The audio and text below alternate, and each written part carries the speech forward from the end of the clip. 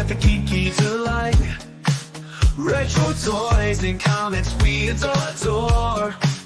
TV and movies, let's explore. Sunday Night Geekery, it's the place to be. With Marc D, with a C, let your nerd run free.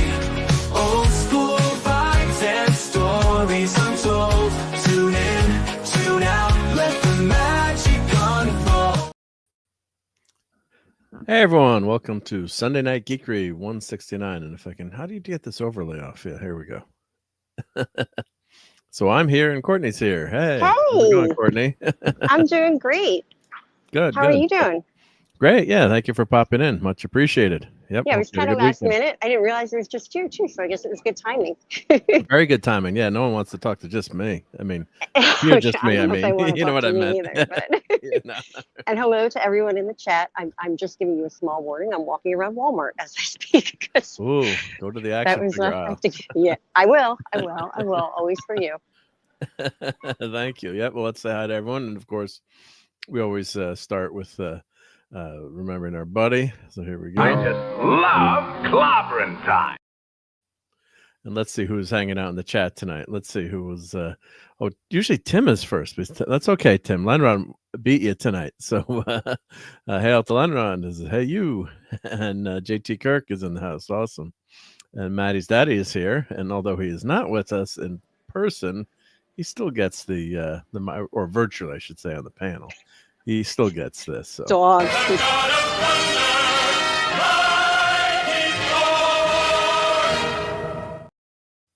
Favorite Thor. Right?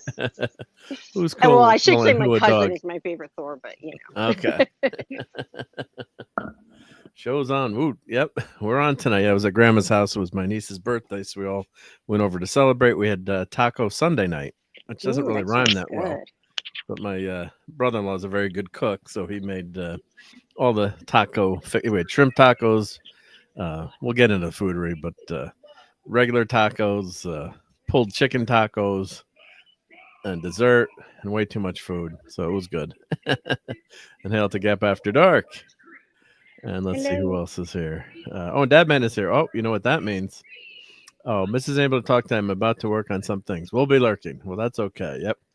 I'd much rather have Mrs. here than you. No, just kidding. I'm just kidding. Just kidding. You always gotta defer to our much better halves. Yep.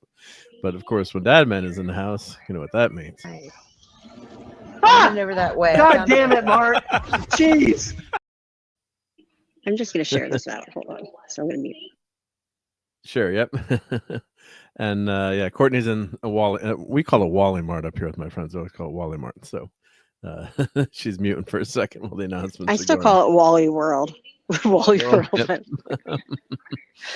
And Daniel Berry is here. Oh, Daniel, lots of sports highlights this weekend with the NCAA tournament going on. So the UConn Husky ladies are still in it. So I root for them too. So the men can't get it done, but maybe the women can. So, which is awesome. Yep. So what are you shopping for in Walmart tonight, Courtney? Anything exciting or just browsing or? I actually just came in here at first to make a return, and then I couldn't find my receipt, so they gave me a credit, and I'm just walking around now. I was like, I'll see what I can find, maybe. Well, you know where I would head. I know, that's usually where I head too. And then I always look at the vinyl, and then I'm like, how could they charge this much for vinyl? I used to pay $1.99 for this. This is outrageous. It's way too much money. Yeah. But I also need to find. Oh, speaking of vinyl, look who's here. Oh, hey. I saw awesome. Courtney was here. I had to come in. Brian. Of course, if Courtney's here, yeah. Not me. That's what I was saying before. No one wants to hear me. Well, Courtney's here. So I don't mean, normally I'm on Midnight Says After Dark, but Tom's doing his doing the turtles, and I'm not that familiar with them. I'm not either. Yeah, that was a little after my time. That's just my little brother. The first movie was good. The first movie was good. I'm not sure about the rest. So the rumor is true that you do not like turtles? Only if they're stacked on top of each other, holding the earth up. Then I like turtles all the way down. Turtles. Nice soup. They make nice soup. That's true. Can you still get turtle soup, or is it? I don't know. I don't mean, know I if know I've ever they- eaten turtle before. Not I've here, had like but alligator. someplace. No, but I mean, they almost hunted the poor turtles out of extinction there. Oh, I don't know. Turtle Anyway, soup. you'll have to give me 10 minutes while I drive down to Walmart. I didn't realize everyone had to be in Walmart for the show. Yeah. I haven't been on any streams for a while, and I was like, I'll join for a little bit, but I do happen to be in Walmart. It's either here or Target usually, right, Mark? Yeah. I see. And I go to the Hey, action figures and I show everyone. So Even in our tiny little prairie town, we have a Walmart. You do, yeah. they're Yes. everywhere. They're actually nicer where I live now. Like in Philadelphia, you don't go into Walmart. I mean, it's okay, the one here, and we go there because, quite frankly, stuff is expensive these days, and it's slightly cheaper than some places. So It is. yeah, but yeah, it's not exactly super wonderful, but it does for some basics, Yep. And hail to lemon pie. Hi, Lemon Pie. Actually, they said It's one of my Walmart favorite- actually kept inflation down because keeping prices lower. It actually helped lower inflation. Well, maybe. But that's one of my favorite old blues artists, Blind Lemon Pie. I wonder if his name came from that. You know that I went to this Walmart in Mexico. Has anyone been to a Mexican Walmart? It was the No. craziest thing ever. I know. I I've don't been mean to to a turn this Walmart with into a a lot of Walmart Mexicans talk. in it. No, this was like in I think it was near Puerto Vallarta. But Okay. they had a live fish market in there. It was like insane. Ah. And then they had all, I don't know, it was just Did The you crazy. fish were not for pets. The fish were for eating. For Did you have eating. to reach your own hand in to get one? Yeah, for a lot of things it was like that. It was really weird. It was kind of scary. Yes, indeed. That's hey, it's fresh. You know it's fresh then. Yeah, leave it to me. I come and I bring the Walmart. She brings the Walmart with her. Yeah, it's just like I don't even know why I'm talking about this. It's almost as good as S-Mart, but I think S-Mart is a little bit better. And what about Kmart? There's S-Mart and Kmart. What's the I live in difference? S-Mart. Chartier. S-Mart is the best, I think, right? 'Cause we didn't have any of those when I grew up. We were in Britain. We didn't have anything. We had Woolworths. Oh, Yeah, I remember well, yeah. Woolworths. Yeah, I That's used what to we had love in Britain. Woolworths. They closed when I was like, They were in middle great. school. I loved my Woolworths in the little town I was brought up in Scotland. It was great. Had everything. It's where I bought my first records. yeah, we had that and we had a Mapes 5 and Dime. And as kids, we would walk there and you could get everything there. You get comics, you could get Yeah, they had it candy all. for like nothing. They'd have magazines and Yeah. books and all sorts of stuff. Yeah, I mean, well, they had Knickknacks. they had the restaurant too, and some of the Mhm. Walmarts. So I mean, Yeah. Walmart, Woolworths. Woolworths. Yep. But I here we miss go. I miss it when Here's they our, used to have like the little diner counters at like The diner pharmacies counter, and yeah. stuff, Yeah, I miss that. I do. Just breaking news: JT Kirk is Brian Adams. ah. Brian Adams is in the chat. Hey, I bought my Brian Adams. first sister. Well, you know what? I bought You know what they always say. Shop smart, shop S-Smart. That's And right. how Yeah, to- smart is the best. Hail to Steve Baby, till Mitchum. my Hey, fingers Steve. bled. I'm singing it Yeah. now. It's in Hello. my head. Hail, everybody! My two of my favorites here, so I Yay! popped Hey, in buddy. for a minute. Only Yeah, two of yeah, your yeah. favorite people, not not So three. what, so. why don't He's you sick like of Mark? you. What have you got against Mark? Mark, it goes without saying that Mark is here because it's his. My show. Yeah. Yeah, I can't imagine anybody like saying tonight standing in for Mark is that It's Mark. rock band. Can you imagine like me trying to stand in for Mark? I haven't seen any of the movies. I'd be like, well, this looks like.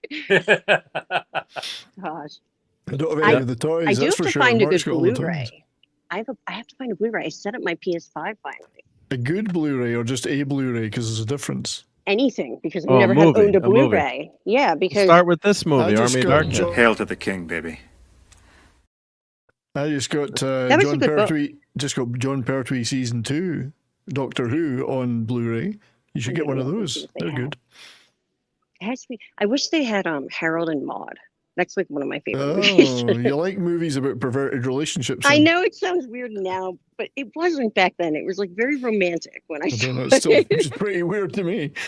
I liked the kid. How he the kid was very weird, and I wanted the Jag hearse. That thing was like the coolest vehicle ever. Yeah. I've never seen Harold and Maude. Did he leave her for Kumar? Is that? You're so funny. Nope. I'm actually one of the songs You in should that have. movie that I can't really talk about here, but like it's by this artist named Mickey Avalon. He's like a white kind of, I guess you call him a rapper, but I'm going to see him again next week. He's pretty funny. Good, He's in good. Harold and Kumar. Oh, I thought you meant he was in Harold and Maude. I thought he must No, be pretty old. Harold and then. Maude is all Cat Stevens. That's the 'Cause whole that's an soundtrack. I think it's Cat old- Stevens on that. Yeah. Old Oh, you movie, mean yeah. Yusuf Islam or whatever his name is now? Yeah. It's a Remember wild when world. Natalie Merchant burned all his records Yeah. after 9/11? I'm not a Right. huge Natalie Merchant fan. I just though. burnt his records because I wanted to. Nothing to do with that. He was so popular in college, God. But let me say I hi rem- to Joe I- Dog, Hey, Joe who Dog. was here, and Joe Dog's back from seeing a Working Man. So let us know what you thought. If you thumbs up, thumbs down of the movie. Yep. I remember Cat Stevens when he was having hits in the late 60s, and before he had the folky stuff, he was just a pop star. Yeah. I like Matthew one of and my. Son and stuff like that. Oh yeah, that's good too. Yeah. One of my favorite songs is "If You Want to Sing Out, Sing Out." I like that. It's a I good like song. Another Saturday Night. That's a great song. Yeah. Another Saturday night, and I ain't got Got no the money. Ain't got no money. It's just, We're like the worst singers Yeah. on here. We're trying to sing together. And I went Yeah. to music for college. I mean, college for music. Jesus. Everything's in Well, I thought reverse. Berkeley was on California. Oh, Just we're kidding. Steve- No. The worst joke. I know. The I knew we worst were making joke the joke. ever. Everyone always says that. They're like, oh, Yeah. California. I'm like, California. No. it's 2 E's named after Lee Burke, and it's in Boston. Music. Only the music and business of it and stuff like that. So I think Cat Stevens' greatest hits. I think everyone, God, that just got played over and over and over again, which I did like. I no. did like his music, but it Oh, was like Wild overplayed World. overplayed in Yeah. college in some ways. Like the chicks really dug it, and then you needed John Belushi to come up the stairs and smash the guitar, Pluto. With the, Well, he did write that beautiful song, Father and Son, which has Yeah. been covered by a number of acts, but he wrote that. It's Yeah. a beautiful song. I And just also, really like that If You Want to Sing Out, because in that movie, it's just perfect. In the You Gotta See the movie. That's why it's like, I don't know. and the first cut is the deepest is a phenomenal song too. Oh, it's a brilliant song. Yeah. But that was, I think the cover was more famous of that, wasn't it? Crazy Horse. I've got a cover out by Crazy Horse without Neil Young, just Crazy Horse. But, Okay. But yeah, it's been covered by a few people. But I think that was Rod Stewart. was it? Which one was the most popular? Was it Stewart Rod had a Stewart? big hit, but Yeah. it was covered first by Crazy Horse, who did a really great Yeah. version of it back in like 71. It's just one of the. He's a good writer. He was a good Yeah. writer. But yeah, most people think. I was Moonshadow. telling someone, I'm like, oh, I love First Cuz the Deepest, and they're like, no, but that's Rod Stewart. I'm like, no, Cat That's right. Stevens wrote it. It's like, no, So he does that didn't. mean Cat Stevens wrote Hot Legs as well? Yeah, maybe, right? I can't imagine that, but yeah. Well, it's funny, Morning all is the different broken. songs that people don't realize that other people wrote, That's if you right. think about it. Like, even, go ahead. Sorry. No, you go ahead. Even like, no, I was talking to someone in the store. I was walking. No, there. you go Sorry, ahead. guys. So, hey, no, like, even like, Miley Cyrus Wrecking Ball, that was like the biggest hit. That was Yes. written by Sia. I love Sia. Oh, she's an amazing writer. Yeah. I love her. One that some people don't know about is obviously Without You was a huge hit for Harry Nilsson, and then later on was covered by whatever her name was. But so that was originally written by the two guys from Badfinger, Pete Ham and Tom Evans from Badfinger wrote that and recorded it. But Nilsson had the hit with it. Can't Live If Living Is Without You. So he had. So not a lot of people know. They all think Nilsson wrote it, but he didn't. It wasn't his song. He covered it. There's so many that I couldn't. I never. Well, I knew know were covers. Courtney. You know this one I've mentioned before on the show before, but Philadelphia band wrote "Time After Time" for Cyndi Lauper. Yes, Mm. yes. That's funny. We were just talking. I was just talking about that. And Girls Just Want to Have Fun was written by a guy. Initially. Talking about for Brian knows music inside better than me inside out. Oh, I don't know about that. Yeah, so it was actually the Hooters. The Oh, Hooters. yeah. Do you know that I personally knew the Hooters? I used to go to their shows all the time. It was the Hooters, and then there was a band called Tommy Conwell and the Young Rumblers. And my dad dated the manager for the Hooters, and she's now married to one of them. I can't think of which one, but I knew Yeah. there Oh, was good. something Steve is about back, thankfully. I love hearing Courtney say Hooters. I think it's great. Hooter. And I had hear great they're in songs. trouble. I hear We the love Hooters are. the 70s. We love hearing you say anything. You've got that rich, oaky I Scottish. say it's Hooters. Hooters. Hooters. I read a book about Hooters. The book. You know, I used to work with a Scotsman who sounds, by the way, exactly like Shrek. And he said, why do you Americans pronounce B-O-O-K differently than B-O-O-T? It's either got to both be boot and book or boot and book. And I was like, hey, guy's got a point. Everything we do Yeah. is different. Yeah, it's all wrong. We're screwed up. Yeah, yeah. Mhm. Well, I mean, it's because you know, we're the history of the English language is the history of everybody who conquered England. You know, Yes. you know, we've Well, got that's where you get all the Norman French in it and stuff like that. you know Yeah, my that's all my heritage and Scottish and Irish, obviously. I think that's pretty obvious. I always thought Bill Bryson, I loved his books about the English language. He wanted to do this sort of travel type stuff, but Bill Bryson's early works were all about English language and the development of it, including the difference between American English and British English. Well, it's it like was French these- Canadian and Yeah, these books were French. so good, so funny. He's such a funny writer, Bill Bryson. for Bill Bryson is his name. Yeah. I he's have hello. just. Oh, let me He's just say done hi it. to Donnie. Oh, hi, and, Donnie. And Richard Chamberlain passed away. I didn't He know that. did, Oh, yeah. that's Dr. right. Kildare. Yeah. He was the king of the Thornbird. minis. Yeah, the king of the miniseries growing The up. You know, Thornbirds. Shogun and Thornbirds, and all the ladies loved him to death. Yeah, of course Many they years did. later, he came out as gay. But, you know, who cares? But the He was ladies also- didn't have a shot with him. I guess. Yeah, Well, I did. Wasn't he he was also- great. wasn't he also in Dr. Zhivago? I don't think he was in that, was he? Was he in Doctor Let me Zhivago? check, yeah. Was he in He was in everything to do with doctors, obviously. I knew he. I know he played. Doctor Zhivago. What's the name of the character that Sean Connery played in League of Extraordinary Gentlemen? Well, no, I was going to. So you're thinking of King Solomon's Mines. So King Alan Sol- Quatermain, Alan Quatermain. Quatermain, which I did a whole stream on last year.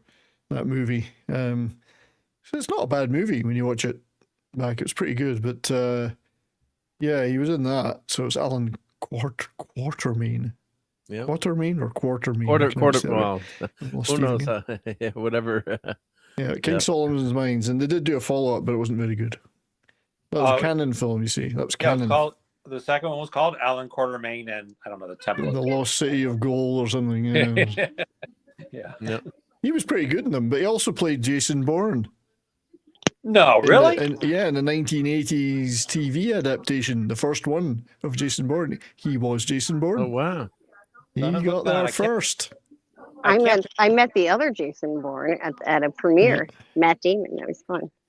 Wasn't that Matt? Damon. That's the same thing, right? Matt Yeah, Damon. Jason Am I Bourne, getting yeah. that?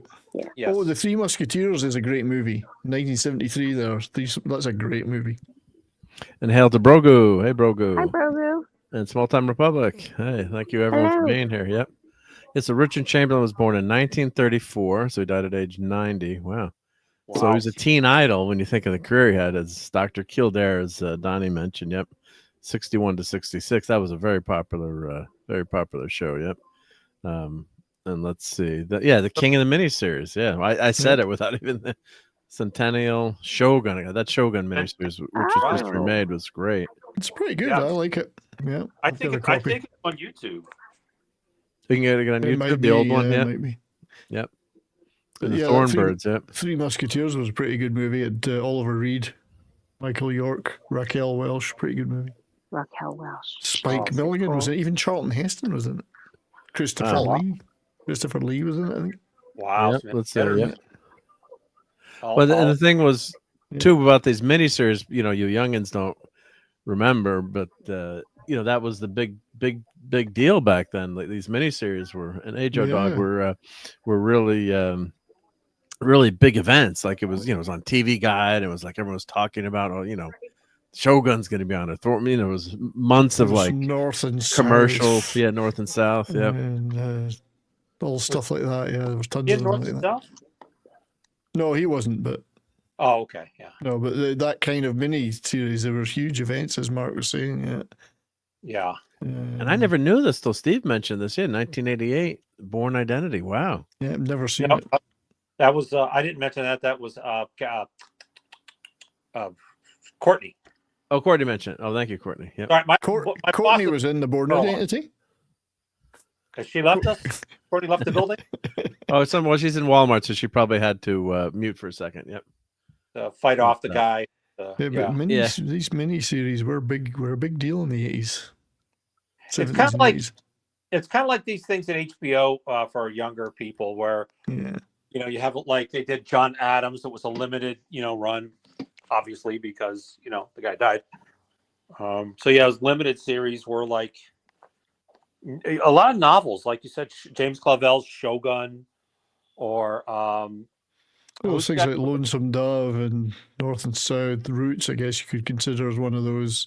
Oh yeah, totally. Roots there was a whole bunch of them, yeah. He was always from Beverly Hills, but it looks like from very middle class up background, shop equipment salesman and refrigerator business, supermarket business, running a refrigerator business. So sounds very working, probably upper middle class. But you hear Born in Beverly Hills, you think, but and Chamberlain. I mean, what Chamberlain? What Richard name? What Richard name? Yeah, That's kind of like himself almost. Yeah, Richard name Chamberlain. If you So he was in the U.S. Army in Korea. So playing the part of Shogun, that was good training for it. Playing an occupying force of the Koreans, the Japanese, and then the Americans. Good practice. Wow. Yep. And then he was also King Solomon's Mines. Yep. He would have remembered. Musketeers. He would have remembered because he was alive. He was a teenager before television, so he would have. He just died. What, yesterday was it, or today? You could have talked to him, and he would have remembered when he heard about Hitler dying. And Hitler to us, obviously, is a historical figure from the past before we're all born. But to him, it would have been something that that he would remember in his lifetime. See, I'm sure there's lots of people living in Argentina today who remember Hitler dying because he was living with them. Oops. Yep. I'm just kidding. Yeah, someone was on Twitter, was like, my family's from Argentina, but we all have German names. Why is that? Who wants to tell her? Who wants to do the classical? Maybe it's a fake, Twitter post, but it's pretty apropos, unfortunately. Yeah. But what a crowd! He was going to be on Broadway in Breakfast at Tiffany's in a musical. I guess he could sing pretty well too. I heard it was it flopped, but he was definitely the ladies man. Yeah. So when were they going to do? I'd be surprised if anybody did Breakfast at Tiffany's after about probably 2005. Indeed. Pretty. I don't know if everybody's seen it, but in the original movie, Mickey Rooney played a Japanese guy, and he pulled out all the stereotypes. I'm sure he did. Sorry, I'm back. I heard you guys. The music was something. Head back up. Go back up, Mark. Go back. Go the other way. Go the other way. You want to see? Yeah, he said. So I didn't know that he appeared as King Arthur in Spamalot. Oh, he was. Below. Go down. Keep going. No, other way. No, other way. There it is. No, you've gone the other way again. Wait, which way am I going? There you go. Right. Keep going that way. Down the page. Down.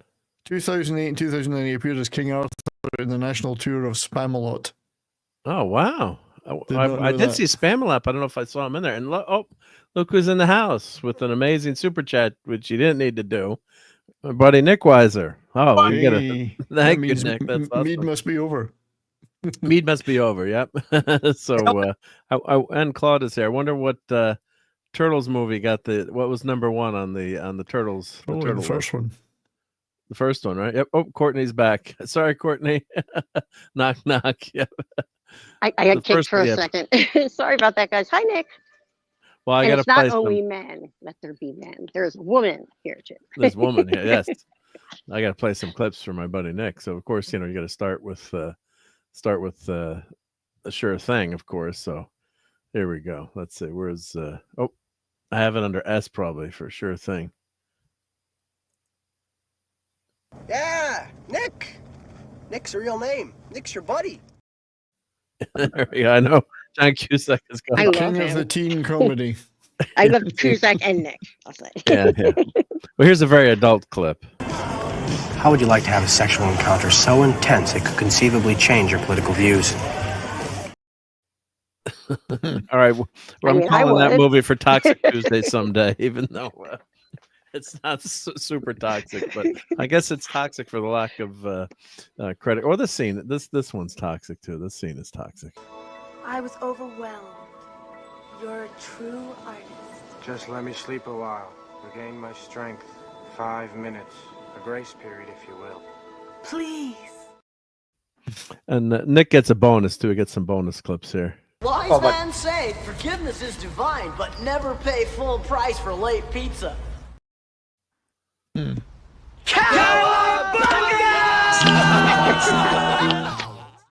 I'm sorry, I didn't mean to laugh.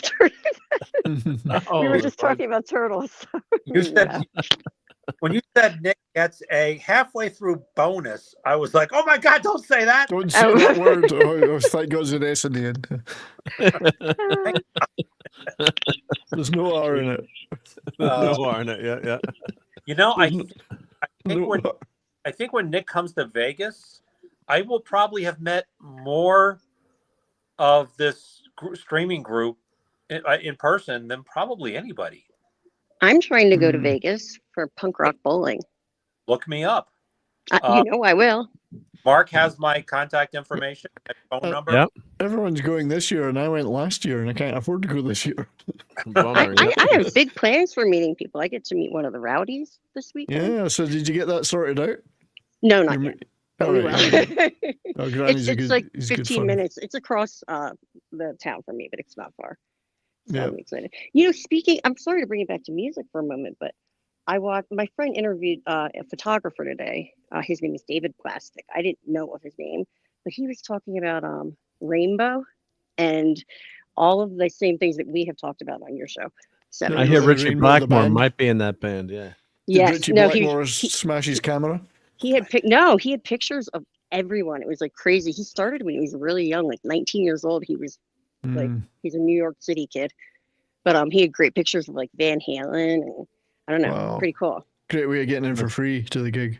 That's what he said. That's exactly what he said. And hail to Lord Nibbler and Holder. Hi, oh, hey, Lord Nibbler. Awesome. That's Thank you my for being buddy. here. You know, that buddy. is my buddy who is also a Scotsman like you. I can't do it. Oh, Brian. he's a break. Yeah. Oh, sorry. What'd you say? I can't hear anything. Oh, sorry, but Richard Chamberlain was on Chuck. That's right. Yeah, he played a villain on I Chuck. remember that. Yeah, I remember Yeah, that. that's right. Yeah, well, let's see what his last working job was. Let's see. Well, what was his first one? First Before you go to one that, first one was The Secret of never heard of it. Nope. No. And Peter Falk was in that. So what would Wow. have been his first? Thunder of Drums. I haven't heard of. Three Musketeers? Three That's the first Musketeers one I in would've known? '73. Obviously, he was doing so much TV that he didn't. Yeah. Oh, which version of Julius Caesar is that? Oh yeah, with Charlton Heston. The Charlton Heston. Okay, I Jason. don't know how big of a party he had John on there. Gielgud. That's a pretty good cast. Yeah. Petula, I don't Infamy, know infamy. They've all got an infamy. The George Four Towering Musketeers. Inferno. I forgot about that because I did a Yeah. stream on that as well. Disaster movies. Yep, were big back then. Yeah. So the last one, last Let's put movie. The last anyway. one. Nightmare Cinema. Cinema. Oh God. Ooh. Anthology film. The lights go down. Your time's up. Justice League's Gods and Monsters. Yeah, he had a great voice. Yep. I now pronounce you Chuck and Larry. He's in that. It's so funny. You probably had I'm guessing. A Like cameo. remember Yeah, that. that's funny. small part. Yep. And let's see here. Television films. Yeah, which is a lot of Yeah. Casanova. That's true. He played Casanova, which is ironic. Yeah. Blackbeard, and he was in Blackbeard. Yep. So those are all just the miniseries back when Yeah. the miniseries were. That's not even TV, ordinary TV series. Yeah. Man in It's there. like A lot of good stuff. yeah. Last of the Bells. Yep. So let's see what, and then TV. First TV show, Alfred Hitchcock Presents. Yeah, classic. Season 5, episode 11. Wow. Yeah, Rescue 8. Don't remember that. But Gunsmoke. He's in an episode of Gunsmoke. Yep. Yeah, these are just single episodes, yeah. And then you got the Dr. Kildare gig. I wonder, was he ever on Twilight Zone? Trying to I remember. love Twilight Zone. Yeah. Centennial. I said Dr. Zhivago a while ago. I meant Dr. Kildare. Sorry. Dr. Kildare. We forgive you. It's okay. Well, you do. I'm not sure about these other two yahoos. I wouldn't have known the difference. I'm sure he felt he should have been in Dr. Zhivago. Touched by an Angel. That was a good show. Yep. I remember the name. I don't think I Yeah, ever that watched was show. There's well, the that 80s, was wasn't it? Michael Landon. Yep. Yeah, Notice how did I never never did- watch that? He's my he favorite doesn't- crush from Bonanza. He never did a Star Trek. He must be the only person that's never done a Star Trek ever of any kind. It's funny you should say that, 70s. Today I was watching on YouTube episodes of the Green Hornets, Oh yeah. and all the extras are Star Trek people. I'll bet. Yeah, I'll bet. Yeah, Roger Corby from Can't even remember now. Yeah. Remember Roger Corby? Is this the Bruce Lee Green Hornet, or am I thinking of something different? No, the Bruce Lee, the TV show, the 60s. Bruce Lee, and he used to make the joke that the only reason he got the role was because he was the only, I will say Chinese guy because I can't say what he said, who could pronounce Brit. Right. Okay. Sorry. I laugh at the awkward things. Well, yeah, when you watch a lot of these 60s TV shows, I mean, saw Gunsmoke there, but various other ones, a lot of westerns, whatever, you'll see Doc McCoy or all these Star Trek people in a lot of those shows. DeForest Kelley was in tons of westerns. I saw Ricardo Montalban. I get on this kick where I was watching old shows from the 60s, and I saw Ricardo Montalban play an Indian in Daniel Boone, the one that Mike always used to sing. Daniel Boone was. Yes. And then thereafter, I saw him playing. The only time I've ever seen him play a Mexican, he played one in Bonanza. That's right. Yeah, My favorite, one of my I favorite remember shows. that one. Yeah. You have to say that you're not saying that name correctly. You have to say Ricardo Montalban. Ricardo Montalban. That's it. That's it. I have a question. What is you're being called something in the chat, Frank. What is what was it called? I missed it. Hey, what? Dundoni something. Give me a second. Oh, let's see. I'll find it. A Dundonian. A Dundonian. No. I don't see, that's from somebody from Dundee. Nobody's from Dundee. Nobody My would friend ever. was saying he could understand you because you're not from Glasgow. Nobody would ever admit to being from Dundee. And hail to Michael Sweeps. And I'm not and from Phantom Dundee. Outsider. Oh, I'm hey. from What's up, Midlothian. Sweeps? That's my buddy. How you doing? Hail, Phantom. Lenrod, that's a bad one. Yeah, Bonanza's a great show. Yeah, Ricardo in his fine Corinthian leather, as Len was. Right. Oh, he was on Twin Peaks as the last. Okay, that was his last. Oh, really? The 2017 Twin Peaks. Thundercats is American. Oh, animation. Yeah. No, but quite a career. But yep. So God bless Richard Chamberlain. Yep. Go check out the original Shogun. Why not? What was Centennial about? Is that a Remind me. Western or was that? No, no, you've gone the other way. Centennial. It's in the list that there is. What's that about? 12 episodes. Colorado. I don't From think I've ever seen 1795 to 1970. Sounds kind of like a Yellowstone thing, actually. I'm not sure I've ever seen that. He played a frontiersman, a trapper, I believe, a fur trapper. Right. I saw it when I was a kid, but it was only once, and it was a long time ago. Yeah, I don't recall ever seeing that in the UK. Robert Conrad did that too. From History of a Colorado town. Yeah. So who's in it? Yeah, I wonder Robert what Cornell, town. Yeah. Raymond Burr, Richard Crenna, Timothy Dalton, David French trapper Jansen, and Brian Keith, Scottish Lynn trader. Redgrave. Oh, that's Aye. right. It's just for, I remember his opening line, I'm going to pump your ma. James West from the Wild Wild West. Robert Conrad in that as well. I wonder who played Alexander McKeague. I'm going to have to look that up.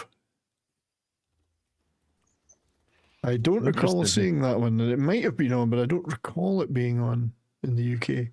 But then again, it was 12 episodes. Wow. I was 11 years old, so who knows? So it's it was later than that. Sorry, 78. I was older than that. There's Sally Kellerman from Star Trek, of course. Ah, Hot Lips. Oh, yeah, that's right. And also from Back to School. Yeah. That was amazing. You guys did perfect sync. I love Back to School. They are slowly becoming. I'd like to tame your shrew. How much money if I do a triple Lindy right now? The triple Lindy. Centennial miniseries. The most expensive miniseries ever made to that point. 25 million smackerels. Now they make an episode of the of The Acolyte.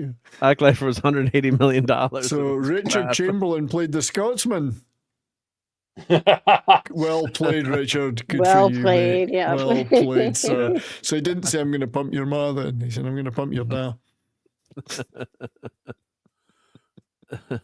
It's a Scottish joke. Just go with it.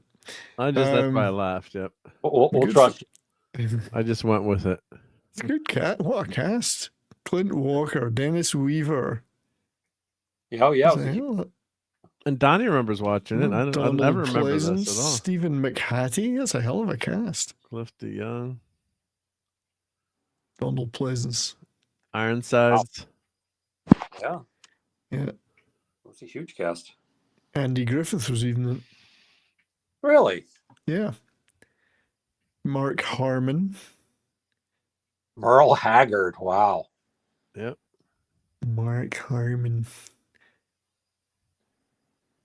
I was looking at a trailer for a movie he did in 1987 called Summer School. Has anybody seen that movie? Mark Harmon? Summer School. I probably have seen that. I'd never heard of it. Was that Directed by Carl Reiner. I saw Summer School. Yeah, I've seen that. Long time ago, but I've seen it. I'm in your aisle. Kirstie Alley was in it too. I'd never heard of it before. Courtney's in our aisle here. Wait, What kind of in the aisle? I'm in the vinyl. But see, they want $40 for Tom Petty Greatest Hits. But $40, what is that? That's vinyl? Yeah, this is the vinyl section. So I'm trying to get my mic. Well, it's limited edition vinyl now these days. So exclusive from Walmart. Is this vinyl? Do people the play original them series or of they put them on their walls? the soundtrack from Chainsaw Man. Here's some interesting stuff. Bad Company. Oh, Bad Company. Yeah. What's all this up here? Yeah, it's too expensive. Oh wait, what album was that? No, Courtney, go back to that album. Was that the Tijuana Brass? No, it wasn't Herb Alpert. No, who was that? Oh, okay. This is Casey Musgraves. Okay, no, I love that Tijuana Brass album cover. My dad. I bought that album just for with the cover. the whipped cream. I did too when I was when I was in high school. It was Led Zeppelin 4. I was looking at that. They've got Nirvana stuff, but we're going to the action figures. So expensive. They don't have many here. We're not at Target. They have a ton of your Funko Pops that you got me addicted to, Mark. Oh, Lord Nibbler. Okay, I Lord might Nibbler. have to start buying the John Hughes Funko Pops. Lord Nibbler, you shouldn't reject those choices, Lord Nibbler. That's all I'm going to say. Bad Company is right. Oh, you did. One of those choices may have been correct. Look, they've got Molly Ringwald. Pretty in Pink. I got that on DVD the other day at a thrift store. That album. I love that movie. Movie. Sorry. Do they have the Drunk Bride? Pretty in Pink? She was on Valium, I think, is what it was. Valium. And she was like, she's so pretty in pink. The Golden Girls. They've got Blanche and Rose. Sexy. They've got Rocky Balboa, little Philly. The Bengals wasted a first-round draft pick on Mark Harmon. Mark Harmon was a football player. Well, that Rocky one's cool. I'm sorry, I was reading what Phantom Outsiders said. Oh, the soundtrack of Summer School had Blondie, the Fabulous Thunderbirds, and Billy Burnett on it. That's a good lineup.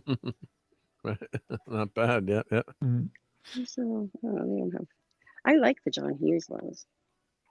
JT's got a good one here. $40. They want all your petty cash. Well, I spent the last Gentlemen, this is the last of our petty cash. So, Speaking of, Where's the drum roll? oh, what's that? That's the Turtles. That's Shredder. Mm-hmm. Oh, wait, oh, show that Shredder closer is again. $33. No, Yeah. but just hold it on Shredder for a second. Yep. Can Oh, you that's see it it. that way? Is that neck? Oh yeah, that's a really nice figure. Yeah, because they have that cartoony look. It's very cool. Mark wants I it. just got Jack Kirby, so They have yeah, all the that's different cool. parts and stuff. Yeah. And let's see at the back. How much is $33? Yeah, $32.96. Oh god, that's Jeez, expensive. far too expensive. Yeah, Everything you is expensive. get that stuff. They get that in remainder stores for $4. What are these? Well, that looks Oh, nice. Godzilla. Kaiju blind box. Oh, that's for So these are like our buddy Dave. Open it first before you buy it, though. find them all. I just wanted to, but it's sealed. I was going Well, no, show the side there. Show the side, Courtney. Sorry. Just find them Yeah. all. So You read them 'cause so I what can't happens is the way that works is so you have a 3 in 12 chance of getting Godzilla 62 or 52. I can't read that. Oh, I see. Mecha Godzilla. So or you get a Megalon. mystery figure that's worth a lot of money. So your best Kind of like chance is- Pokemon cards. How they, yeah, but you get a cool figure. Like I would buy if I was there, I'd buy that. Unfortunately, There's a whole bunch of them. What you They're actually get then, though, $15 Mark, each. what you get is a figure that's actually a mystery figure. It's blank with the words mystery figure written on it. yeah, mystery figure. Oh, who's that? The I don't War know, of the Lord of Rings. Rings. Oh, that's the new Lord of the Tom Rings Hammerhand. garbage movie. That can't be right because that's not a woman. Yeah, but It's that not was a girl. that's a cool figure. Yeah, that was a cool figure. Yep, yep. Multiverse McFarlane. Is that Here you go. Teenage Mutant- More oh, that's Ninja Turtle Casey stuff. Jones. Casey Jones. I don't know if you can see with them. Casey all these Jones. different parts and stuff. That's a They've pretty got, cool. That's a pretty cool this box. is cool. This is cool. So you open it up. Here, let's see. It will open. I think I'm allowed Yeah, to. you This just is like Velcro watching there. a world-class bullshitters video. Yeah, this is awesome. Special correspondence here. I'm yeah. sorry, it's allowed in here. No, Sorry, it's all let's see what good. else they have. They've got Ghost You got some Face, Megans. hand-painted, The Flash. Hold on. What do I see down here? Oh. It's on sale. If it doesn't go, it's not the correct flash. What are they hiding behind here? Oh, Lydia G's. And Let's see if I let's can see get if anything else that would interest you guys. See, I Spawn? like stuff like this. Silence of the Lambs. That's freaky deaky though when you think about it. But yeah, Let's see who's in here. You open that up and it's a liver. Oh, It's a yeah. fried it's liver. a liver. I'll never forget when I had a brain MRI and they put that like cage around my face and I was terrified. My doctor gave me Xanax to go in there. Yeah. And I was all goofy by then, and I said, "Hello, Clarice," and the radiologist was like dying. Oh, and hail to Lisa who points out, yes, I'm Lisa. an idiot. The drunk 16 bride was in 16 candles. That's Come on, right, get Get your John Hughes correct. movies. Yeah. Thank you, I don't- Lisa. Yep. Great to see Oh, you. Conjuring. Oh, here's the Jeez. mummy. And here. That's what's Oh up. my goodness, they have Willie Nelson. Wait. Go back to that mummy. The mummy is cool. They have some cool ones here. Oh, is that Amigo? Is that Amigo? Hold on. Let's say Amigo. Oh, yep, it's Amigo. Yep, Amigo mummy. And Oh, then is that they've got Frankenstein there? they have Oh, a whole very bunch. Oops. Oh, I don't want to. You bought it. I know. Yeah, you broke it now. I might buy them out. Frankenstein. There's a hold on. There's more. We're getting there. Oh, I see a Toxic Avenger I think, in the back. You see that one? Creep show. Yeah. Yeah. And then that's what I want. Toxic Avenger. Is that That's new? that's Wow, new that's, Amigo. that's life sized. That's That's actual life-sized, size. Yeah. And then you go here, and yeah, the Willie Nelson is funny. Willie Nelson. Has it got a The big what? doobie? Is it No I was way. looking for that. No Wait, it's so way. hard- so Willie hard to get- Nelson action figure? I hope Willie that Nelson, guitar and then plays. you know everyone's How favorite. much is that, favorite, Courtney? 35. I hope that Okay. guitar actually plays. Does And then it you come with got- the marijuana? That's No, what I I'm was saying. looking. Does it have a joint with it? No, I was looking in there. It doesn't look like it. Let's see. Well, he is multi-jointed, but and Elvira. Yeah, Elvira is the other one. Oh, I was seeing if smoking. there's anything else behind. No, it's all Well, Elvira. that's where you But grab it's like there. Toonie Tunes. I was Elvira for That's Halloween cute. in college, and I got Jerry Springer. Someone stole my wig. This is why not allowed in stores because I would have just spent like $100 with the Red Hood who was I'm originally digging these. Robin. Yep. And hail to Lois Beck. Hi, Lois Beck. Yeah, Ninja Turtles. I'm trying to see. Am I missing anything? They have all Gundam stuff up here. I'm not. Oh, Lord Not Nimble, really my that Blondie thing. one. Wow, Which Deborah one? Harry. Where do you see that? Said he had a crush on her because she kind of Oh. flirted with me when I was about 17. She wasn't being serious. I told him, just told her probably to annoy him. His father had a crush. Yeah. Well, who didn't have Deborah Harry?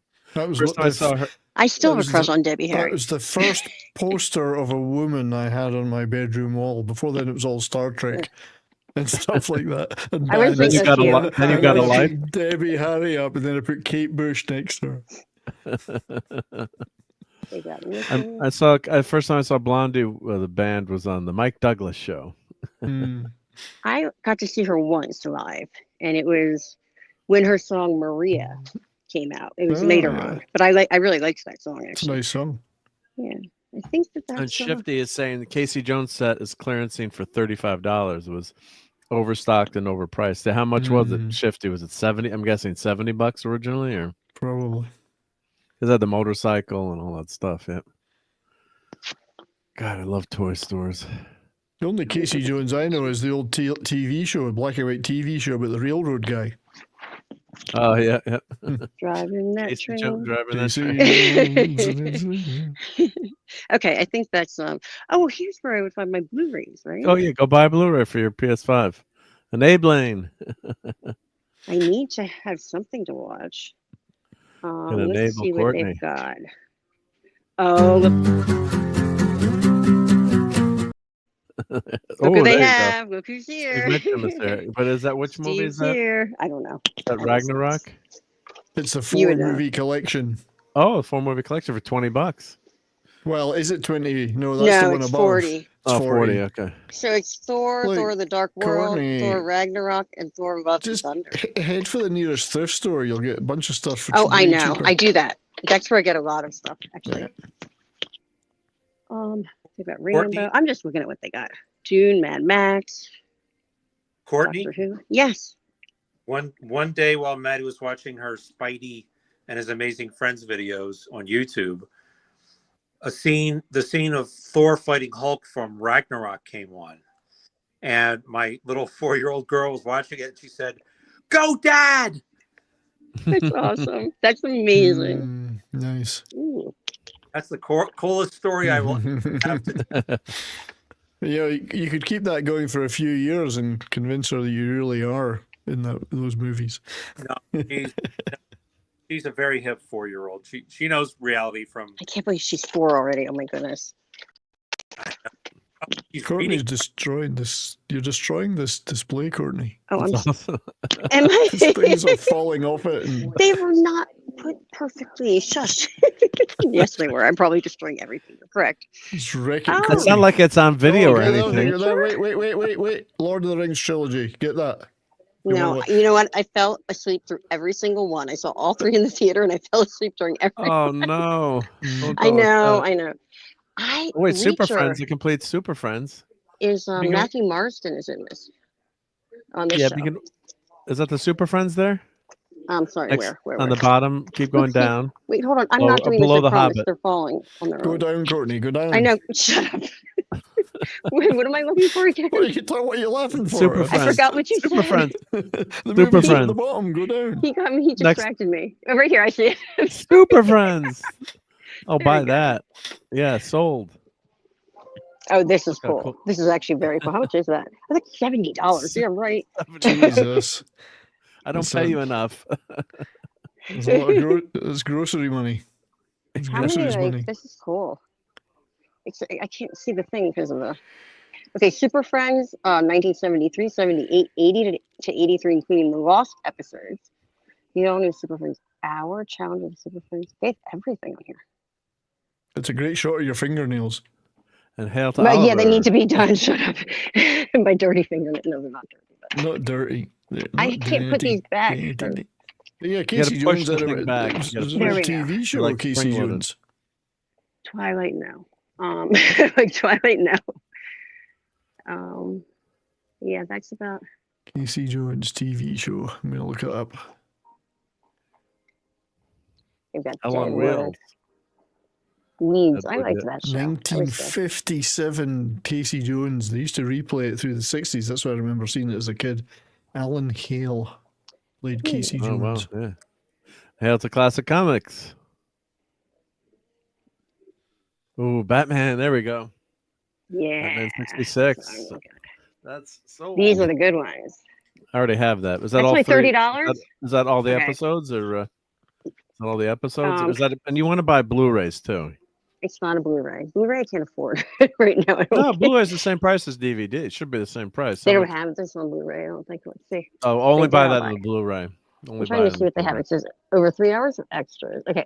All 120 original broadcast episodes. Wow.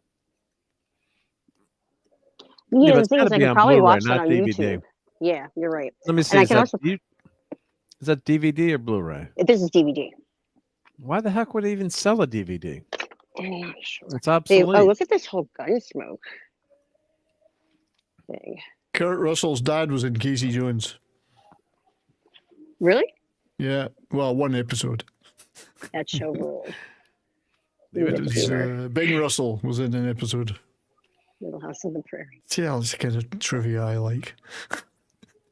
Oh, and Shifty's saying you can use your Microsoft points rewards to get all extended cuts in 4K. Is that is that just streaming, I guess, or that's not a physical copy, I'm guessing. And Oliver's saying, TMT Teenage Mutant Ninja Turtles was released today, 1990. Wow, God, that's why Tom's doing the turtle countdown. That makes sense. Yep. Baywatch. Ooh. Do you remember Hobie? I remember. Yeah, I remember Hobie, but I didn't. He was not. I hung out with him as an adult. Jeremy Johnson was his name. Dukes of Hazzard. These are all just. Daisy Duke. Yep. The classics. Yep.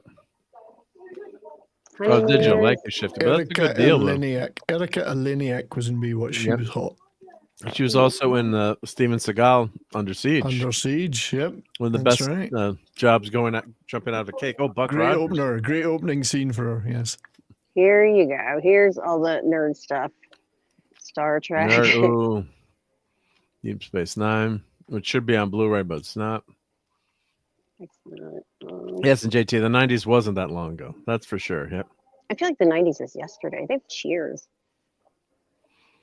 Well, Lenrod says it's despite being obsolete, DVDs still make up a huge portion of physical media sales. I mean, it's crazy. I mean, yeah, it's coming back. If it's not on DVD, but you always want everything on Blu-ray. I mean, she's also in TT. Elliot Kistner. That's right. Yeah. Night Court. That was Oh her my first gosh, role. that's so funny. That brings back memories. Oh, low spec.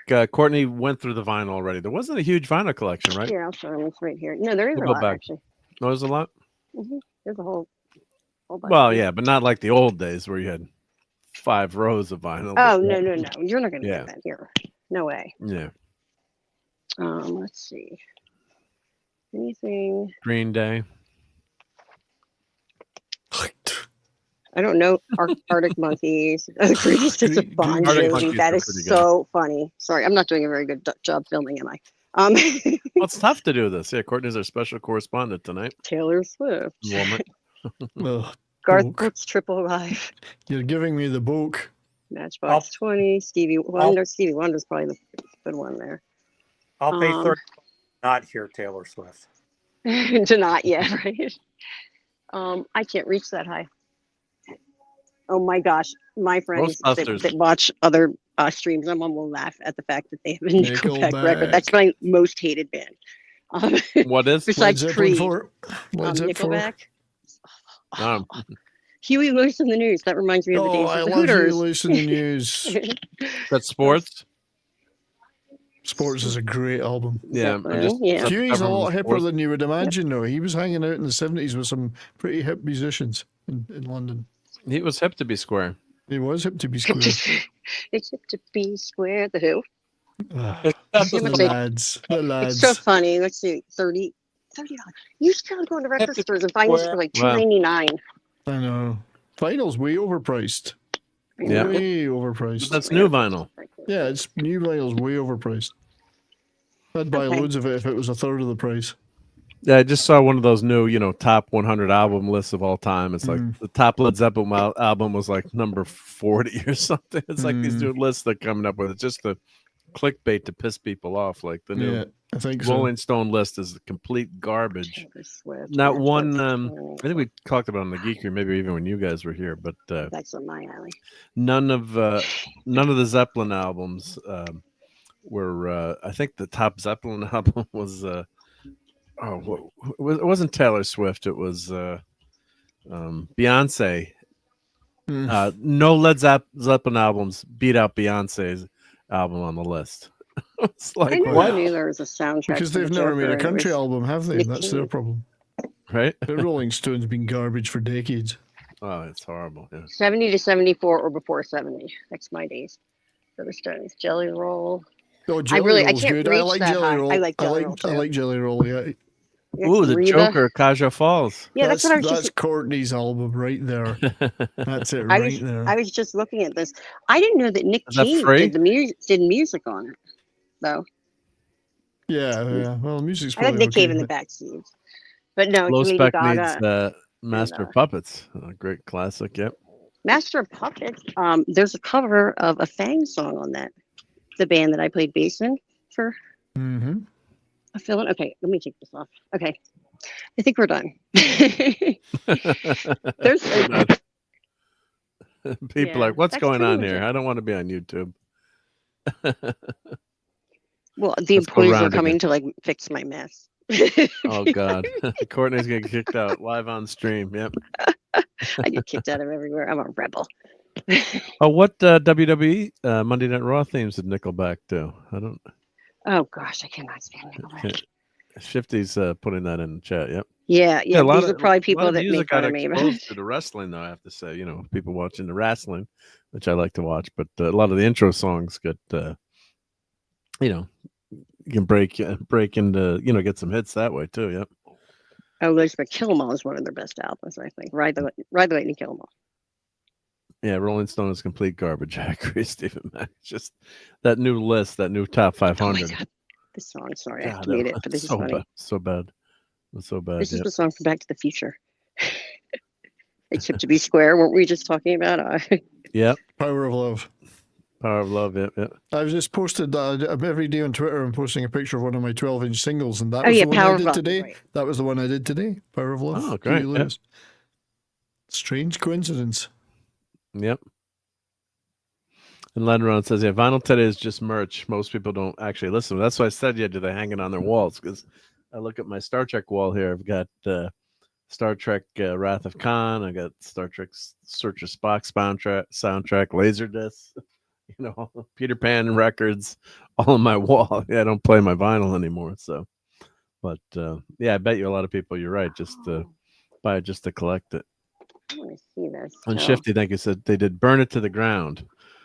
Oh, which Courtney, you're so upset that I can't play it now because we're on YouTube. But Oh, goodness. No Nickelback. Just hum it. Spec listens to hit. Yeah, I just don't have the record player set up anymore. I'm just lazy as, can't fit it in with all my action figures and toys and everything. So, and Eric K is here. Hey, Eric K. And Eric K. with the super chat says, okay for beauty. Deborah Harry, Nina? Or Lita Ford. Nina Hagen? Is that who he's talking about? I'm not sure the Nina. Nina? I thought you meant Nina. Or 99 Nina. Lighted Nina? Balloons. Or was that a Yeah, that different could have thing? been Nina. Oh, I yeah. didn't see how he spelled it. I hate that 99 record. Left Balloons. Left Ooh, Balloons. she Hate was that cute. record. That's a terrible I had that record. record. She's very cute. It's only one good song. It's an awful record. It's dreadful. Well, let's play something cool for Eric here. Let's Hi, Eric. for that super chat. Let's see, what can I find that's fun here. Let's see. Let us play something different. Something I haven't played in a while. Let's see. I don't want any! I mean, the whole purpose of my existence is to serve you with hot, buttered, scrummy toast. If you don't want any, then my existence is meaningless. That's right. When I was your age, television was called books. Let's see. Let's get Is that what you said? books. Yeah. Yeah. It was actually television was called books. Yep. And let's play a couple of our favorite Dumb and Dumber stuff. I expected the Rocky Mountains to be a little rockier than this. I was thinking the same thing. That John Denver's full of shit, man. And this is one of my favorites. Pull over! No, it's a cardigan, but thanks for noticing. I remember one night we were trying to convince Raquel to watch Dumb and Dumber, and Klobby and I are going crazy, and then we kept playing the most annoying sound in the world. Hey, want to hear the most annoying sound in the world?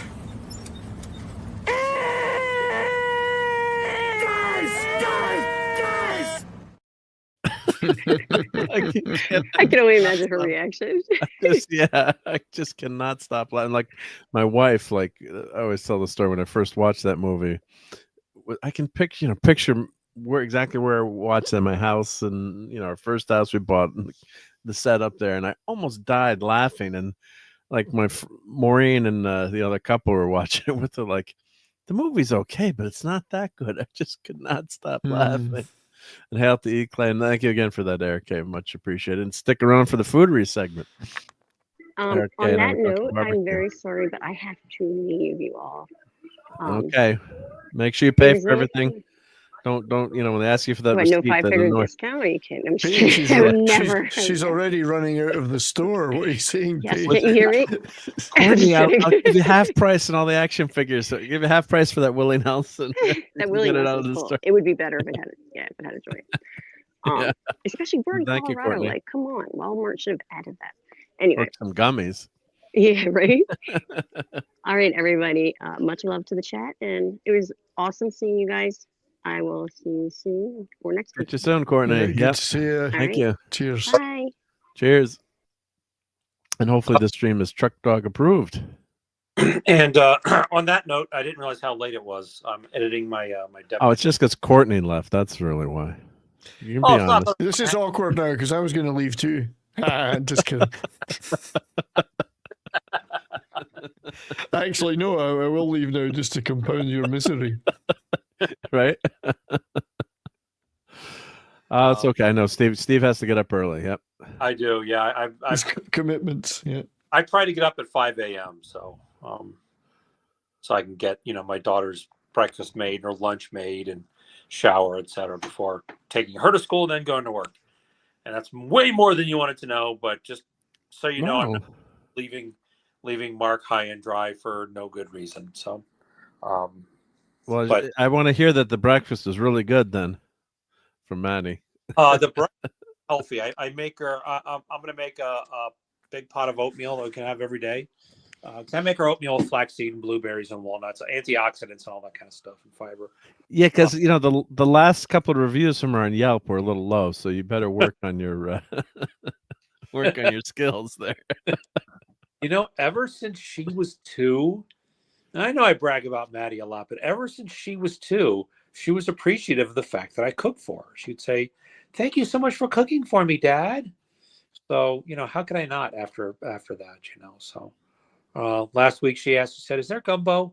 And I said, "No, sweetheart, I didn't make any gumbo." So I made gumbo today, and I actually make for her lunch. I make her Thor's hammers, which is little cubes of cheddar cheese with those straight pretzels for the handles. She just gets such a kick out of that. So, I am going to call it a night. But thank you for having me, and I'm sorry. Great to have you hanging out with us for a bit. Yep. I feel bad. Good to talk to you, mate. Good to see you. You too, Brian. Have a good night, gentlemen. Take care. Everybody. Bye. So when is let's play this for Steve on the way out, just in case. I know Maddie's not watching, but she always gets a kick out of this too.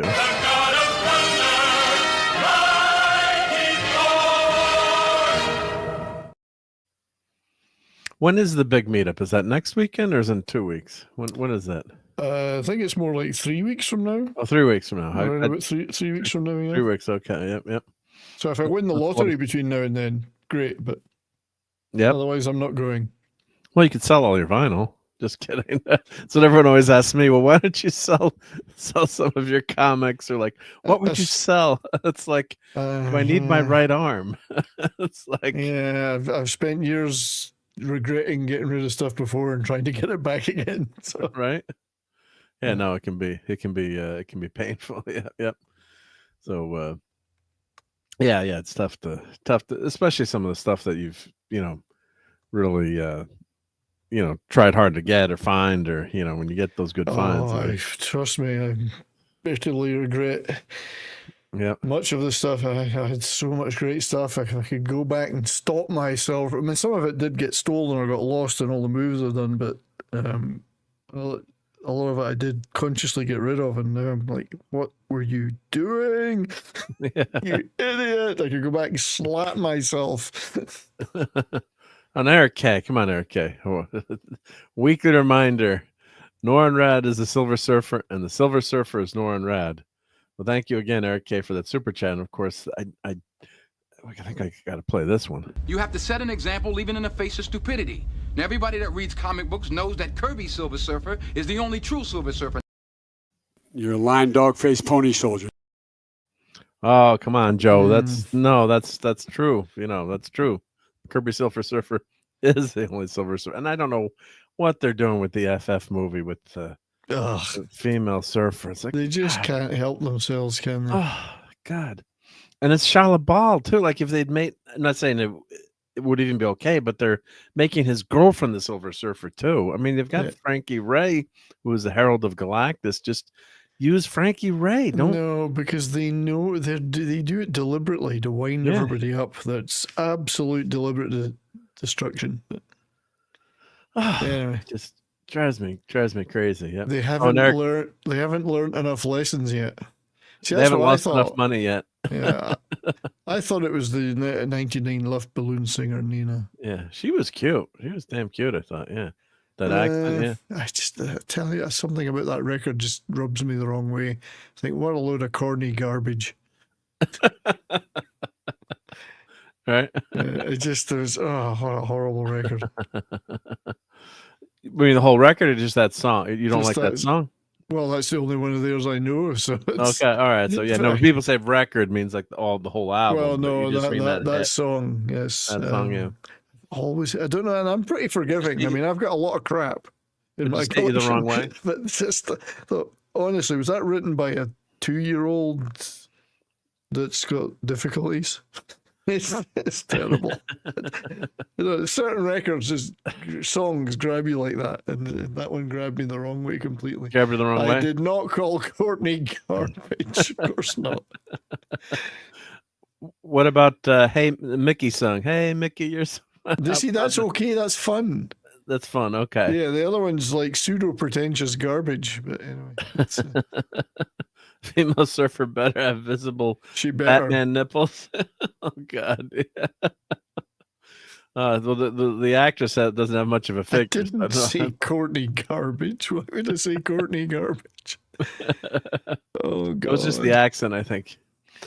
No, it says no. He said you should be called away as garbage. I heard Courtney garbage. Corny garbage, yes. Corny garbage. Oh, not Courtney. Corny. Courtney's going to give me a spanking if we ever meet. And good night, Dad Man. Have a great week. See you, Dad Man. That'll sort me out. And Dad Man's having a special 700 sub show on Tuesday night before. Nice, very good. I think 7 p.m. is Dad Man is starting. Let me put his link in the chat.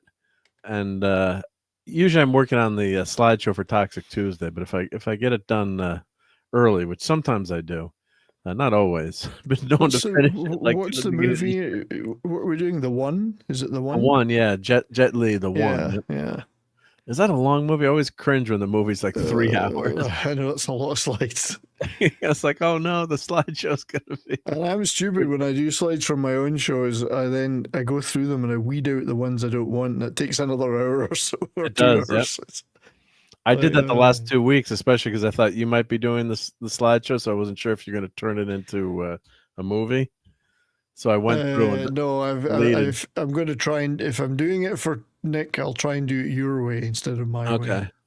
Ooh, So it's a shame Courtney did leave because she was looking to buy a movie, and I said I would recommend this one to her.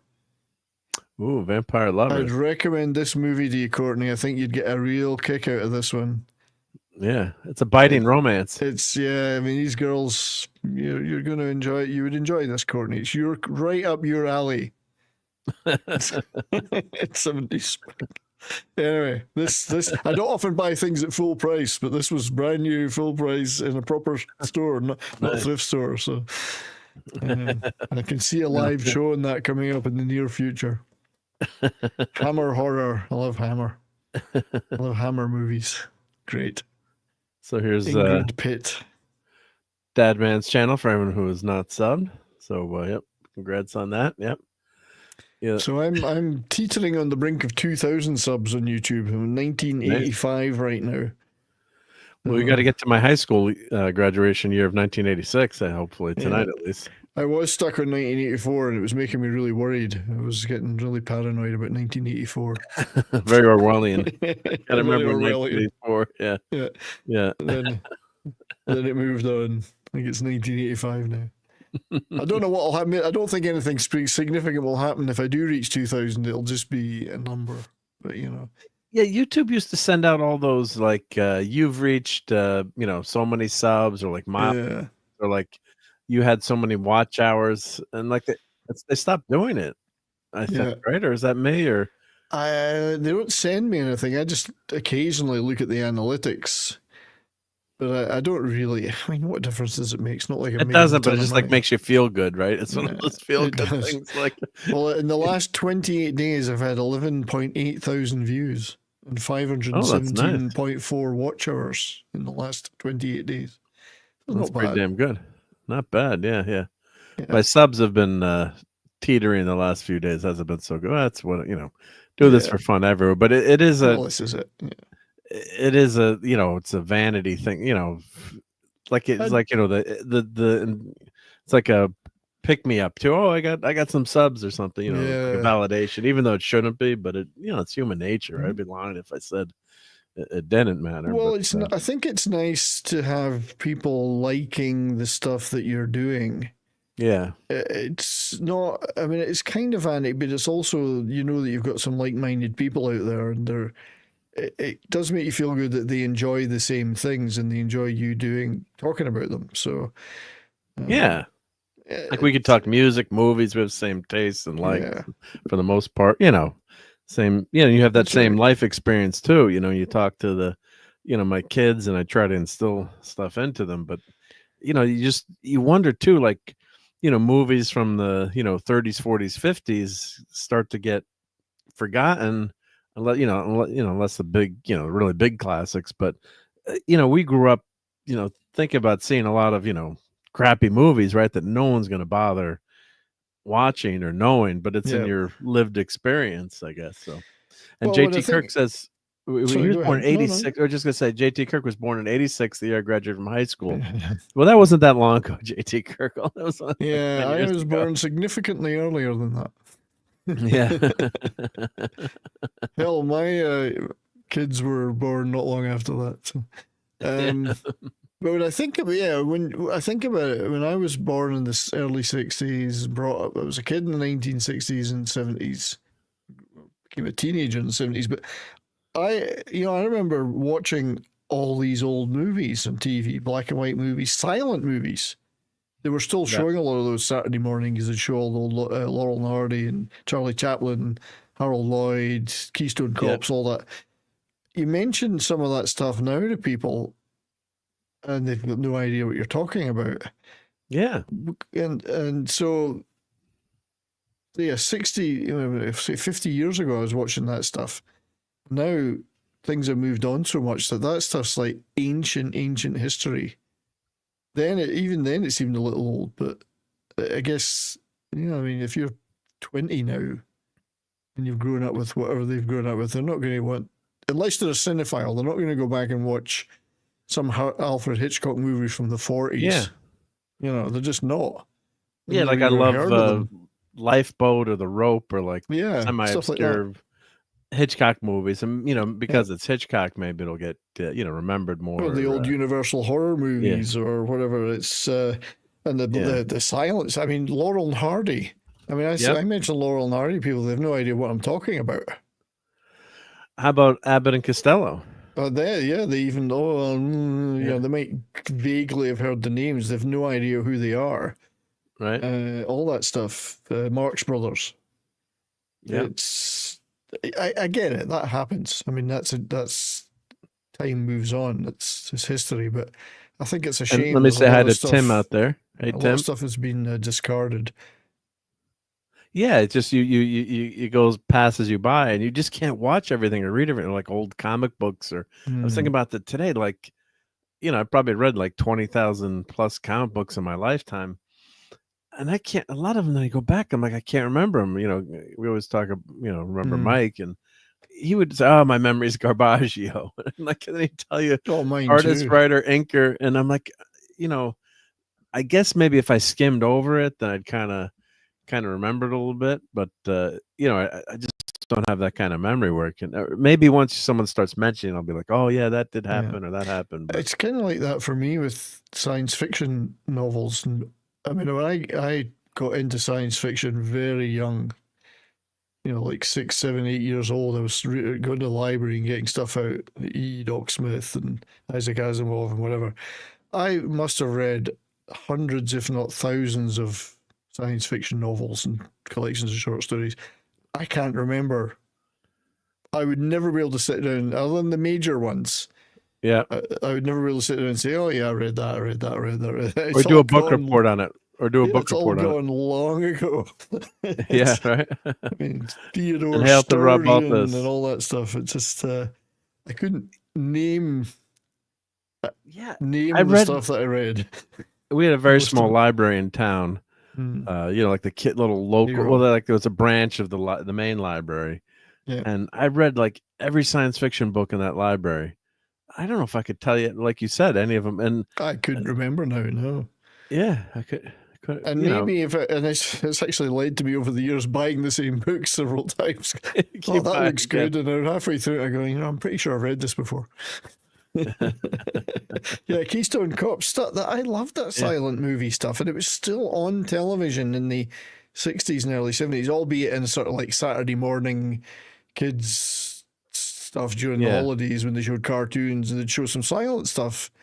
Like the Chaplin stuff, Harold Lloyd, Keystone Cops, early, Laurel and Hardy would be on there. Some of those were not silent, of course. They covered both. They spanned into the sound era, but like Laurel and Hardy, hilarious stuff. If you ever watch it now, it's like the setups for those physical gags that they did were just incredible. Charlie Chaplin was incredible. And Buster Keaton. Buster Keaton was just, you look at his stunts, it's just unbelievable. But it's all kind of gone now. It's like, there's a handful of people would know what that stuff is, but it's Patty Arbuckle. Marx Brothers movies, and they're right into the sound era, right through the 40s and whatever. But when do you ever see them now? You don't, like I've never finished watching Babylon 5, and I'd started it, and Mike had started. He's like, "I watched it again." I'm like the time to watch this stuff too. It's just, and then all my friends on YouTube now. It's like, damn it! It's like, am I going to watch, someone on YouTube that I really like, or go watch old TV shows? So sometimes it's a tough choice too. Like you don't have as much. There's no think time. Of it because you didn't have YouTube, right? Or like today I had it on. I had like the UFL game on. I forgot the Yankee game was on. I'm like, I just had it on in the background. I'm like, I should have been listening to music or something. When I'm working, I'm doing painting or something. And a lot of times, you just listen to music. I tend to stick YouTube stuff on, and I think I have to actually force myself to say, why am I doing that? I'm doing something else anyway. I should put some music on. I force myself to go and put some music on, because it's so easy to just put YouTube on in the background and let it roll and some stuff, But then you can't pay attention to it too. Like if I'm doing work where it's like, like today I was doing a lot of 3D stuff and modeling and painting, and like you can't watch the screen, and then you can't really, see what's happening. So like music, I'm like, I really should have put some Jethro Tull on right now instead. No, I was on my good friend Christian Delorme's channel on Rumble earlier today. He was talking about Jethro Tull. It was a show about Jethro Tull. You would have loved it. Yeah. Oh my god, I was watching the stupid UFL then. Yeah. And I got to start turning Rumble on more too once in a while. I was, I'm over there quite a bit. I do put some different stuff up on my Rumble. Just things that YouTube wouldn't like, in terms of copyright or whatever. But it's Jethro. What was I going to say about Jethro Tull? I was going to say, he even showed the clip with Tony Iommi in the band. That's awesome. It's great. That was the circus. What was that? The Rolling Stones Rock and Roll Circus. Yeah. And then that never got released till years later, my understanding, right? The film, or it was finally shown. The Stones hated it and they shelved it. And it finally got out, right? Yeah. Finally got out in the end, but the Who performance on it is just phenomenal. The Who were brilliant on it.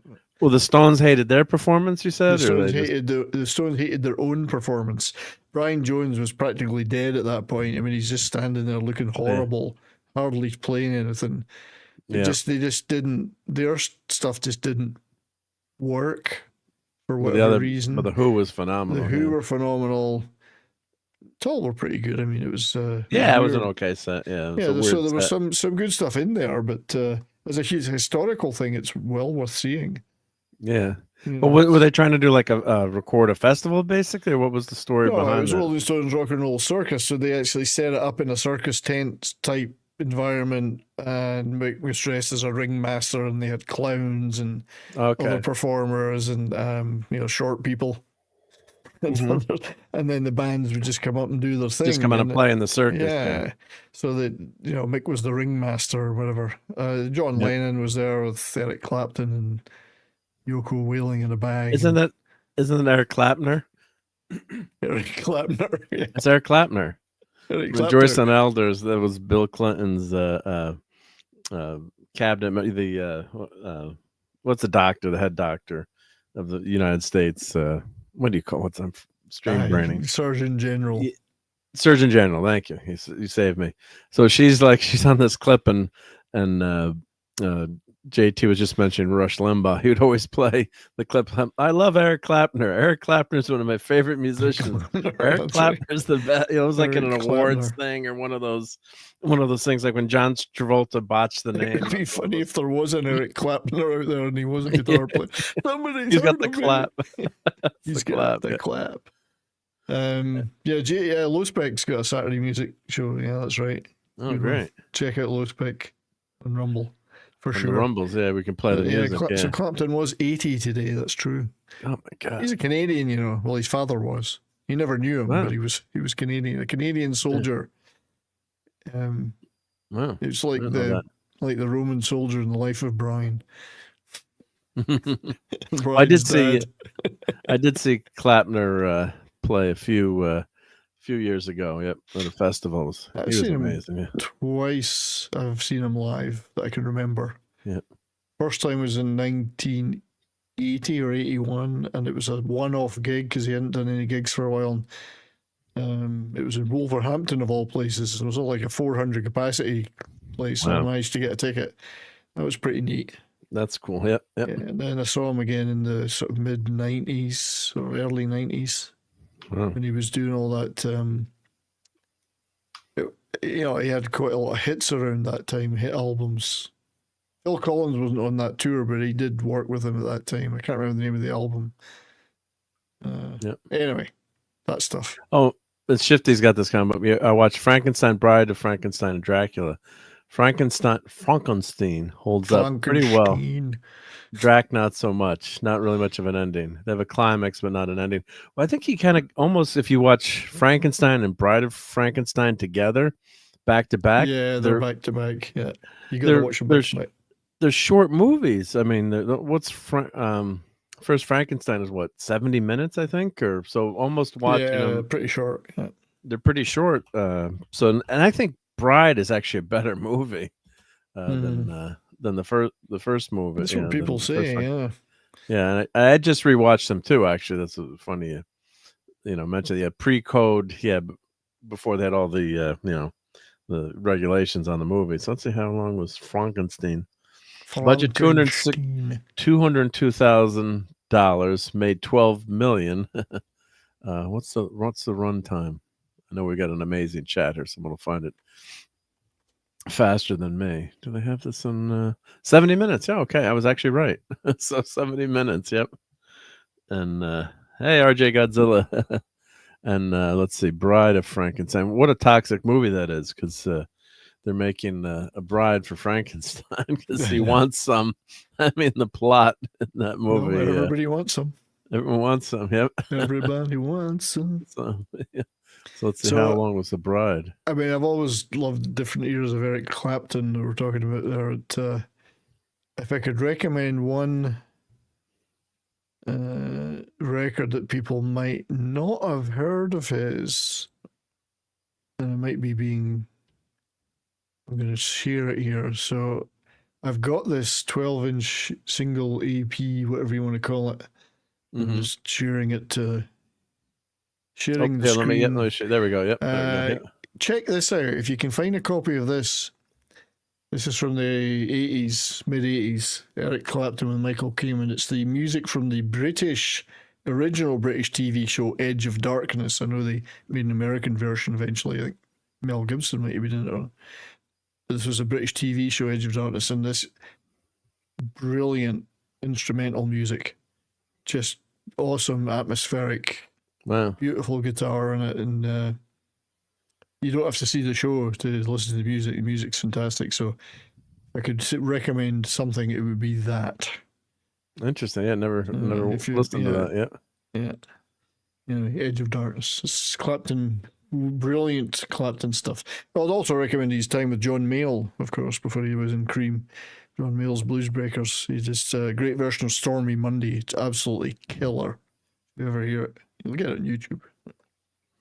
Yeah, the music is just so accessible now, which is part of the problem for the artists, that they don't get compensated as well as they should, unless you're big time. But you got to make money touring. So that's you play. It's like my brother-in-law worked for a band. It's like sometimes they would get checks for like 3 cents or 5 cents, or it's like just keep it, right? The check costs more money than the because it's so many thousands of plays.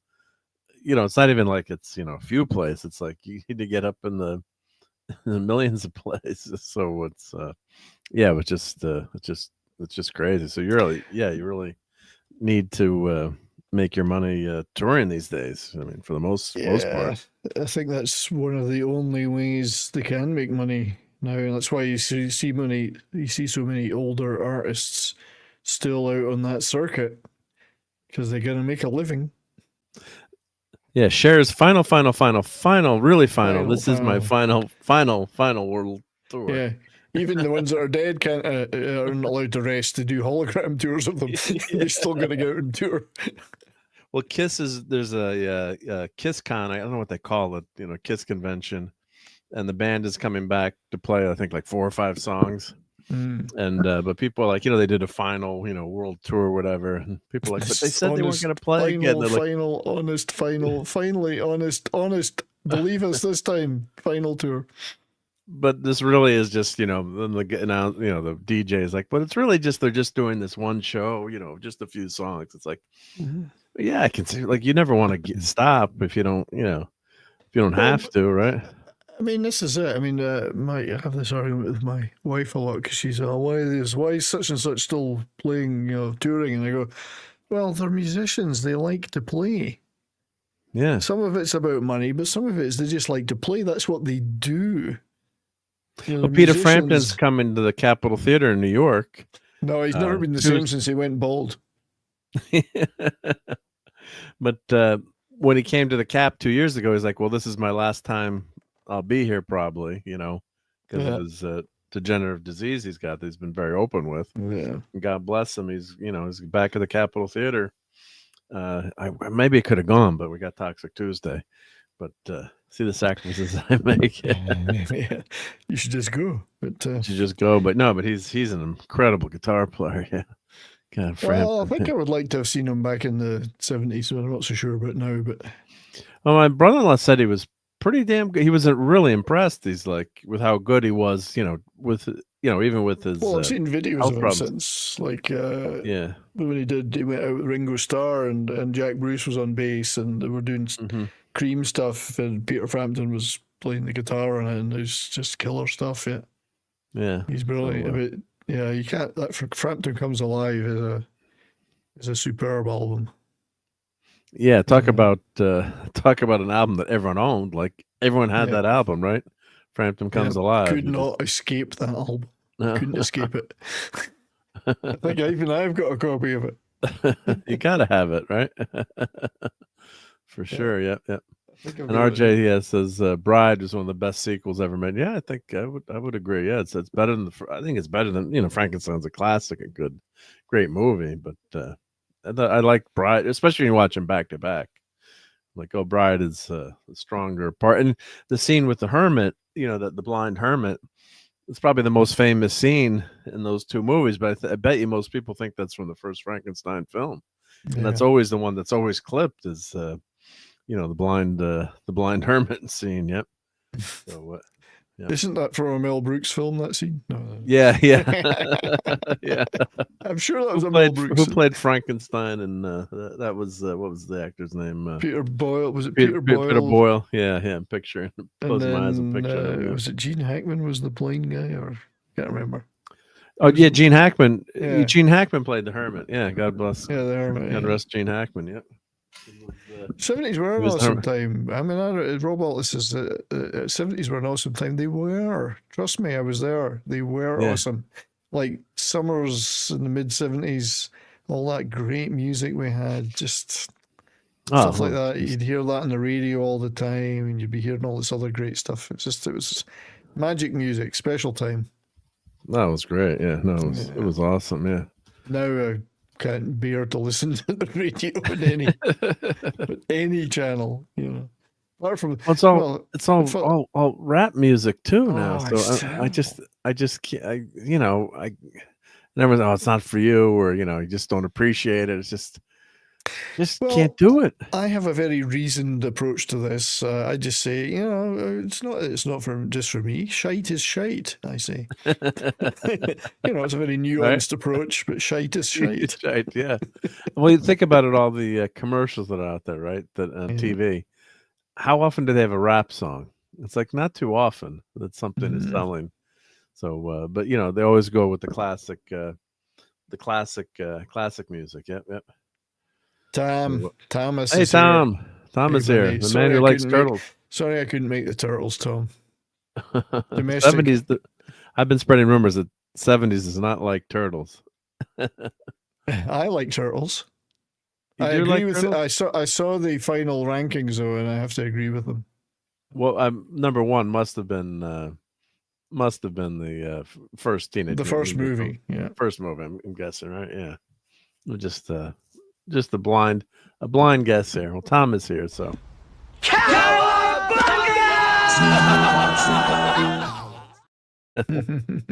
Cowabunga, yep. Hey, Paulie's here too. I mean, all the big Oh, knobs awesome. all the big knobs are hanging The out big here. knobs are here, yep. All the greats. Hey, All the Paulie, great to greats. see. Awesome to have you. Good to Yep, see yep. you. Tom is gay, that's true, but I mean, does it really have to be said? We just know it.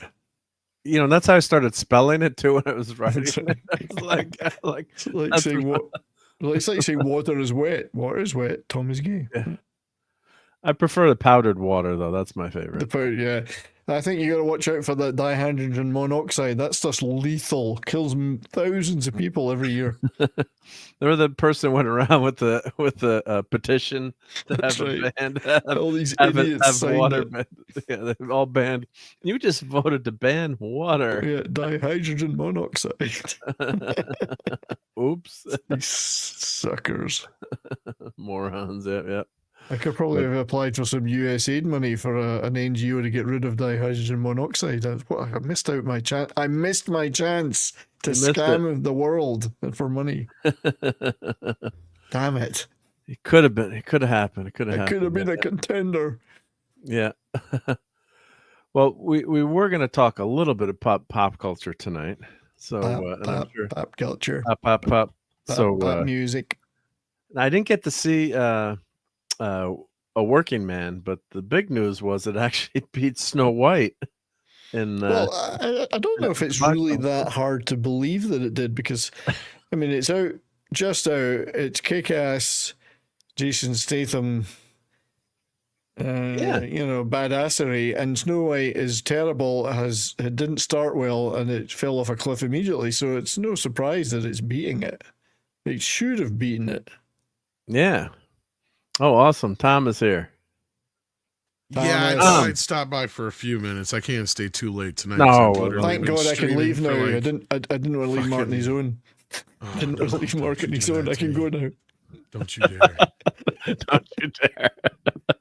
Don't you dare do that! I've got some lint to clean out of my clothes. I'm gonna kick you like fucking Statham kicked Snow White in the face. See, I love that crossover. I'm a big fan of crossovers. Jason Statham and Snow White crossover. That would be awesome. Well, I did see the opening scene in Working Man. I found a way. So has anybody besides me seen it? I've seen the movie. I haven't seen it yet, Tom. Sorry.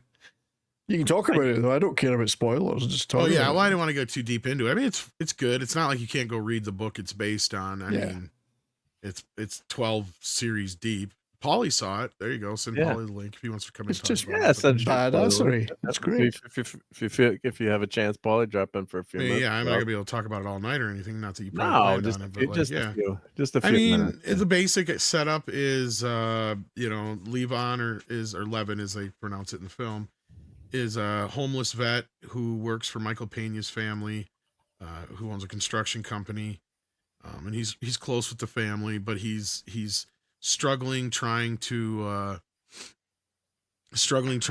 get the money together to get more visitation time with his daughter, because he's a widower and his father-in-law has custody of his daughter, and he's like tyrannical over the custody proceeding, and having custody of her and all this shit, because he considers him dangerous because he was in the military for so long and he's killed people. And he has typical setup, every fucking reason he can come up with.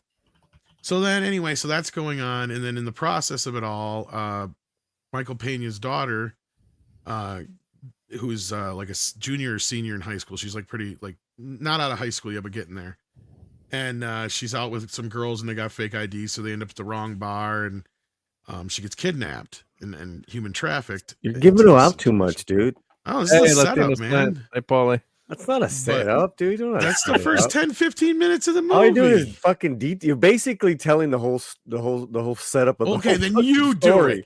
it. You do it then. Bozo. You do it then. Hey, you do it. Puta. Who's the daughter? Is the daughter Jenny Garcia, or is it the character's name? No, or I can't pronounce I'm going to butcher her name. Ariana Rivera. How do you say Rivas? Yeah, she was great. She looks very cute. Yep. Well, I mean, she's cute, and then she's not cute in the film because of what's going on. Yeah. I mean, he's basically like he's basically doesn't want to like revisit his past. But he's almost forced to just because of the situation, and they have great bad guys. I really enjoyed it. And Noemi Gonzalez, who plays the mom, she's been on the channel a couple times. Mm-hmm. We break all the artists, man. Yeah, great. Latino slant and Midnight's Edge. You know what I'm saying? David Harbour kind of steals the scenes that he's in. He's great. He was hilarious. He's Gunny. Is he a good guy in the movie, or? Yeah. Basically, Statham's daughter has the greatest explanation. She has a great line. She goes, Gunny. Oh, is he the one? Is he your friend who doesn't realize he's blind? No, but you didn't even say it right, dude. Yeah, I can't remember exactly how she says it. Like, I just saw it. So he's like, Is that the blind guy who doesn't know he's blind? Yeah, that's how she says it. Yeah, is that the blind guy who doesn't know he's blind? He does, but it's like that's the whole joke is he tries to act like he's not blind. Yeah. Okay. Great characters. I mean, I didn't, maybe Tom knows this more than I do, but I think the reason why it was like, for me, like just a lot deeper than Beekeeper is that, maybe Chuck wrote these characters out so well, and Sly. It's a lot more grounded. Yeah. Yeah. Well, just the More characters. grounded, Yeah. The characters of it.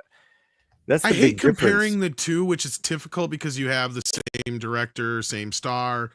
Beekeeper is fun, right? Beekeeper is the kind of movie that you beer and pizza and friends, and you can have some fun laughing at it while also enjoying it. This is more in the tone of like Last Blood and Sound of Freedom. Yeah. It's more serious and grounded. There are funny elements in it. There are some, action bits, don't get me wrong, but yeah. It's layered. Absolutely, Tom. It's layered, and it makes Beekeeper look very, well, it's a little bit fantastic Beekeeper. It's got that kind of fantastic edge to it.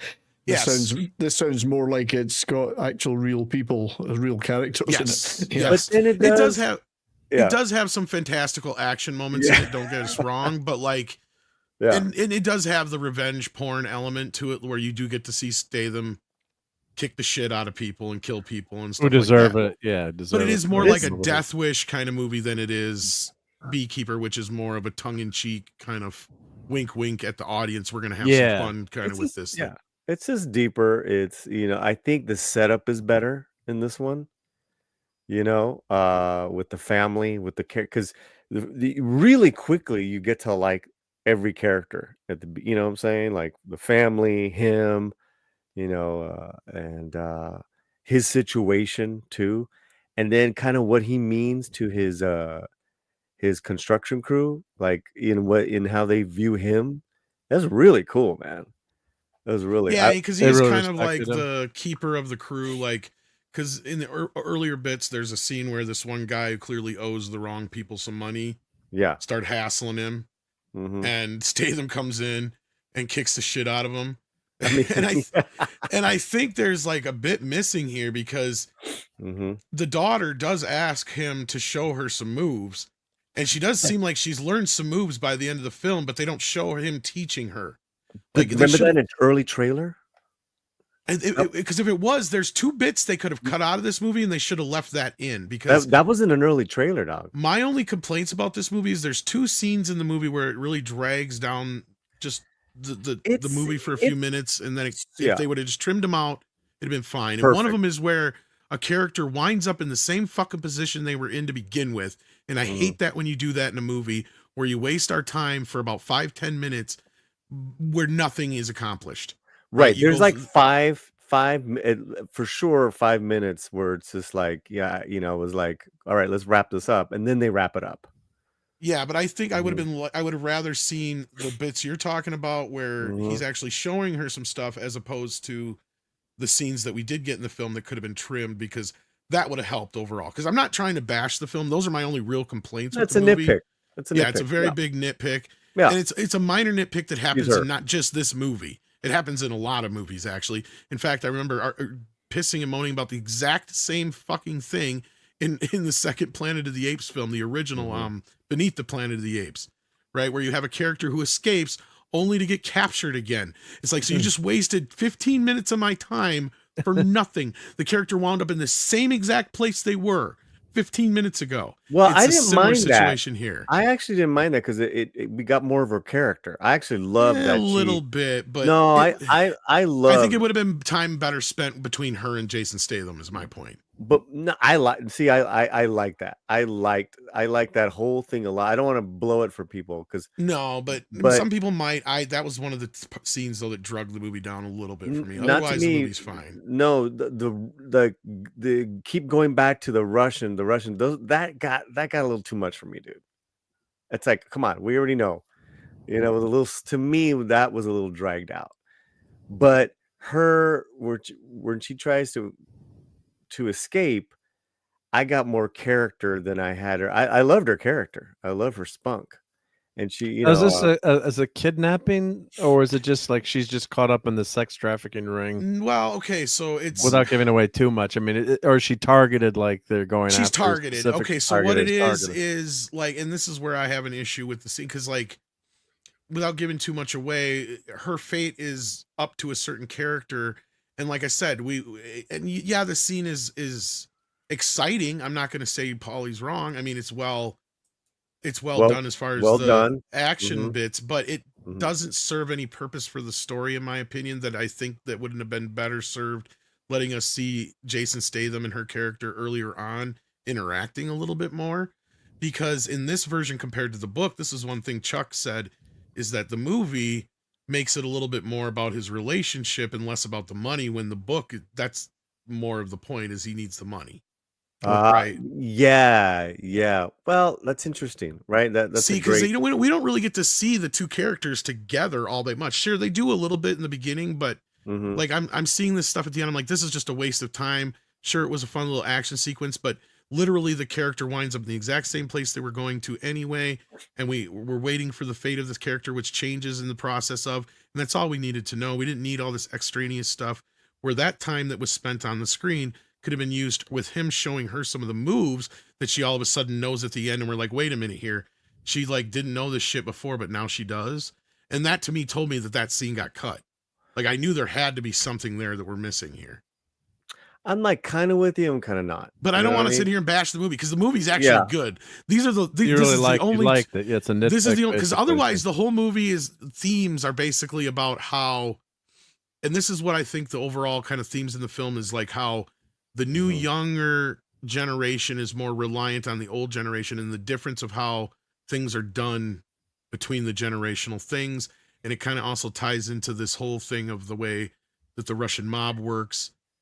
And Those your question characters are great in the Brut. and to answer your question of how the girl gets wrapped up in this and how she's all like, it's these two fuck ups who think they can make some money, so they've never really done this before, I don't think, is kind of the setup. Yeah. And they're getting wrapped up into this world. And By accident so, or by and not so much by stupidity. No, accident, it's but they not get in over accident. their heads. They They get in over their heads, yeah. basically. Yeah. They just get involved way in over their heads, where this character, He's a provides fuck up. he provides certain services, and it's interesting because he's not looked well upon from his other Russian relatives. He's the tie to the mob. Russian mob, but he's actually like excommunicated from Yeah, the he's family. a lowlife. He's a fucking degenerate. Great character. But yes. Great yeah, character. he's the Oh one my God. behind her kidnapping, basically, You in the grand scheme. What I would like to have asked Chuck was if that family was Latin in the. No, they aren't. That's your answer. They're white in the book, and Gunny is black. So they brought that up. You guys talked about it? Interesting. Yeah. Well, yeah, because it was kind of like it works in the way they did it. Like, and nobody's complained yet. Not at all. Well, yeah. and I said that in my out of the theater review, because David Ayer, I mean, we're not talking like, a movie here and there. Almost every film, he knows how to intersect different families, different diversity in his stories. And that's why you're always seeing a Latino character. Well, and the his family movies. thing really works with them being like a Mexican family, because they're constantly feeding him. And They're it's one of the constantly jokes feeding him. and anybody who knows Yeah. knows. Yeah, and Is that worse than an Italian grandma? Yes, or just as bad. Similar It's the same kind of thing. thing. It's the same thing. Because they haven't have a joke where it's like, why you keep feeding me? And because the daughter's like, because if we don't, then nobody will. We know you'll just eat fucking tuna and peanut butter. Yeah, and you didn't. I don't know if you got it, but what she gave them, what she gave Jason the dish was chicken tinga. I'm like, oh my God, I love tinga. I couldn't tell what each one was, but I knew they had to be probably some yummy Mexican dish. Yeah, it was. But no, I thought, and that's the thing, and I would love to talk to Chuck about that, because that's the thing with adaptations, and clearly that is. Well, he said he knew they were different animals, right? Like he knew that he basically, his comment on it, and you can just go back and check the interview out for more in depth on it. But he just kind of like said he knows they're two different animals. He knows that there's some things that they changed, but the basic themes of the story are still there. The whole bad guys really weren't changed all that much, he said. Obviously, Levin's character was changed from just being an American to being, a Brit. Yeah. Brit. But I mean, other than that, like in minor things here and there, story wise, he said his ending was a bit more dour and dark, and not as whatever. You got to remember, Sly. Yeah, Sly took this and David took this and they made it their own, and he's cool with it. And there's a great story he told us about how the whole thing went down. So go ahead, check it out if you guys get a chance. Great interview. I listened to it today. Yep. Well, I listened to it today before and after I saw the movie. Yeah, and the movie's good. And Paulie's not wrong. I liked Beekeeper a little bit more. I did not want to say that in front of Chuck, but that's just because it's like and the only reason I say that is because Beekeeper is the kind of movie, and I kind of was saying that before, where you can watch it over and over and over over again. This is a movie where when you get into it, it is a bit more like Sound of Freedom. Not that serious, but it is kind of almost, right? Like it's the subject matter. The subject, exactly. The subject matter is a little. You don't want to eat popcorn, quote unquote, over that. Yeah, like no, it's a tough movie. No, it's entertaining. It's popcorny enough. No, but like in a tough, it's a tough subject matter. So that kind of thing where you it's not that handles it's glossed it well. over. I will it's not glossed over, but it's not. They're not. First of it all, it helps that she's not a kid, right? She's actually she's on the cusp of being an adult. Yeah, so that helps. And she never actually does. She's in college. Get to a point where, like, I don't want to spoil too much, but it's like it never takes it over that edge, right? It always takes you up to the edge, but it never takes you completely over the edge to where it's like that dark of a film. To where, Which like, one I hate Bunny, the black guy, Gunny, Gunny. He was the blind guy, yeah. Oh, the blind guy. Yeah. You said in the book, he's black. They changed he was black in the book? Yeah. That's David Harbour's character. Yeah. Interesting. If anybody's going to say anything, I thought they'd say about that, but they didn't. No. And then I love the black guy, the bad drug guy. Yeah, I got to check it out because I have never read it yet all the way through. I just know bits and pieces but the big black dude in the movie. Yeah, I don't know how his character's changed or if he's different or whatever. Scribe was telling me some things that were different, but what I got from the end of the movie is like, franchise. Give me let's go, another story. There's 12 books in this fucking franchise already. Oh yeah, Paulie. wow. And Chuck said that right out, like that when Sly came to him to get this, it was all about doing it as a franchise for Jason. It was completely Chuck, set up that way. Chuck said, and I love his story about. And okay, this is a short version of what he told us, but this is what the great thing was because he's like everything was going great until the lawyers got involved. And he's like, he kept trying to get. They wanted the rights to everything. They were trying to lowball him and shit. And so finally, he gets a phone call from Sly. He's like, "Hey Chuck, why are you giving my lawyers such a hard time? Let's make a deal."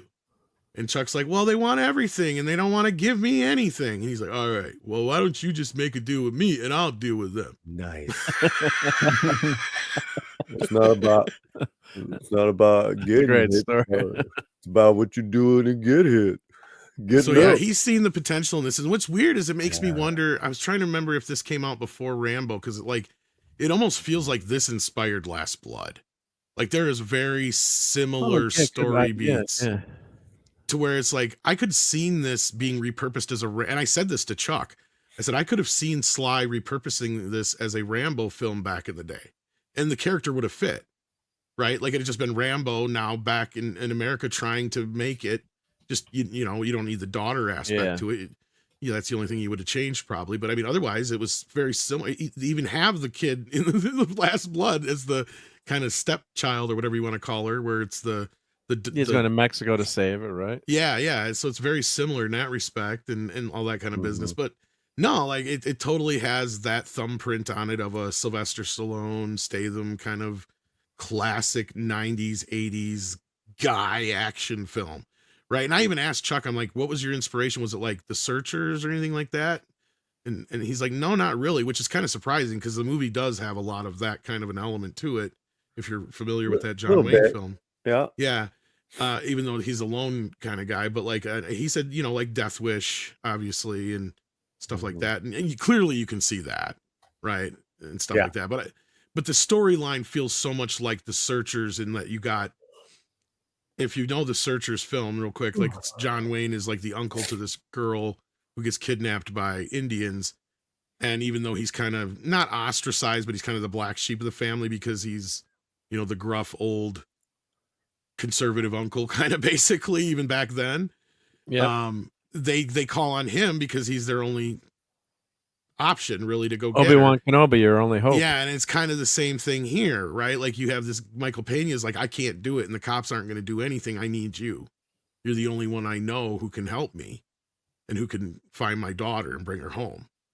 You know, so like, and that's the thing is like, as Paulie was saying, like in the beginning, he's trying to resist this life because that's the last thing he wants to do is fall back into this, and then his father-in-law use it against him, against, you know, with his daughter and shit, right? Yep. Which it all does Night kind of Night come Geekery. to a you know, a nice conclusion, like Paulie said. So I don't want to spoil too much more of it. Did they set it up for a sequel at the end? Or It is, but it's not so blatant that you're like, oh Christ. Yeah. No, It's a continuation, continuation, not a sequel. There's A one little continuation. thread that's left open for you, and not only that, Levin's set up in a place where he can go on adventures now, and it's not such a, he's not bogged down so much by the issues with his daughter. I'll say that much. That's all kind of resolved in the film pretty well. So looks like. Well, it's a very nicely really good contained film. Like it does, you don't feel like you're missing something by not. You're going to be waiting for a sequel that's never going to happen or something. Oliver's got a good question here. What film franchise brings out the best action prowess in Statham? Transporter, Expendables, Mechanic, or Magard? At Beekeeper, at not having seen this whole movie. I guess were you talking just action or the whole package? I don't know. I think. Well, I guess his fighting and action style. His fighting? Yeah. Fighting, Well, really? Well, you know, he's a Muay Thai. He's a Muay Thai kickboxer trained. I mean, the movies like The Meg, it could have been anybody. Yeah, the Meg. No, I take the Meg out. It could have Expendables been out. anybody. He's say- more, yeah, I'd like the say between- Expendables, this kind of stuff. Yeah. I'd say it's between Transport and Mechanic. Mechanic. Most great. people don't even remember that The Mechanic is a remake. Yes, That's right. Yeah. Charles Bronson. Charles in, Bronson film. Yeah. Michael J. Vincent. Michael Winner. Was the directed. Transporter a remake too, or am I misremembering? No, I think that was an original. That's original. Okay. There was a couple of cool close contact fight moves that I God, my mind. I'm so tired. I'll tell you guys. what. I wish Just I wish as a I looked movie- as good as he does at his age, though. Just as Yeah, a he's movie 56, goer, I 57. would pick the Transporter just above the Mechanic. I think it's just me. I'm not commenting on his style. Just as the one I enjoyed. Entertainment, yeah. I enjoyed the action more in that one than the Mechanic. Mechanic's still a great movie. What's the art of what's the one where he's the bank robbers? Is that? Well, there's a couple. Well, the Transporter, he's driving the car. No, like but not, you're talking actual bank robber. Yeah. Yeah, it's like maybe 10 years old. Like Man of War. That one. Oh, that one's not yeah. that old, is it? Man of something. Wrath of Man. Wrath of Man. That was awesome. I was just gonna say, Davina, he's very similar to Bruce Willis, but not exactly. I mean, he's got his own niche, and like I point out all the time, people don't realize how big he is internationally. So he's very comparable to Bruce Willis and I think Bruce Willis is a Schwarzenegger great and- comparison. Yeah. Yeah, and all those kind of guys, and Sylvester Stallone, and Sylvester has really obviously picked him to be his kind of successor in a way. If you think about it, Wrath of Man. That's the one that was. yes, Wrath of Man. Yeah. Yeah. Loved it. And I'm not even that big of a Statham fan. Like he's fine, right? Like I don't You're hate gay. him or I don't love him, but I think he's fine. You know, Well, like you think You him know being he's gay, loved. Paulie, he would like him even more. But You know. if I was gay, I'd love the Weird. shit out of him, probably. Yeah. It's But just interesting because Statham's pretty versatile too. I mean, he could do a straight drama as well. Well, have you seen He the probably Bank could, but- Job? The movie, The Is Bank that the one you Job? were thinking of? No, it's a different one. The Bank Job is where he's playing the. It's based on the real life story of the robbing Lloyd's Bank in London. I see It's that a thriller, and it's not an action movie. He's just playing one of the gang, and it's got yes, it's it's pretty like good. his mates. Yeah, and it's a pretty good movie. It that's a doesn't good do one. any action in it. It's just his acting is great in it.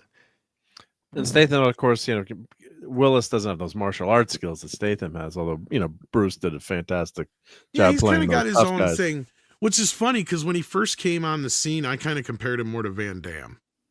But little did I know, like overnight, did he become like this international star? Van Damme. And he surpassed that by far. Yeah. E-Clay says this is not about Geddy Lee from Rush. Now, did No, they play a sorry. working? Did they play a working? No, man? everybody keeps Okay. asking me, and I'm pretty sure they They didn't should have a have. cover. Although they did have some other songs in there, but I don't remember Did, that song did being in our there. lawyer call you? Yeah. No. $10 is $10. $10 is $10. Yeah. Hey, Mention Geddy Lee, that clip appears. Isn't that weird? I love Yeah. David Harbour's great. He's a great actor. I loved him in He's good in this, yeah. in Black Widow. I thought he was phenomenal in Black Widow. I know a lot of people didn't like that movie. I loved his. I loved his scenes in that scene Well- at the dinner table with. Well, I'm hearing What's sad that, is his scene kind of says what I was saying about one of the scenes that could get trimmed, because we spend like 5-10 minutes of him just going, "Oh, I don't know if I should do this or not." And fucking finally David Harbour says, "You're going to do what you're going to do anyway, because you do you, boo." Like, that's kind of what he says in so many words. Like, Yeah. I'm not verbatim, but like, yeah, like, so it's like, yeah, of course we knew that you were going to do this. You could have showed that scene instead of you teaching her earlier on than that right now. Like, it's just I kind of a missed waste of that time. scene. That would have been great to have that scene back in. Yeah. She's a really good actress. That new. She's like the new one. The new. Because new she doesn't face. get a lot of time to just be normal. Because even when we get to the scene with her and the other girls, I was kind of disoriented for a few minutes before I realized, okay, that's her, but she's all dressed up differently now. So it took Yeah, me a she second. basically has a couple of scenes, but she stands out of them so well. Like especially with her and Michael Pena. It just kind of establishes the relationship that, she's not a brat. She works hard, and yet she's a little spoiled, but she's a good girl. It's all good stuff. Yeah, and Statham, for his age, God, he still pulls. I mean, I don't know how much is a stuntman, but I've heard he does a lot of his own stuff. And I mean, these action scenes, and he was a Olympic caliber diver, so I think he could fit into a conveniently sized air ventilation duct like Bruce Willis. So Been yeah, I training mean, martial arts. yeah. You know, So his physicality is decades. it's there.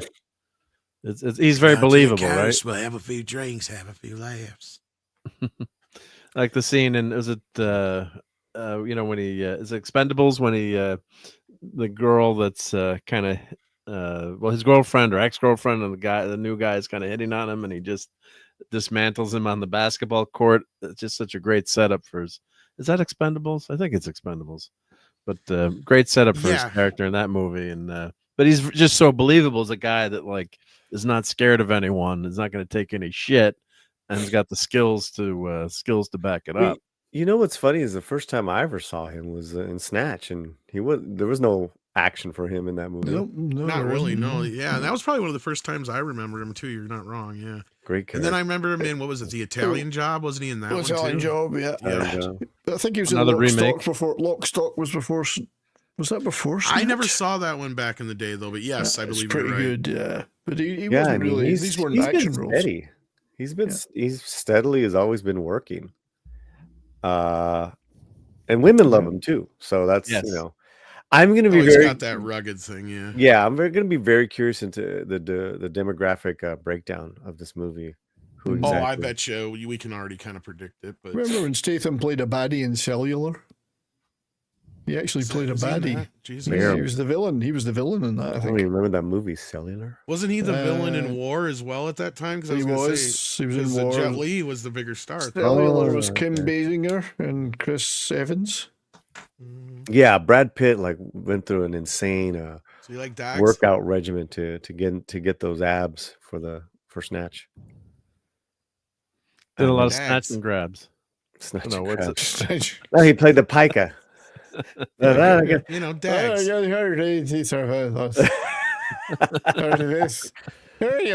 See, Brian's the only one on the panel who can watch that movie without subtitles. Right. I got every word. He's of like, it. I can understand everything I clearly. We're like, understood fuck yeah, I everything can he understand a said. goddamn word that they say. I need the It was funny subtitles. though. It was very funny. That's her right there. That's her there. Okay. Yeah. Okay. I think That's lot of Statham's charm. best work, by the way, was when he did the Lee Jeans adverts in the 1990s. That was see- his best work. See, this is why it's a hit, and it's going to have great word of mouth. Is that they endear these characters endear themselves right away, and you just don't have any of that in a lot of these movies right now, like especially Snow White. It's like, yeah, You don't she's care about great. the characters, right? No, it's the yeah, kind of no, movie she's you great can creative, take but your she- dad to, right? Like that's the thing. Is it? Go ahead. No. I was just saying that you just didn't care because they screwed with the Snow White story so much that you just didn't care. No, you didn't like any scare. You didn't even you didn't even like the Seven Dwarfs. But anyway, this movie has a lot of charm. It's got a great beginning hook. I really had a great time. Yeah, I don't know if I'd take mom to it, but dad would definitely enjoy it. Probably. Oh hell yeah. Yeah, it depends. If your There's a mom few likes moms- Jason Statham, yes. There's a few moms would like it, I'm sure. Well, Romy's gonna die for Well, this I mean, film. you know your wife or your mother. Right. Like if they like action films, then yes. Yeah. Oh, any Statham, any Liam Neeson, Romy's Oh yeah, like this is kind of more in the Taken Harrison vein. Ford. it's so did like Taken, yeah, not like it's like he's got his shtick now, yeah. Well, and I love that the meme is going with this movie as opposed to against it, like it has with Disney and some of the other shit. Because like everybody's poking fun at, like, he's just going to do a series of, the next one he's going to be, the pool man. Yeah. Oh god. Yeah. And the But plumber. he's great. This actor, he's fantastic. So it He's sounds like been a- this is kind of movie right away. You're invested in the characters. You care what happens about Oh, it them, gets and you it's right into believable. it for the most part. Yeah. Like Yeah. those two parts that I was bitching about to drag it down is like, yeah, that's pretty much it. And that's my only other gripe is that like this movie shouldn't be much more than an hour and 45 minutes. It doesn't need to be. Like it's a get in, get out actioner. The others, there's little things that kind of drag it down, but other than that, most people are going to enjoy it. They're going to be entertained by it. You're going to feel like you got your money's worth. People are avoiding it because they feel like it's a movie they can wait for streaming for. And Which I feel one? like that's doing this one. And I feel like it's going to Oh, do really? that's going to do a disservice. Yeah, I think it could have done better. I was saying earlier on, I think it was George's show what I was on earlier. I'm like, this movie should have done 30 million. In a normal world, it probably would have. I think, yeah, that's just the state of. If it wasn't for the fucking streaming shit, I bet you it would have done $30 million. But that's the state of all the movies. Correct. I'll see it Working Man when it streams on Amazon Prime Video. Unfortunately. Exactly. That's the Yeah. problem. And you never get the same experience. I don't care. I have a pretty I decent saw it in setup at Dolby home. Atmos, man. Yeah. Yeah. And the thing is, too, man, you get to see David Ayer flex. David Ayer is such a confident director. God, he did a great job with this. Don't let the critics steer you away from this either. Yeah, I Like, heard the some fucking bad critics mainstream already. critics, They they're hate just it. bashing it like they do all the Screw old them. classic horror, or not horror, action films. Yes. Right? They Yep. do the same thing to horror films, but yeah. They're snobs about action films. Yes, it's one of those movies that you just got to ignore the mainstream critics. What about the about. subject matter too? Is that kind of well, sours them on it too? You think There's maybe? a certain hate that they have. They have like a I'll hate tell you- motor towards David Ayer. It's been going on for a while.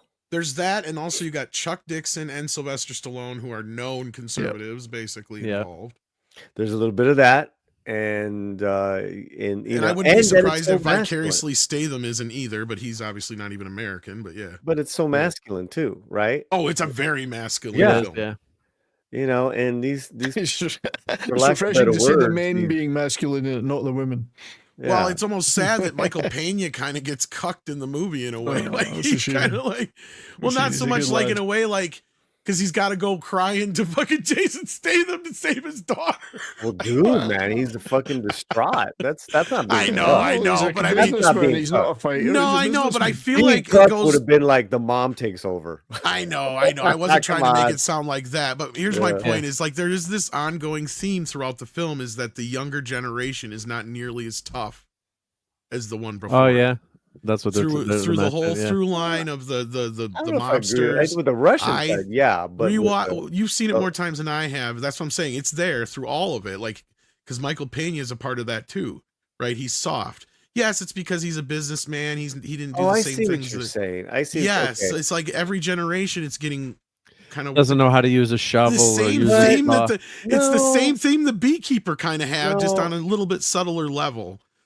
But it also, but okay, that being said, the family promotes hard work and their ethics and their clothes. That's fine. I'm not saying they're bad people. I'm just saying no, I know what you're saying, but they just chose, like he chose instead of, because they even said like the daughter, she could have went and she could have went and be an artist, a pianist, but she chose to be a businessman like her dad, which I think was cool. Yeah.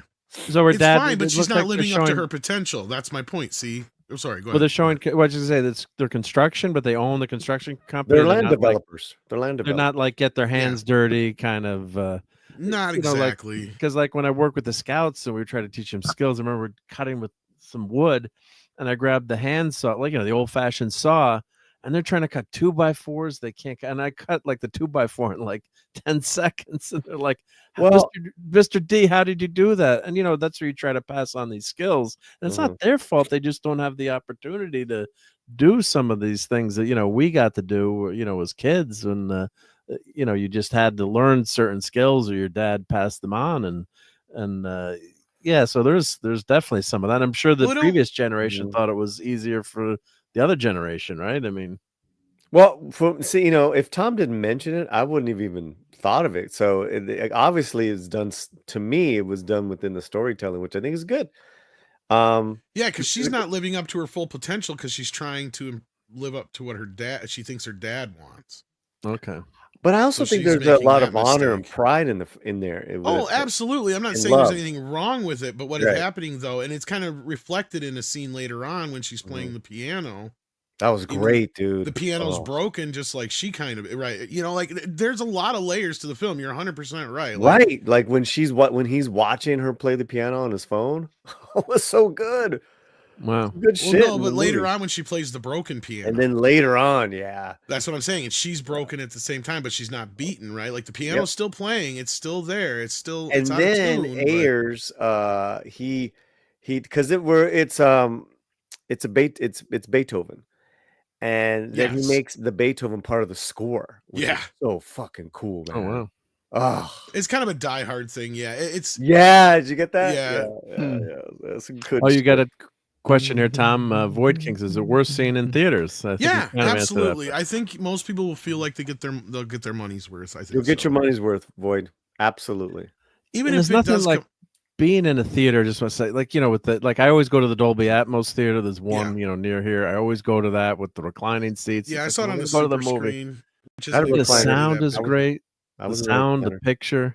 Yeah. Like, I'm at home watching a movie. My wife's like, turn the computer off. I'm like on Twitter or something, It's like you're in the movie theater. Hopefully no, idiots in there. And you get, your undivided attention should be on that movie or is on that movie. And it's just a totally immersive when it works right. It's phenomenal, especially the way the projectors and the, the Dolby theater. If you go to a, or an IMAX, that really, I only go to, if I'm going to go to a movie, I'm only going to Dolby or, the IMAX because I want to get that experience. Yeah, I gotta drop out. I'm old. I'm tired.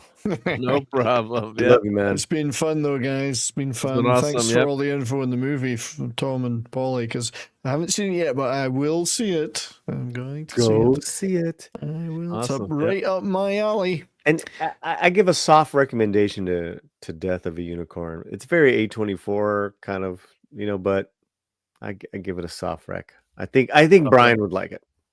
I may well like it. Yes, it's on the list of things I will see one day. That can wait for streaming. I hate to say that, but that can. Yeah, I probably will. To be honest, with sadly, I've got a big lineup of Korean movies to watch first. So yeah, it feels like it's in the vein of like a cocaine bear and stuff like that. Yeah. See you guys. All right, brother. Take care, Brian. Yep. Take care. Anyone that's not anyone who wants to drop by my show at 3 p.m. tomorrow, we're talking about The Last American Virgin. They just recently put up a picture of them. Did you see that? Of what? The Last American Virgin? It's the two main actors, like Lawrence Monsoon and Steve and the girl. And the girl, Diane Franklin, yeah. They put up a recent image of both of them, and they put up against the old one. I didn't try to see track that down. I'm going to find that. It also featured a great Latina actress Louisa Moritz. I give my best. She's there you go. That's a great movie. Anyway, 3 p.m. tomorrow, Mountain Time on my channel. That's the movie we're 3 talking p.m. about. All right, welcome. be there right after my live stream. I try not to overlap with you. I think I'll I try to end by 1, so I'll drop you a link if you want to join. I'll redirect. I'll after 2 hours I'm usually toast. I know what you mean. I'm not going to swallow it. 2 hours. But yeah, if you can redirect, that'd be great, Paulie. Thanks, I've buddy. been streaming since 2 o'clock. All right. See you guys. And I edited a video in the process of. That's a good video you did. Did you do the one the Andre one today? Snow White one, yeah. That was good. Great Unlike stuff. you, I actually watch Midnight's Edge videos. I know you don't watch the slant videos. I check out some videos. Ooh. I don't check out many. Ooh. Did you see the interview I did with Gore on a lawn today? I saw something. I didn't. I'm jelly that all y'all get to do shit. We were in front of WonderCon. We just He's still not for talking to me 18 anyway, minutes so- talking well, shit. I mean, I shouldn't say that. He's talking. We were having fun, man. Chris Gore is great. Yeah, he's a lot of fun. I piss everybody I off. literally went from WonderCon and drove like not even a half mile to the movie theater, and I saw Working Man. Nice, yeah. Yeah. And then I got home and I took a shower and I took a hard nap, man. Well, you're 3 hours behind us too, so yeah. WonderCon was really actually good, man. It was good, yeah. Met Ginger Ninja. Oh, great. And then I got to talk to Jeanette Goldstein, and she signed a Vasquez poster for my friend. Oh, great. Who's a lesbian and loves Vasquez. Love Vasquez, yeah. And I was like, oh man, Kim's gonna love this. That was funny. Look out for my lesbians. Oh, that's awesome. Yeah. Yeah, previous generation work hard. Yeah, like my mom tonight, we actually had it was my niece's birthday, so my brother was a really good chef cook, and he made the tacos, great tacos for everyone. Like it was Vivian loves tacos, so all kinds of tacos tonight. And my mom was talking about like when she was a girl, like they didn't have washing machines, and they had to carry these heavy baskets. You had to do the laundry in the basement, and then do everything by hand and carry it up. And it's like, we have for the most part, a washing machine, unless you have to go to the laundromat, of course, but you've got a machine to do the laundry for you. She's like, yeah, as a kid, we'd spend that, and they all knew how to sew.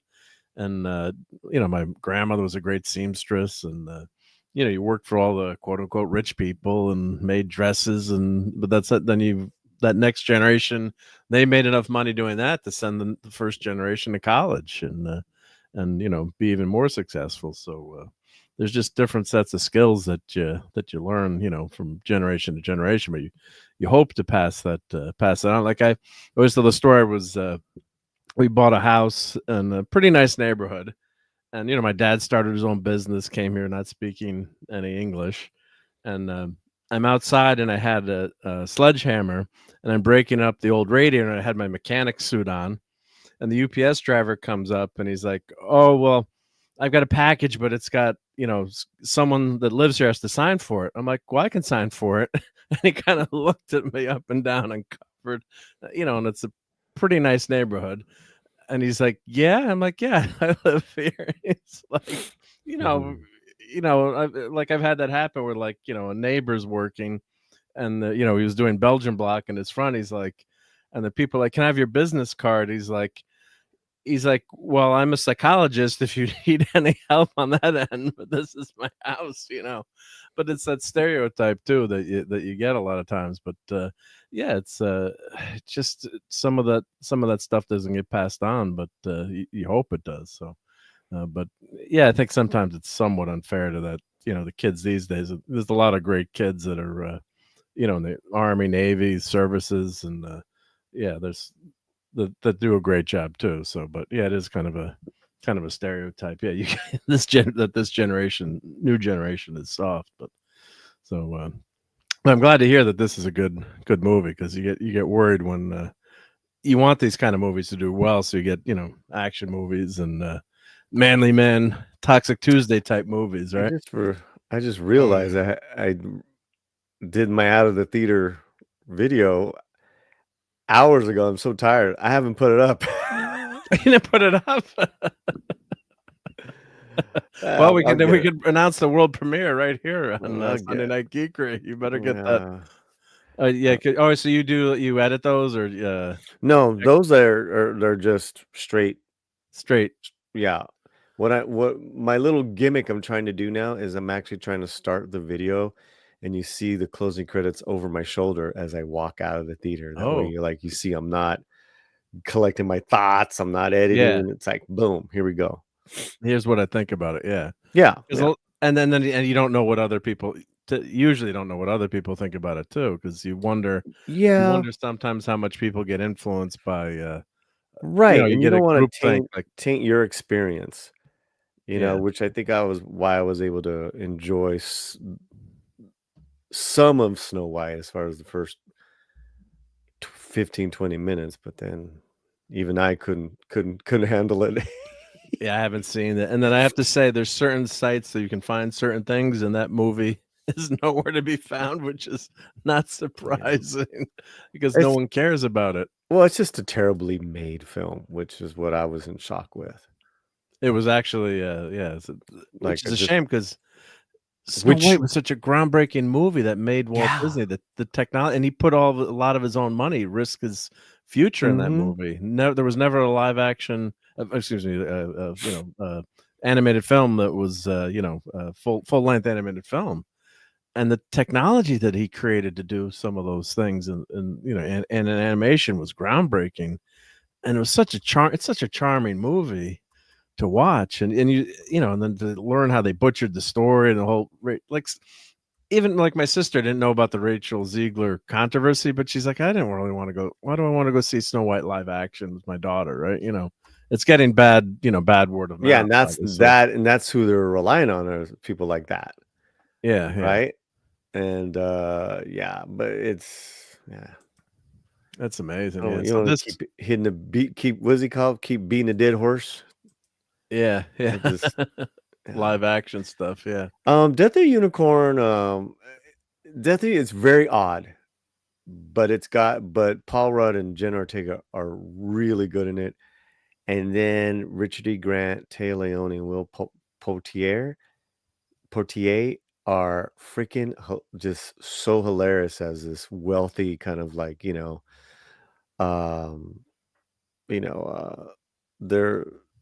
this family's so wealthy they own NGOs and all that shit. And yeah, totally. They're totally trying to big pharma the unicorn. Oh yeah, dude, it is. So I like that type of shit. I'm not sure it's for the movies for everyone, but at least it was an original idea. Yeah. Yeah. No, and that's why I like Mickey 17. I was hoping that would do really well because I love sci-fi, and then when I saw it, I'm like, well, what's funny is you fell asleep during that. I did, but it's gotten some legs. It did get some legs in the foreign market. Ah, foreign market. Okay. Yeah. Pattinson probably in the foreign market, right? It's I believe it. Let me see where it's at, but I'm pretty sure it's almost made its production budget back. Wow. Because it was just so over the top at the end. It was just dude, I couldn't tell you because I left. Yeah, because you left. You made the right decision, but the Ruffalo's character, he's supposed to be this, alleged genius, that gets everyone to Mars, and he's just a blithering idiot in the movie, and it doesn't make any. So check this out. So it's domestic as of tonight, 43 million domestic, 77 million international. So it's now covered its production budget, $121 million it's made. That is insane. Wow. Yeah, because it's tanking. I mean, it's probably dead here. Yeah. Oh, when does Polly get a bigger budget? The theater will blow up as he slowly walks away. I just read that. Yeah. Coming to a theater near you. Polly's out of the theater review. Yeah. Yeah. No. And you get some love here from Eric K.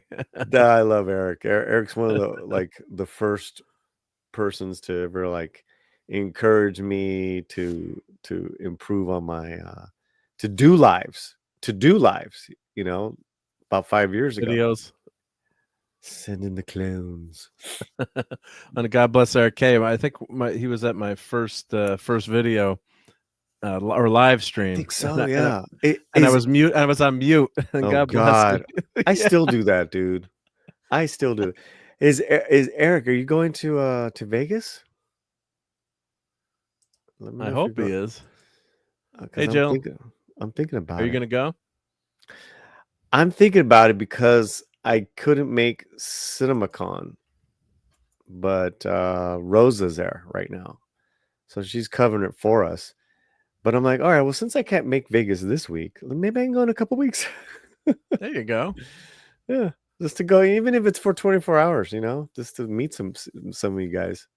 Yeah, I wish I could go. Yeah, it was so much, unfortunately, we're down in Baton Rouge for Mike's, memorial. But, on the other hand, it was great to finally, you've talked to people and, quote unquote, met them online, but it was just very special to get to, hang out with Claude and Steve, met Jill and Max Redstone, and a bunch of people down there. So, there was good with the bad. So it was a trip at WonderCon is I got stopped twice. And people recognized you? Yeah, that they're big Great. fans, and I inspired one of them to finish and release his comic book. And I'm like, what?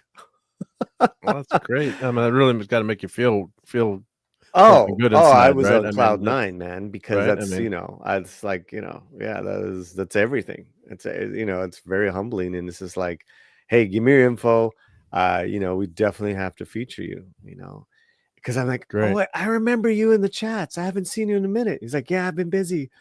I've been working. Yeah, thanks to you. But he's yeah. was pretty cool, man. No, well, that's what you always want to, hope you inspire someone, or that's why I do, volunteer with the Scouts. And, we just had an Eagle Scout, and the mom wrote me this really nice letter about how, she's praying, but I've got other volunteers, I don't want to take a lot of credit, but but he said, when he wrote about things, how much scouting was important to him. And that's why you do, that's why you volunteer at these things, if you're doing it for the right reason. Yeah, not to absolutely. like get your name there, but just to to actually do something. If you always, you can complain about things, but if you just sit there and complain about them and don't try to make a difference or do anything, then what's the point in the end? Throwing rocks at your TV is not gonna get you anywhere. So, and then you get a lot out of it too, like you said, where you finally you get to meet someone like that, and that's yeah, that was really feeling. nice. Yeah, and it's definitely better than the opposite. Someone meeting, stopping. Hey, you're a jerk. Your review of Shang-Chi sucked. I hate. Why do you like Rachel Ziegler's talent? I'm just like, it's called, my opinion, my taste, or no, but no one ever stopped. No one does. No, yeah. Well, maybe someday you'll get that. Hopefully not, but yeah, they could happen. A lot of people were stopping. Obviously, Chris Gore, they love him, so that was cool. Yeah, no, Chris, because I watched him for years on G4 for forever. That was kind of like, in some ways, that network was almost like YouTube before YouTube, in terms of all the video game shows and the pop culture stuff. With that show was awesome, and he always had such a great, friendly personality. And that's how he is in person. I mean, he's so. That's funny, him, right? Man. Yeah, he's so funny, man. So it was we had gotten I'd gotten sponsored by Jim Watari, and Jim covered the Slants bills. This is something he offered, and I was like, you know what, we'll get content, we'll do this, we'll do that. Yep. And so me and Jim hung out, and Jim was ecstatic that he just got to hang out and talk to Chris Gore, all that good stuff. Yeah, because you see when you finally get to meet people, or like I was, of course this just popped up in my StreamYards. I have this, remember clobbering times, and and it was really special the first time to like get to talk to him. Even if it was just and you, it's like because then you're watching your shows and your streams, and everyone streams. You're like, oh crap, I actually got to, it was kind of a high, to get to finally meet people and connect with them and talk to them, and it is really special. Well, I remember when the first time I brought clobbering on Midnight's Edge with Tom, and clobbering was so happy to meet Tom. Yep. Mm-hmm. I have that clip. Let me play that clip. I actually have it keyed. Oh, let's do it. And hello, let's do it. Sentinel And Tom is Rainier here. Bonnie. Let's play that clip. Let's see. I have it saved right here in my as I said. Let's take that down, and let's play this clip here. Here we go. Oh, I've got to reshare the audio. So let me, because I don't usually share the audio to start with. What is this on? What was that from? So this was I think this was the Global Geek Gang when we did that Thursday show, and this was pandemic time. So I think most of us were home, were stuck at home, during the pandemic. So that was that afternoon show. And I'll take, let's just play this. I got the volume on. Yep. Right. Hey, Tom, good to finally meet you, buddy. How you been? How you doing, Clobbering Times? Yeah, I've heard a lot about you. And I've seen a few of your shows, but I deny everything, man. and Tom, I'm so glad to finally talk to you on the stream now. I've been trying to get you on the stream for weeks. Yeah, nice to meet you, Jed. Jed. And like I said, Sunday, you're extremely welcome on Sunday. I'm kind of happy Griggs isn't here to watch all the butt kissing. No. One thing I do know. Tom is like too many people talking. Yeah, no, yeah. 9 people. No, this wasn't the stream I was talking about. The one I was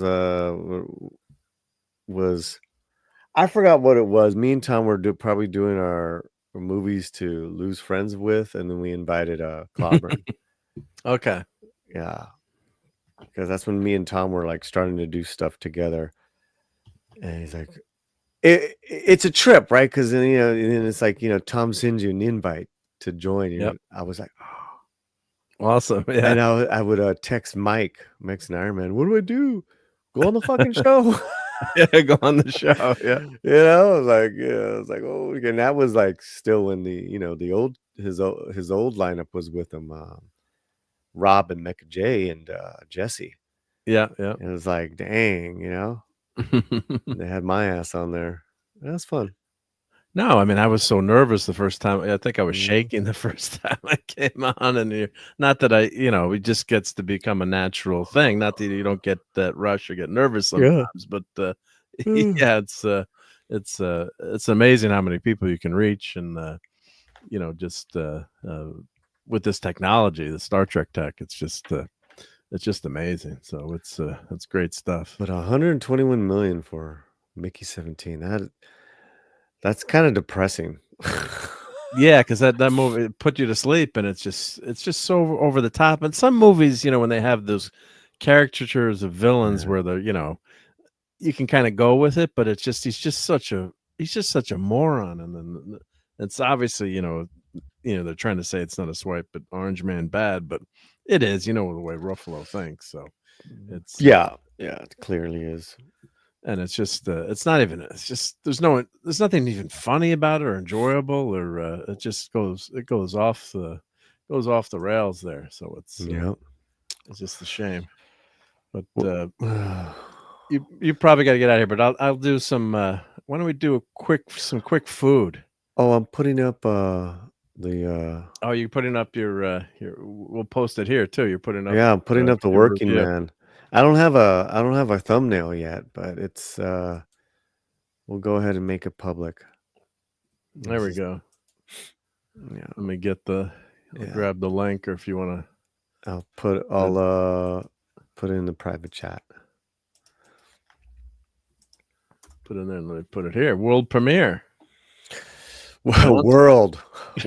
Yes, this is world. This is world. Yep. I'm building myself up here. It's me walking out of a movie theater talking. Yeah. Man, I had some really good ramen. Speaking of food, I had a really good spicy ramen before I walked into that theater. Oh, I love some good ramen. Yeah. Yeah, I needed it, man. I was just like, you kind of feel like that post convention, if you're gonna get sick or you definitely you run down, you're like, oh. Yeah, you do get, unfortunately, like whenever I go on a trip or I go something like a convention, like it zaps you sometimes. Zaps you. Oh crap. It's like, oh crap. Yeah. Didn't want that to happen. But like we went on our big anniversary trip. I got so damn sick on the third day from probably being on the airplane. That's the worst. It was bad. And then I had to suck it up. It's like, and my better half, she was kind of semi-sympathetic, but it's like you plan for this trip for almost like a year. It's like you can't spend 2 days in the hotel room. I mean, you just can't do it. So we'll make you hungry right now. Yeah. But this is some of the stuff I cooked over the weekend. But yeah, it's just and you're seeing so many people. It's just it's the anti-derivative Jill is here. Hello. Oh, Jill is here. Hey, Jill. How are you? Hey, Jill. If you want to pop in, feel free. So what'd you make? Yeah, because sadly I gotta pop out here. Oh, no worries. My battery's running very low. So, that's okay. Now you're gonna make me. This will make you want to get some food. Hopefully, which I need anyway. Oh, good. Jill is here. Oh, good. And Jill's here anyway to take my place. Thank you. Then you won't feel as bad. I don't feel like. I always appreciate. Let me get some water. Tommy, I'll talk to you tomorrow. All right, sounds good. And Love good to you, see you again, Jill, even for a second. It's not you, Jill. No, I was trying to leave for a bit here. No, I saw. Yep. All good. I'm all tired good. as Always fuck. appreciate it. No, can I say you sound tired and hungry? Am I allowed to? I'm not surprised because like I said, my battery's starting to run low. So yeah, go get some steak. Try to get something in me. It's all my fault. Tom is leaving. No, it is not. It is not. Now she's gonna make me feel guilty and stay for a while. No, I'm just kidding. You can go eat. And all that Mark is gonna do is make you more and more hungry. I know. That's why I try to avoid this section. He knows. I know. Yeah, I've been trying to lose weight myself, so this section doesn't help. Yeah. Oh, all right. Thanks a lot, guys. Hopefully Take care, you have Tom. a great night. Good to see you. Good night. Yep. Night. Let's put up the end. Great to have you, Jill. Thank you for joining. You're welcome. How you been? Anything new? Oh, really great. I spent all day in Middle Earth recording some videos about we're doing a read along of Lord of the Rings and just reading the chapters and talking about them a little bit with the friend. And so I'll be cutting I'm really behind on editing. So is that editing a video versus a live stream? That's hard. Oh yeah, that's a lot of it's a ton of work. Even just like a 1 minute video is a ton of work. Yep. But is Lord of the Rings in public domain? Because I know one of our friends, Brightest Day, got, if you're reading the book, or was he rereading the book? Sometimes you can get zapped still. Oh no, I'm not reading the book. I am reading the book, but I do that off screen. And then I come on and I give, it's just like my regular reviews. It's just a review. Yeah. Okay. You're not doing my audio opinions. Yeah. And whatever I can learn about the chapters. And so we just enjoy it. And so far, and later on, whenever I edit it, I'm going to add pictures, and those might get me in trouble, but I always make sure to put all the any artists that have created the paintings or whatever, I put their names on the video. So hopefully they're satisfied with that.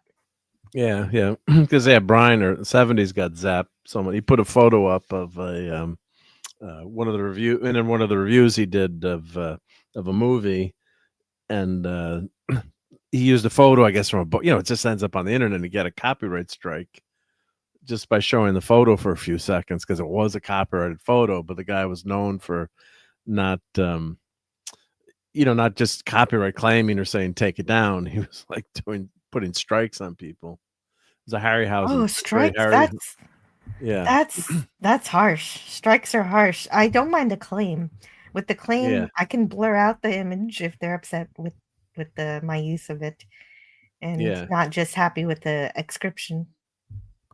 Yeah, so you can do that. But yeah, Brian unfortunately and he talked to the guy like, I can take it out or do something, and nope. And it was just because you search the internet and you grab just grab a photo and you see it.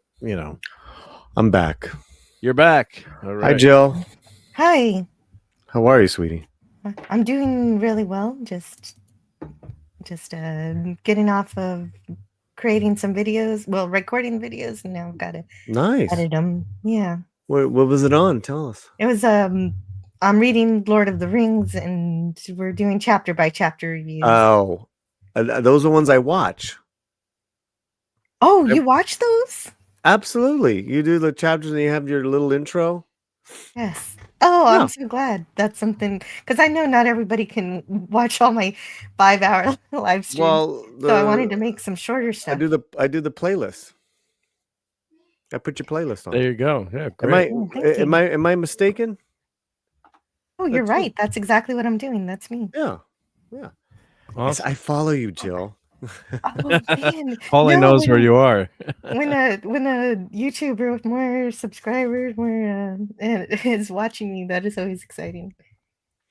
Yeah, I don't just watch Latin stuff. I like all kinds of stuff. I'm a huge Tolkien fan. So. Oh, very good. Well, that's great. I'll look forward to checking it out. Oh my God. I haven't made them yet. That's the problem. I'm like 10 videos behind now. Are you 10 behind? What was the last chat? Let me look at your channel. What was the last? Last one was book 1, chapter 9, and so I've got to finish off book 1. Whoa! Look at that! Look at the cook on that. That looks delicious. Yeah, and Oliver says, those are well done. They're perfectly done. But I would like them just a little bit more cooked, a little less blood, but it looks good. You get the end pieces for that, right? And Pyros love that pick. But yeah, it's always a lot of fun doing this stuff. So I just want to say really quickly, I see Jill's channel, and it's like all the when it shows you that you've watched the video, like like the red line, like it says that you watched the video type of thing. You guys know what I mean? Yep. Okay, yeah. So, I watch all your videos, dude. There you go. You got a fan. I'm not BSing. I watch yours too, but I don't always show up in the chat. And... No. I'm just saying I recommend Jill's channel, so it's really cool. Oh, thank you. You that like means a lot. Yeah. No. That was great reviews. Yep. So this I gotta send to Nick Weiser. Yeah, so this is Nick Weiser, Nick's ice cream. I gotta send this to Nick. And I've been trying to drop a few, and I took my knee out, so I've been going to physical therapy the last few weeks. So I'm trying to get back into shape, and it's not as easier when you get older. So I didn't buy any of this. I was just gonna say, or when you buy ice cream, that's like not good for your. Yeah, no, I just Boston but I saw Blake's this. ice cream. Wow. Nick, I'm like, and I'm in the ice cream is tasking me. I'm like, oh my God. I'm like, do not buy this. Stay away. Go buy more oranges. Look at the discount on them. Yeah. Rice Krispie treats, Fruit Loops. Oh, they have every freaking kind of ice cream that you could want these days. So Honey Smacks. So I don't know about the eggs ice cream. I don't know. Yeah, it was well, buttery maple, I guess, is what they did. Eggo, but that's pancake, the waffle. Yeah, Eggo flavored. Yeah, let go of my Eggo. Yep. But it's it's not easy. So then I did a turkey breast this weekend on the smoker, and if you got to get there's certain things, you cook something that's good in the oven, but just when you got the smoker, it's just a little bit more effort. But I did a pork tenderloin 3 days ago. Nice. Yeah, I love pork tenderloins. In the oven. My first time in the oven. and I still have, I still have the. There's still a lot left, so I've been doing, slicing them up for sandwiches. Really good. Sandwiches, yep. Pork tenderloins. The trick is not to overcook, and it actually lowered the temperature that you can cook pork to now. So I think it's don't quote me, but I think it's 140 or 145. They I mean, went they've down lowered it. The recommended safety temperature of cooked pork. I believe it went from 165 to 145, or because you get those rubber pork chops or pork tenderloins that you cook them to death and they're just they dry out and they taste horrible. So yeah, always check the temp, but I think it's 140 now. I did burn the skin on this, but it's okay because you're not supposed to eat the skin anyway. But I should have probably foil wrapped it, but I missed that, so that's all right. But it just does. You just get that smoke flavor. It comes out so damn good with the. You just can't do it on even if you cook it on the charcoal, on the grill. You get a little bit of that, but when you get the smoke chips in there, you don't want to put too much smoke on something like this. But and this is healthy to eat too because it's just the chicken breast, or turkey breast, excuse me. It doesn't look so good there, but tastes really good. Yeah, so we've been eating sandwiches for the last few days with that too. Yep. So Davina's, thank you, Davina. So we have 160 to 145 with 3-minute rest. Thank you. Yep. You got I'll even do the 10-minute rest, then I'll cut it. Do the cut. Yep. I want to look into like a better like a particular knife that you're supposed to get for cutting tenderloin. You know what I mean? Like what? Not the standard chef's knife, something special, or almost like a serrated one. You know what I mean? Yeah, I do have a roast, like something you use to cut a roast, or maybe, yeah. But because I do have like a serrated one that I can use. I didn't have problems with my two chef knives, so I was cool. I mean, well, they got to be sharp too, right? You got to make sure sharp. Knives are sharp. Yeah. Yeah, and they were they're really good, really, and they were just they're barely cooked through. Barely, right? yeah. They're still like a little pink because what'll happen is I'll just reheat it in the toaster oven.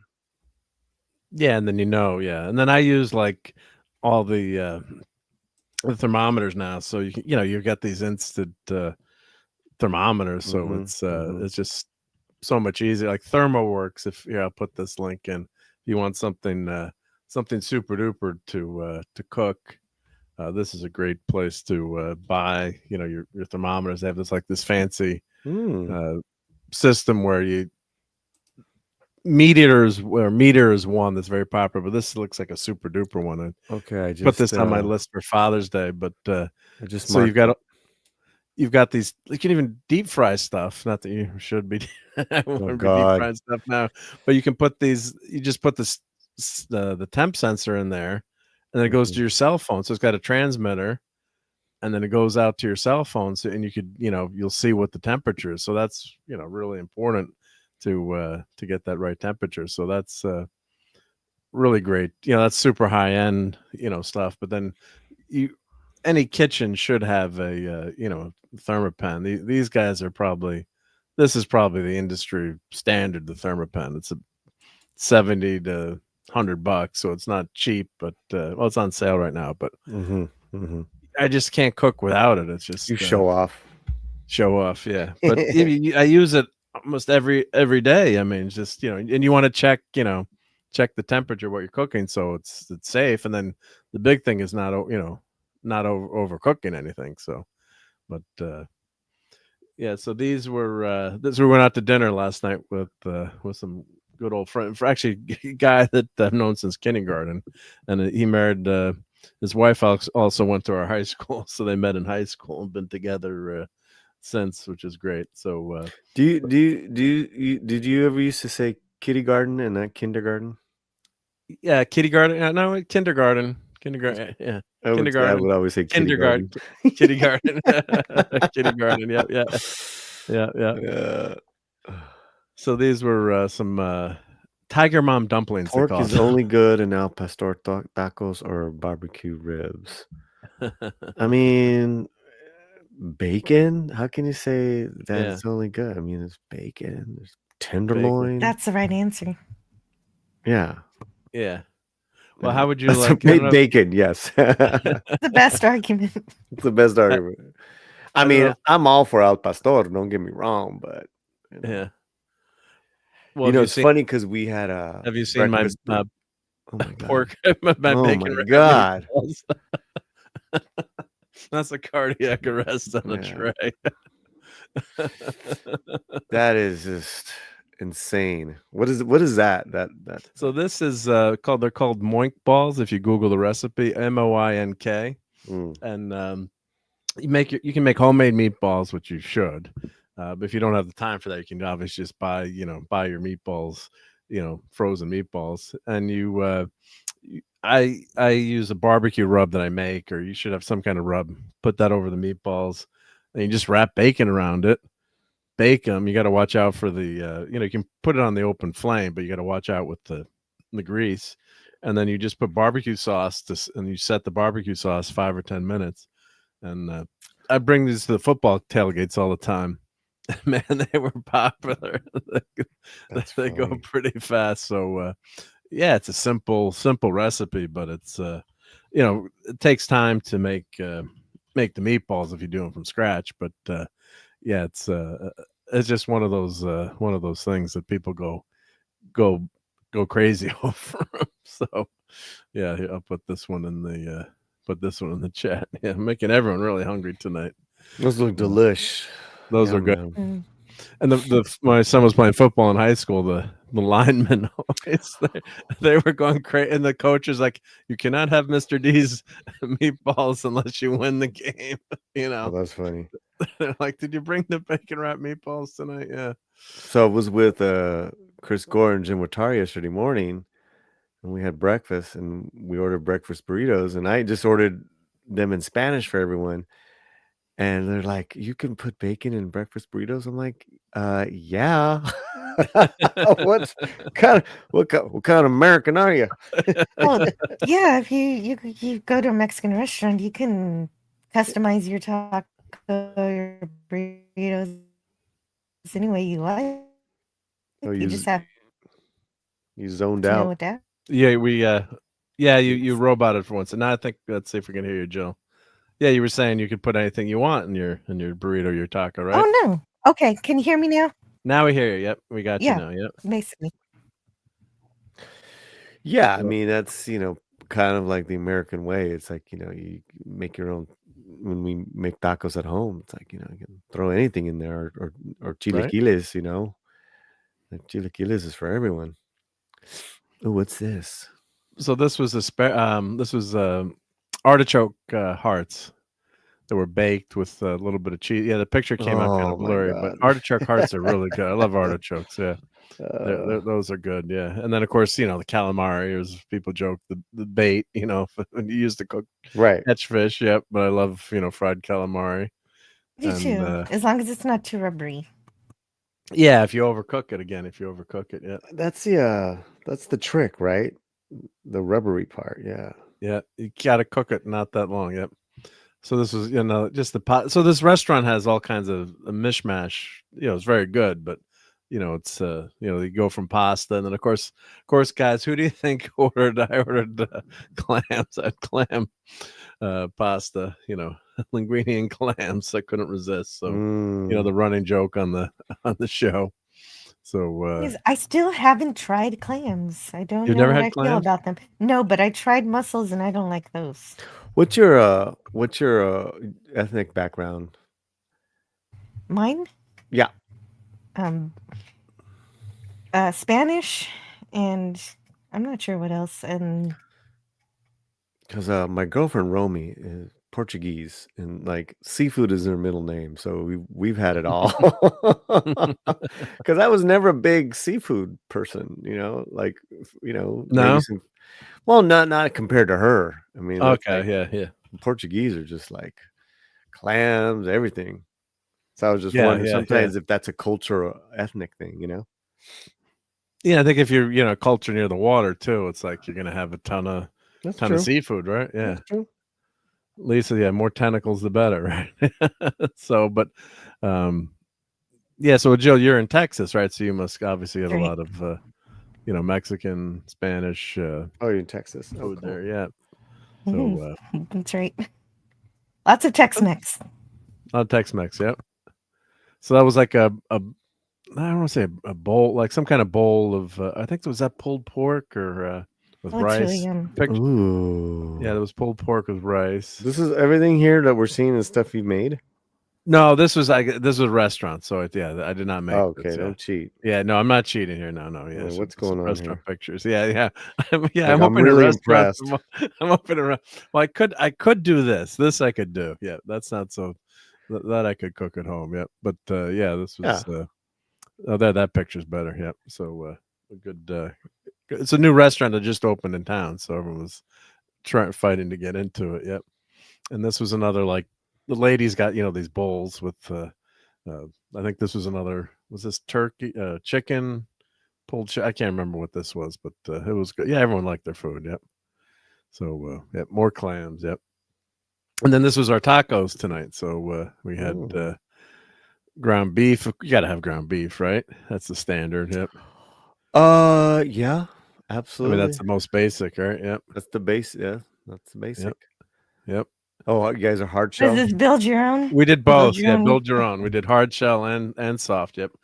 I like this. I don't know. I guess I went both ways tonight. So, but sometimes I like the soft. Sometimes I go for the hard taco. It depends. But you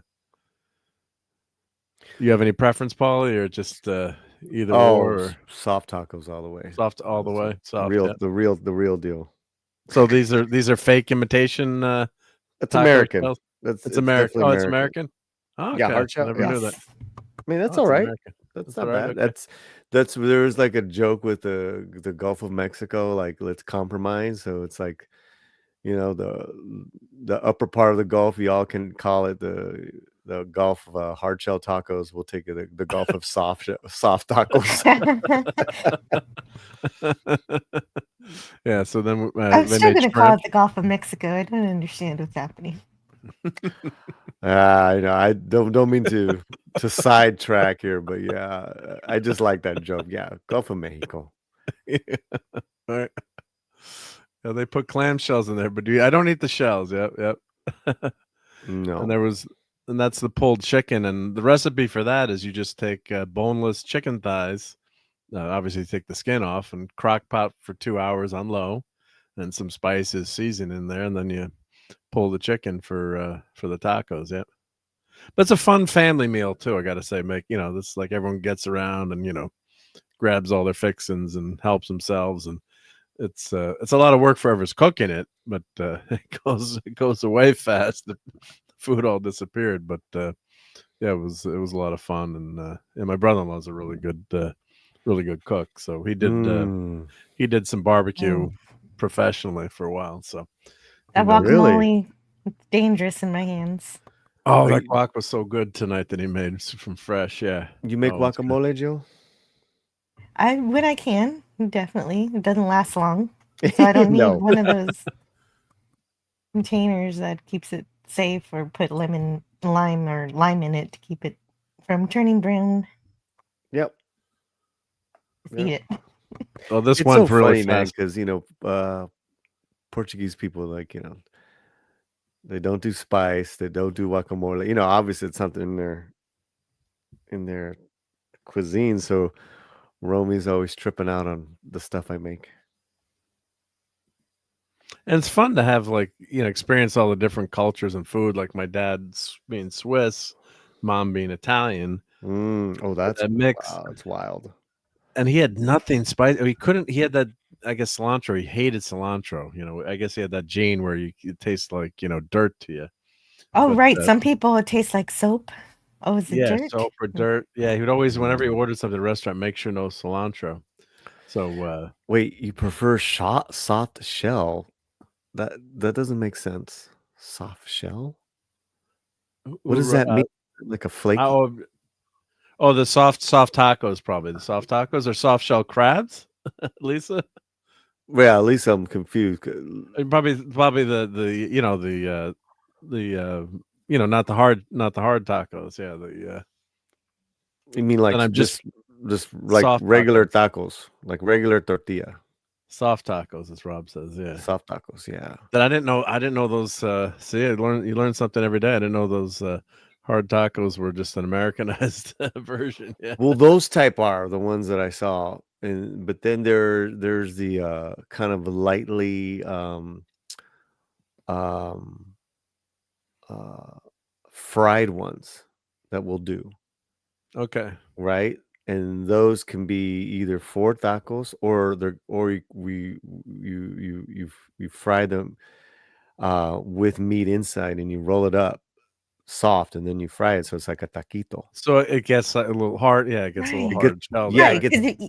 If you fry it or bake it long enough, a regular tortilla will get hard enough and crunchy too. Right, and then it's a nice crunch, right? But it's not like those shells that you put up there. Yeah, that are the gross, crunchy. man. Yeah. Gross. I like them. Yeah, but that's what we had got in the cafeteria. Oh, Taco Tuesday, you got those in the cafeteria, and that was one of the better meals you get in school, right? If you got that, yeah. Oh, I think that was Spanish rice that we made. Yeah, the Spanish rice. I make good. I make good Spanish rice. I love that yellow Spanish rice. It's good eats. Yep. But I was gonna say, yeah, my mom couldn't cook a lick when they first got married, and she was trying out all the cookbooks, and my dad would say like he would always eat everything. But he's like, my mom became a good cook later, but like some of mom's stuff wasn't so good in the beginning. You're just learning to cook. Yeah. And Rob's fiance is from Taiwan and loves clams, but don't let them come near my pizza. Yep. Yep. But yeah, that was a fun Sunday night meal. So we all had a good time. Yep. So and my niece got a lot of gifts that she liked, so she was happy. No veggies on there. No veggies on there yet. But I always Bobby like sharing. Approved. The last Bobby one, approved. Yeah. No green stuff on there. Yep. So you come to Vegas. I'm saving some brisket and jerky for you. There you go. Hey. Yeah, we'll see what I can do, man. It'll be, what do you call it? A last minute play or last minute decision. Last minute decision. Yeah. There's a saying though. I forgot. Sometimes I forget these sayings. Yeah. Yeah. I remember. Oh, my dad! He would like spit it out. Eric was like, but they said it's like a genetic thing. Like you have some people just taste like dirt to them, and he just couldn't stand it. Yeah, they'll. Well, so like I looked at who's this? Your niece's plate or your daughter's plate? That's my niece's plate. Yeah. So you got shrimp and chicken and then ground beef, right? Yep. And it's all flour tacos? Those are flour tacos, yep. They're flour. And then we had some corn ones too. I think if we go back, I think the corn, he had both. I think he had flour and corn. Yeah, I mean the different meats are just corn, better in corn. I think the shrimp tacos, I can't imagine having shrimp in a flour tortilla. That's weird. Too soft, right?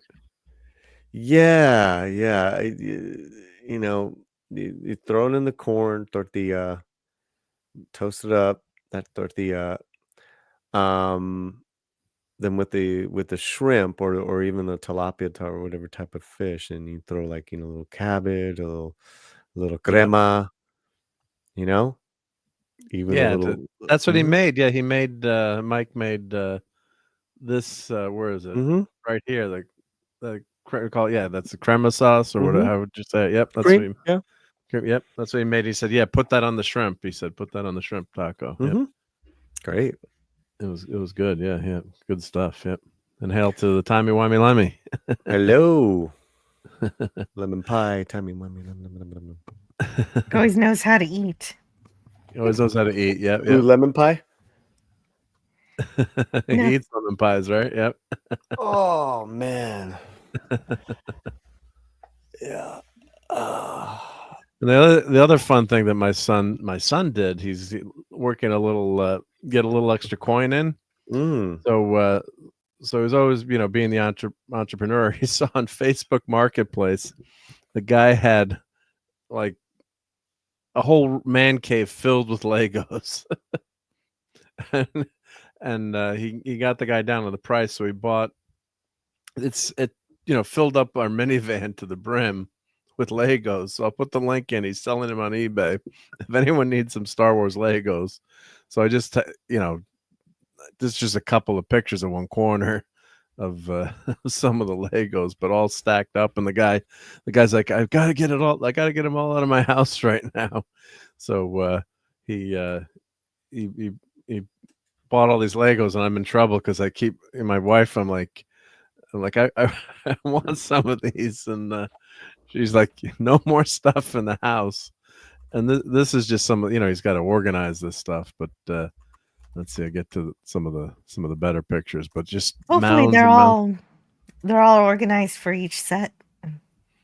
Some of them are. Other ones, like these, were just random. Or some of them are in bags, but he's just going to sell them as whatever he can find, as is. He's organized them as best he could, but like here's an AT-AT that he has, and I'm like, I really need this. Yep. And my wife is in there like, no way. No, you don't. There's Ahsoka's Jedi fighter, but I just took there's me with Luke's X-wing and the AT-AT. I'm like, sure I can't have this.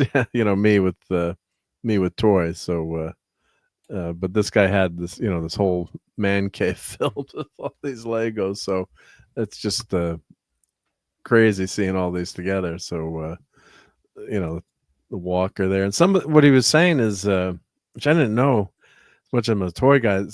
I guess Star Wars Lego, they can't sell the minifigs separately because Hasbro is a license to the Star Wars action figures. So that's why the minifigs are on the sets, and what people do, they'll sell the figs separately out of the set. So that's why it's so tough to get some of these minifigures are worth astronomical amounts of money, which is crazy. And one way around that is there are people who recreate the minifigs and sell them third party, so they're not official, but they look just the same, and you can often find those people at conventions. Yeah, I was trying to remember what I was what was going around at the convention the last couple of days. It got really packed yesterday and today. It was really packed. Yeah, sometimes it gets too crowded too, right? I mean, well, the big ones at WonderCon's still small enough, so they're very personal. Of course, Daredevil was very popular, and I saw a lot of people cosplaying as Fantastic Four.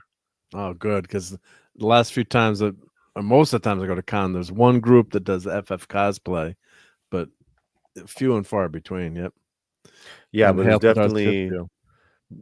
definitely Mando. Mando was huge. Mando's huge. Yep. Daredevil right now. Mando's number one. Deadpool, and then Fantastic Four. That's good. That's cool. It's cool. People are having fun, man. I'll put some video up tomorrow. It's all these black guy cosplayers, and they're like Deadpool Wolverines, and then they were dancing to. They did a dance number to Bye. Yeah, Britney Spears. No, they did it to what's his name? Kendrick Lamar. They did. Yeah. I was so awesome. Dude, it was awesome, man. That's awesome. Yep. I love the creativity. And Lisa, if we ever meet, I'll challenge you to some Stiga ice hockey. I'm pretty darn good at that game. I'm not good at foosball, but yeah, that Stiga, I spent many hours on that table. So I'll play. Yeah. Oh. If you play ball, yeah, those are fun games. Yep. And let's just show a couple more of the Legos here. General Grievous's fighter. Did we talk about this before? Do you do any sports memorabilia? I don't do the sports memorabilia. My son is actually. I'll put the eBay link in him. Here's Charlie there, and that's probably one of the better things in the set. That's your son. That's my son. Yeah. Oh, cool. So that's his. That's a huge TIE fighter. So that's an older one. Wow. And the funny thing about this one, the guy that he bought it from said he found it at the dump. Like someone was throwing it out, throwing the box out of the Lego TIE fighter. That's nuts. And he's like, yeah, they were throwing it out. It's like, just donated it. Just, don't throw it out. So, so there's Darth's, X-Wing fighter, TIE fighter, excuse me.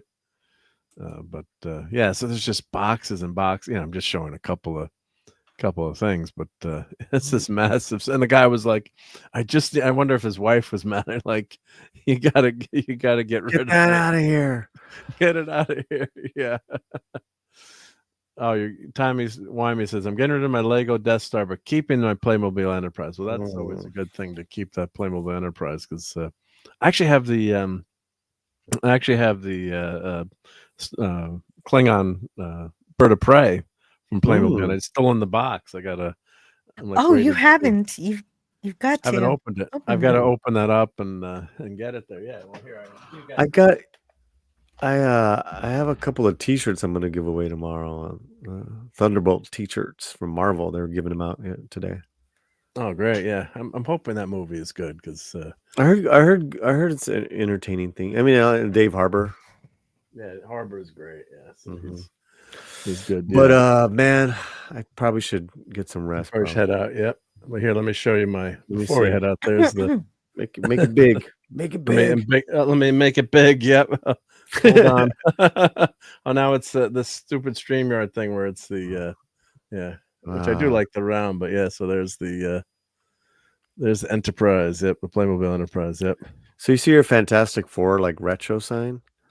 Yep. There's a couple booths that were just dealing with those retro signs. That made me stop. They had a Superman one that was incredible. Oh yeah, those are fun. Yeah, those are. Yeah. When I saw that the first time in the store, I'm like, sold. There's no way I'm not. There's no way I'm not buying this. I'm not leaving the store good stuff, man. without buying that. Yep. But it's great having you, Paul. They had a guy as Ben Grimm as Thing. Oh, they did have a guy as the Thing. Yep. And how I was did like, his wow, costume? That's not easy to do. Yeah. That was not easy. That's a tough costume to All do. right, man. Appreciate you being here. Yep. Looking forward to watching the review. Yep. Yeah, it's always nice jumping on Sundays, man. Appreciate it. Yep. Much love to you. Thank you, brother. And I'll see you this week around the channels. Definitely. Yep. Most definitely. Yep. Good night, Well, Jill. it's been awesome. Good night. It's been awesome being on a stream with you. Oh yeah, absolutely. All right, chat. Take care. God bless. Take care, Paula. Yep. Everyone. Have a great week. Thank you. Yep. Take care. Well, it was great having Paulie on. Great guy, great channel. So I'm sure everyone here is subbed to Paulie, but just in case if you're not, he's a great guy. Yep. And let me put where's my links here? Oh, there we go. I've got my list of links, as I call it. So let's see here. Latino. Keep them in a spreadsheet, do you? Yeah, I got a list. Yeah. Yep. So I have the list going here. So let me put that in. Yep. So let's finish the Lego tour here. But yeah, Charlie's got a huge amount of Lego. So let me put. He's got a lot of work he gave himself. Oh yeah, it's just. I mean, I just took just a few pictures, but here's the list here. Let me. I have it in this list here. There we go. Let me copy this link. So if you do want to buy anything, it's here, or reach out to me. I'm probably not supposed to say it, but yeah, you can sell it direct versus the eBay taking its cut. So if there's something you really, really want, so those are the Legos that he has. Actually, I can show them. Actually, yeah. Let me click. Make sure that link worked. Yep. Oh, I got to do it over here.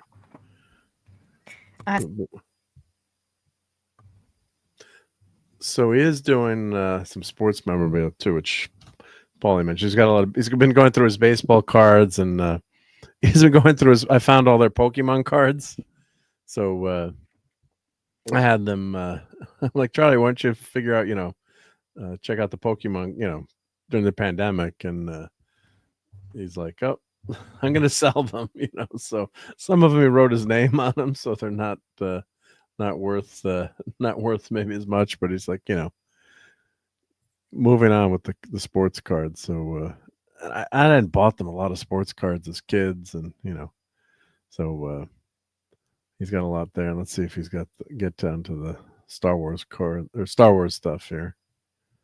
See what he's got up right now. Nice. Except one thing he posted, like I'd given one of my sons like a signed Brian Leach card, and he put that up on eBay. I'm like, take that down. That was a gift. So, hey, Dead Man, how's it going? Great to see you. Thanks for spending Hello, Dead Man. some of your Sunday night with us. Yep. Reverse foil. Yep. The foil stuff is pretty cool. Yep. Some of these cards are cool. Yep. Was that Tory Hunter? Yep. But the Pokemon cards, I mean, that they had as a kid were just, stacks and stacks and stacks of Pokemon cards. So, yes. I only recognize the 151 original Pokemon. The other ones, I have no idea. That's it, right? Yep. Yeah, I don't recognize it. Yeah, my daughter plays Pokemon Go all the time. So, he's got a Funko Pop there for for sale. Let's see. I guess here's the Star Wars. Yep. Holiday Tree. Drag Racer. Where's the... It looks like you're an interested customer for his store. Yeah. Well, the more eyeballs on it, the better, right? He's got to make his money back on this investment. So this was cool. A collectible Death Star coin. And let's see. Here's X-Wing Fighter. Some of these are small kits. This one's pretty cool. Yoda, although, Yoda's Jedi Starfighter. That was a cool one. There's Mandalorian Starfighter, ATST, Tiger, Boba Fett Starship. That's a slave one, right? Good job setting up the store, helping him set up the store. Well, he did this all on his own. Oh, he did this on his own? That's even better. He did this on his own, yeah. Yep. Lego, Dark Trooper Attack. That's a cool one. That was from the Mandalorian. And then more Starfighters. So that's a cool one. Yeah, the Republic Fighter Tank. But it's a lot. Oh, go ahead, Jill. Yep. Did you hear the rumor that there might be a Enterprise D Lego in December? Yeah, I've been hearing that rumor. Yeah, because who had the license? Was it Brickmax or some? Forgetting the name of the company, but they had the license. So somebody had it, and then they lost it. Yeah. So if it goes to Lego, that would be phenomenal. I mean, that would be printing money. Can you imagine how big that set would be? I mean, I would like the original Enterprise first, but maybe they think the next gen is more popular. Maybe with the age group. What do you think, Jill? I'm not sure, but yeah, I agree with you. The original is best, and I want that. But I'll take the Enterprise D. That's not bad. Yeah, no, that's good. Yep. There's the TIE Fighter. Yep. Armored Assault Tank. Those are cool. Yeah, so you can just see how much stuff is on there. But as you were saying, it's like a lot of work. So you had to make a spreadsheet. You got to look up all the kit names, and some of them don't have boxes, so you got to find out which what it is. And there's the Imperial Shuttle from Return of the Jedi. Then you got all the minifigs, and so it's a massive set. And this is just like a fraction of the stuff that's this is a lot. That's a lot of Legos. Yeah, he's starting off with the full store. Yeah. So these are cool. I mean, I'm looking at all the stuff, and Armor's Mandalorian Forge, and I'm looking at it. And my wife was up there today. We're at he put it all at grandma's house because she's got a big empty room up there. She's like, no, you're not gonna get it. It's not happening. Yep, not gonna get it. Yeah, like the Y wing. I'm looking at all this stuff. I'm like, this is so cool. So, one suggestion: do lots of this card should be paid for in track 3. But yeah, I think everything is going through eBay. Yep. And Darth Scipio say, I'll take the original Klingon Bird of Prey. Yeah, I wish we don't really. We've gotten the Diamond Select, a really nice version of that. But yeah, you see, you don't see the original at all. Usually, you get the the newer Bird of Prey. So yeah, you can see how much stuff he's got going in this. It's but it it's a ton of work just to list all these things.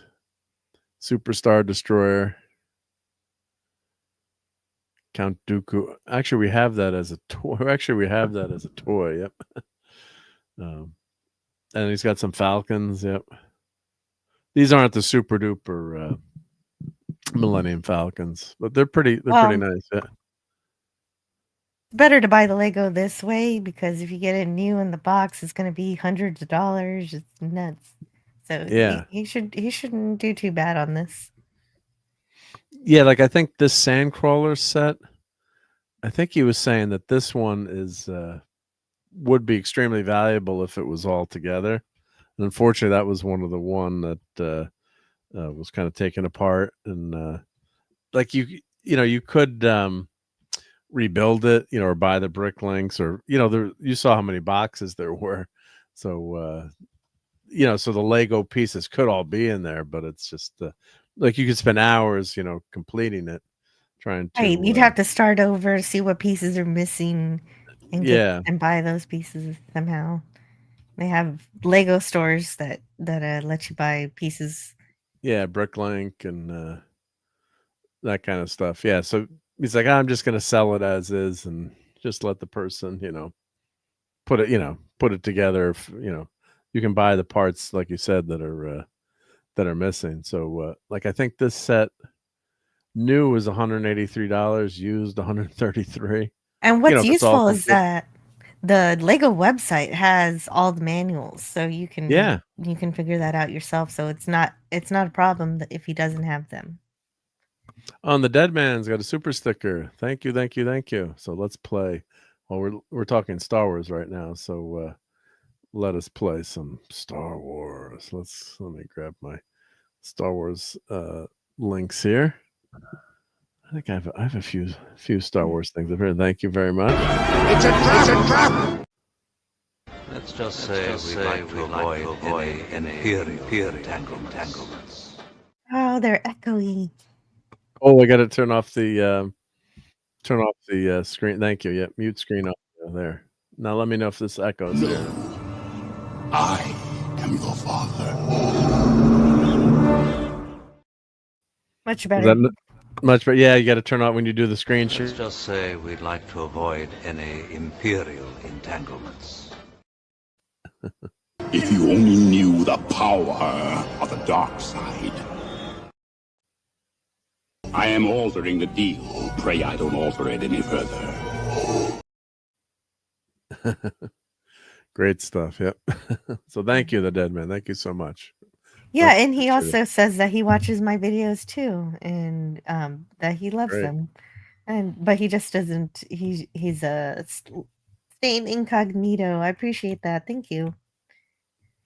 Yeah, I mean, I do that too a lot of times because it's especially if you're at work or something, you can't get sucked into and it's more of not wanting to say hi. The problem with YouTube, due to its great interactive nature, is like once you say hi, you got to say hi to sucked in. Yeah, everyone. he's like, oh, now you got to start talking to everybody, and you feel bad if you have to leave. So it makes sense just to listen. Yeah, or make sure to drop a like or and just yeah.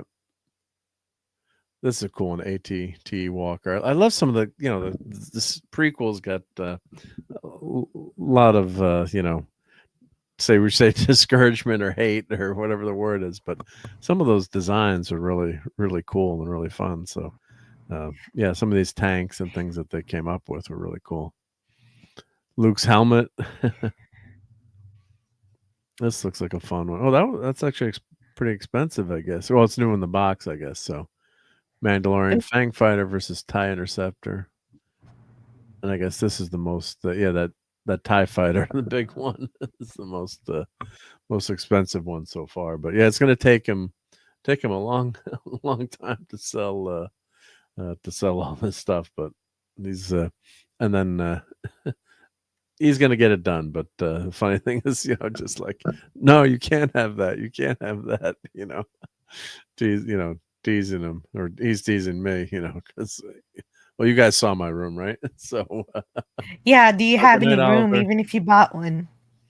Well, I was looking around. I'm like, I can hang more stuff from the ceiling. So the ceiling is always an option. Yep. So, yep. Yeah. Hope you're. Well, that's my son. Actually, that's my son, Charlie. Yep. Yeah, those are worse. Yeah. So, but the problem is, some of them are. Not in the box, so yeah, but they are definitely worth stuff. So, but yeah, that's why people go through, different channels to, or they take their stuff to someone to sell it on eBay because it's all the time and effort. Get that out there, get it listed, and everything. Yeah, and that's how he got that deal. So hopefully he turns a profit. Good luck to Charlie. Thank you. Yep. So everyone go buy something. Just kidding. Yep. But yeah, if you're a Star Wars Lego fan, yeah, it was a fun find. And then he found a couple more things on Facebook Marketplace that mom found. So he found even a few more kits. I'm like, you're not going to quit your day job, are you? After all those years of college. So it was just something, something he was enjoying having, spend some extra time with, and make a few extra. Yeah, it's a hobby, but hopefully a fruitful one. Oh, Lisa's saying eBay non-stores are charged 20%. Oh, so if he does an eBay store, then he would get charged. Oh, I should tell him that. I was actually talking to him about that tonight, Lisa. Thank you so much. Because I'm just selling my Doomsday machines, and but you can't call them a Doomsday machine. Well, on eBay, it was okay. eBay was okay with it. It was Etsy that I got nuked on Etsy, and I shouldn't say, but I don't know if it was the other guy selling them or because other people mention Star Trek all the time too. So yeah, I don't know what the heck happened there but Etsy. I got my item got my Doomsday machine got pulled down on Etsy, so I'm like, I'm screwed. Just put it on eBay anyway. It's probably easier. I don't know what is the difference between Etsy and eBay? Etsy is more handcrafted stuff, or yes. Typically, there's more homemade items on the Etsy than on eBay. Right, but you can find both. Oh, and Rob, I just received the second wave of prisoner figures from my friend. Cloudby would have loved it. Oh yeah, he would have loved those. God, he did. I actually did see his prisoner figures. Yeah, that he had. Finally had gotten. So yeah, damn, yep, that second wave. Yeah. Check it out. And auctions can bring more eyes to your items. Okay. Yeah, so he was doing auctions, but I'll mention that probably worth doing an eBay store, paying for it, even for the few months that you're doing that, and then you can always cancel it down the road, I guess, or go down to the free store. But I'll definitely let him know that, because then it'll probably pay for itself, I'm guessing, right? If you pay for that eBay store, I think it's like $7 a month, or what is it? Lisa, do you sell stuff on eBay or Fleabay, as I call it? I've sold something on Amazon though, but I haven't made a store or really done much anything. Yeah, eBay stuff. Yep. Oh, and Lisa, I was asking too if Lisa has done anything on that, because I know she does some fine models and things. So just wondering if Lisa do. does. Okay. Yeah, she does. I'll have to talk to you. Pick your brain soon. Yep. So yep. And Lemon says, always find buy it now is the way to go as a seller. Well, you can offer both too. Can't you do? Can you do yes, you can. You can do buy it now and an auction, like or like make an offer, I guess, or make an offer you can't refuse. Let's see, let me go back to, let's see how he has that stuff listed. Let's see, does he have it as, let's go back. Let me go back.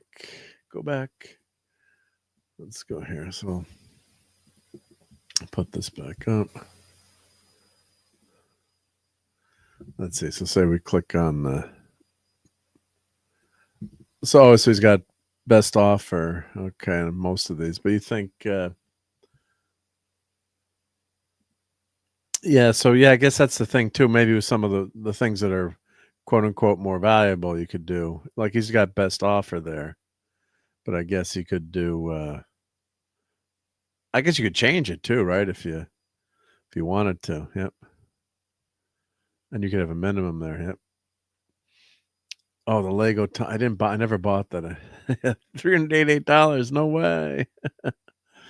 So, yeah, there's a Legos TIE Fighter 75211. Is that the one? Oh, it's different kit. Yep. No, but I'll definitely let him know that. Yep. So let's see here. Occasionally sell magic cards on eBay. This is Lenrod. Oh, and Jill says, I love the radio shows. Mark, can you do Picard? Measure of a Man. There it sits. Yeah, Measure of Man. What a great episode that was. Do you have that? I think that's.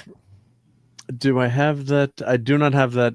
I don't have that clip. I started doing the clips for Saturday Night Star Trek much later. So I think I did a couple of ones for TNG at the very end. And then I really started clipping. Then Mike would ask me for clips, or I'd try, if it was a doctor. Who asked clip. you for Klingons do not allow themselves to be probed? I think that was Klobby, yeah. And then once I saw, once that clip is that, it's like that's such an obvious one to clip too. It's like how could you not clip that? So, but he would ask me, or like he asked me to do the mashup here, yeah. I protest. I am not a merry man. Klingons do not allow themselves to be probed. And we have here we go. Deadman says, sorry, here's my, you didn't have to do that, buddy, but thank you so much. Yep. So let me see if what do I have more TNG? Let's give you some TNG. Oh, and Lisa was listening doing eBay work during the stream. Yep. So let's see what I think so. I did Darmok. I've got one of that. I've never seen that one. I mean, that clip. That clip, yeah. What did you do for your science project? I planted radishes in the special dirt, and they came up all weird. See. Came up all weird. Weird, yeah. And let's see what fun ones do I have here? Yeah. Let's see. Computer simulation was not like this. That delivery was very orderly. Well, I'm sorry. Yeah. You are doing very well.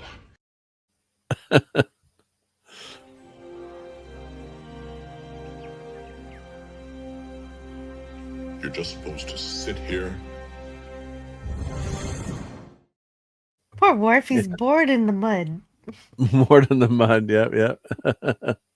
And then I started clipping Voyager. So I don't have a ton of TNG stuff, but I'll have to go clip. We'll have to go clip that one. Yep. Let's see. Oh, and DS9, of course. Jake, if I never see another Klan, It'll be too soon. Thank you, Deadman. Yeah. I also like the one where he tells Cassidy not to mess with his peppers. I forget what. Oh, I do have that clip. I do have that one. Yep. Oh, cool. That's a great clip. If I can find it. Yep. Let's see. Well, I'm looking. I'll play this one. Yep.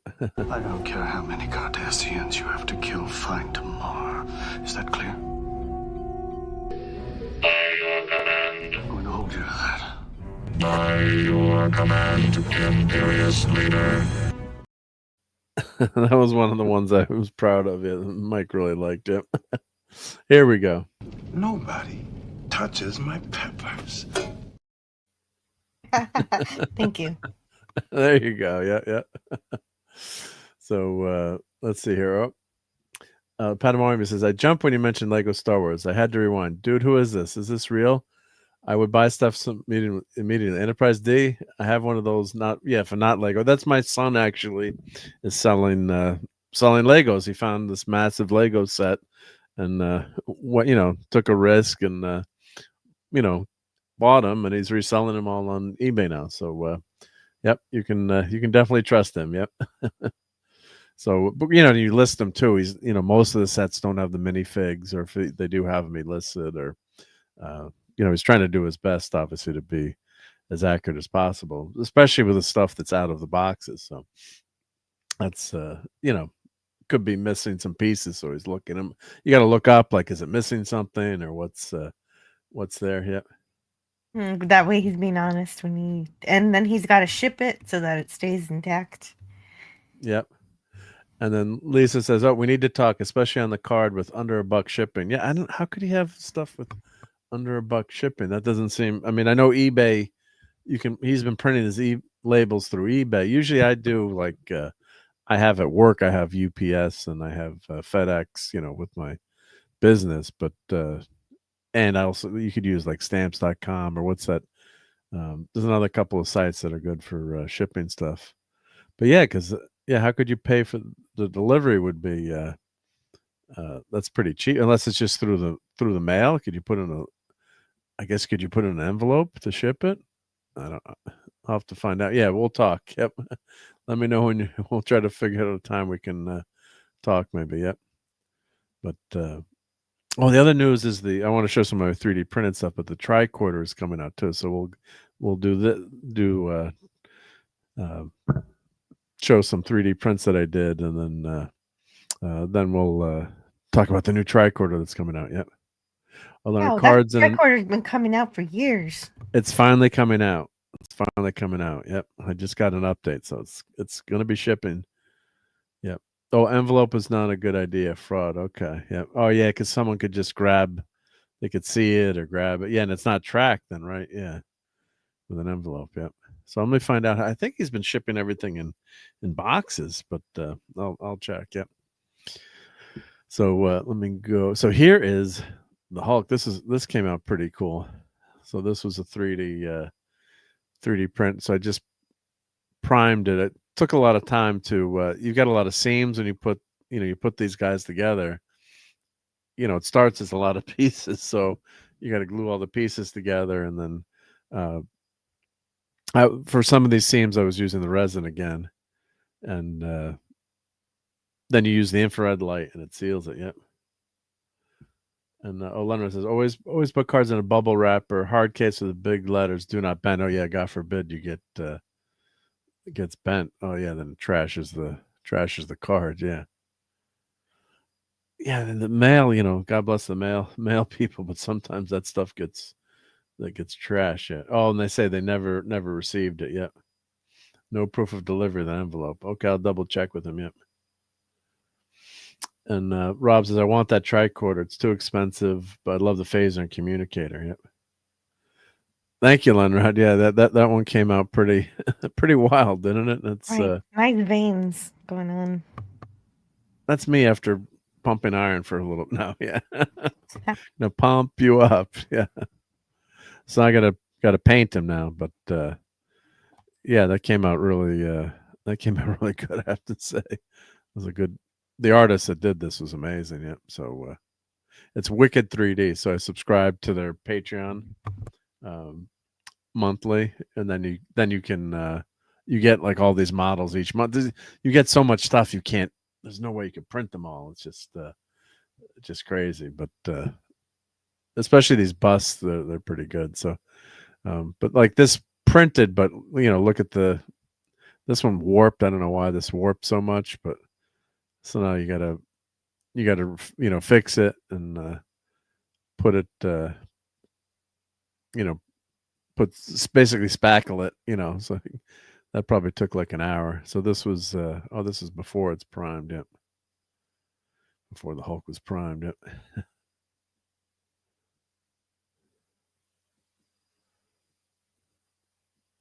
So the problem is now I've got so much printed stuff that I got to start. Yeah, I got to start painting them. Yep. And Captain Finney says, "Hello, Newman." And this is actually the Punisher. Oh, I got to sneak past that. Now this is, I've talked about. Wow, you got a lot on order. So this is going. Well, some of these are going out to channel members. So as a thank you to channel members. So I finally finished the fleet. So well, there's one there with I see a little Enterprise. That's the first one, so that's mine. But yeah, so that's my. I feel like, let me add another one to the. You want to have all the Doomsday machines in the house. So that was the first. That was the very first one I made when Saturday Night Star Trek was going to do the Doomsday machine, and I'm like, yep, I gotta get this. Gotta get this ready for the show. I think I did. Did I show that on? Or did I take? I think maybe I gotta look. Did I send a picture to Mike? I can't even remember now. What's Doomsday Machine? Second season, episode 6. What episode is Doomsday Machine, Jill? Number wise, right? I think it's season 2 is correct, but what number? 2? I don't know the number. We should know that, right? We're losing some geek cred here. Doomsday Machine is I mean, it's ridiculous that I don't know that off the top of my head. Production code 35. Season 2, episode 6. We can rewind the tape, everyone. Did I not say season 2, episode 6? Yeah, you did. Thank God.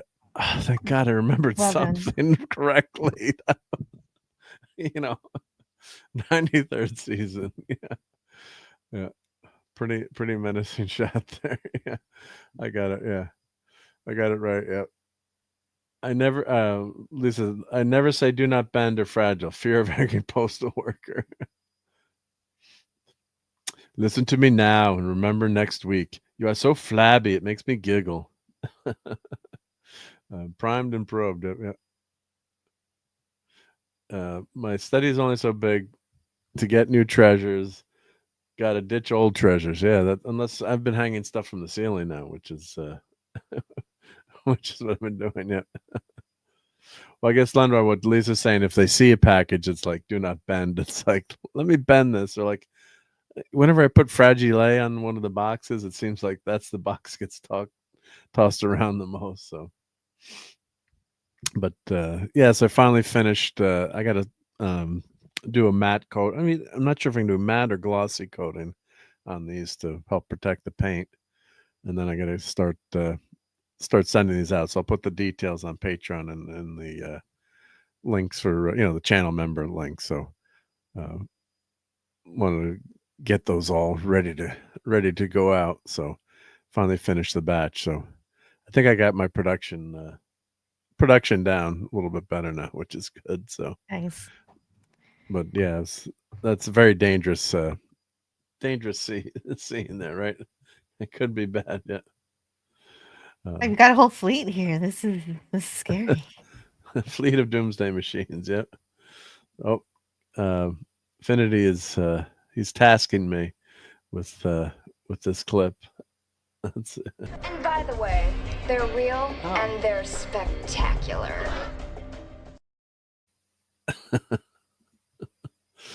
You ever watch Seinfeld, Jill? Or I do, yeah. I started watching that when I was a teenager. Yeah. The fragile label doesn't seem to help. It only tempts people to show you aren't the boss of them. Yep. Oh, good night, Donnie. Yep. Thank you for hanging out with us. Yeah, much appreciated. Yep. Have a great week. Yep. Glad you were here. Good night, yep. Donnie. Fragile. Yep. That fleet could ruin your day. Yep. Oh yeah, well, and I used to watch Rugrats also when I was a little kid, and there's an episode where someone's moving, and the movers ask, "What's fragile mean?" Right. There's the Punisher there. Soon to be assembled. Yep. Oh, there's the Liberator in the background.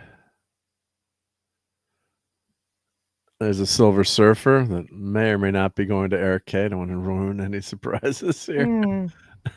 Check out that Spider-Man. That came out really good. That was a great design. Artist that did that. Yep. Padawan says, I can't wait to start being able to put my stuff out. Never happened in all in one place. I got at least 30 boxes and trunks of stuff to decorate with. Oh, that sounds like an awesome project. Yep. Oh, and the Dead Man. Thank you, Dead Man. He says, risk is our business. No, risk. That's one of the best quotes. Business. Yeah, it is. You don't have that one either? I got that one. I do. Well, I do have something. Let's see, where is that hiding? Oh, these are my Wrath of Khan clips. I do have them with the Generations, but this is close. Risk is part of the game. You want to sit in that chair. That is close. That is close. Yep. But that movie was Mr. Lovey-Dovey. Lovey-Dovey. Bonk, bonk on the head. Bonk, bonk.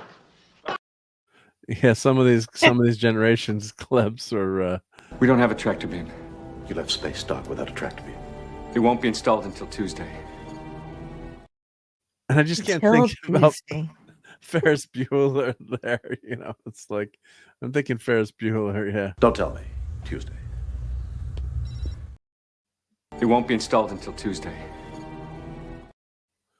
Just went too far. You know, I'm sure it sounded good in the writer's room, but you know, just not good. Yeah. So here's what the writers get. Captain, I see no reason to stand here and be insulted. And that's from my favorite episode. I love Devil in the Dark. Yeah, that is one of the all-time classics. And while we're here, we've got to do this one. Hello, computer.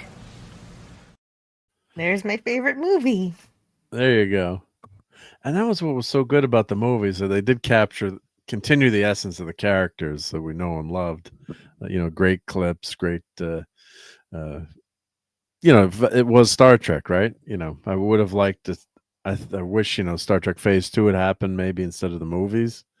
But we got some pretty good stuff too. So definitely, I agree with that. Star Trek's best on TV, but the movies were good. At least the first 6. Then the other ones happened. I like First Contact. I do like, but the next gen yes, ones. I know I love First Contact because I have an entire brand on my channel just filled with First Contact clips that I can't get rid of. You can't get rid of, right? Yeah. Oh, I can't delete them. It's impossible. And thank you, Lemon Pie. Sometimes I get lucky and I can find the clips. Yep. No enterprise for you. No enterprise for you. Yep. Yeah. And then, so Bueller. Yep. I do have the Bueller clip actually. Funny if he was an admiral.